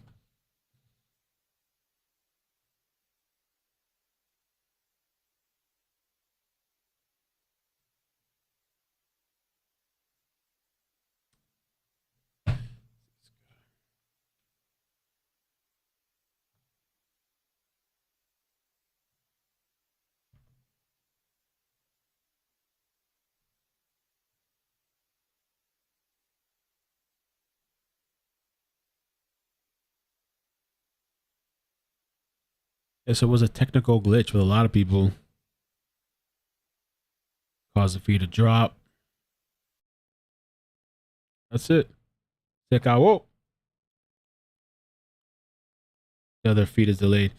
Yo, I'm going to get out of here. Thank you guys so much for joining me today. Please hit the like button on the way out. Subscribe, turn on the bell notifications, all that good stuff.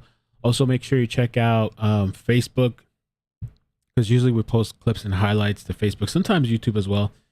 But there's definitely more clips from the trial on Facebook. So if you have Facebook, go check it out. Leave a comment, like, follow the page, all that good stuff. Yeah, I think that's it. Thank you guys so much. Take care of yourselves and peace. Adios.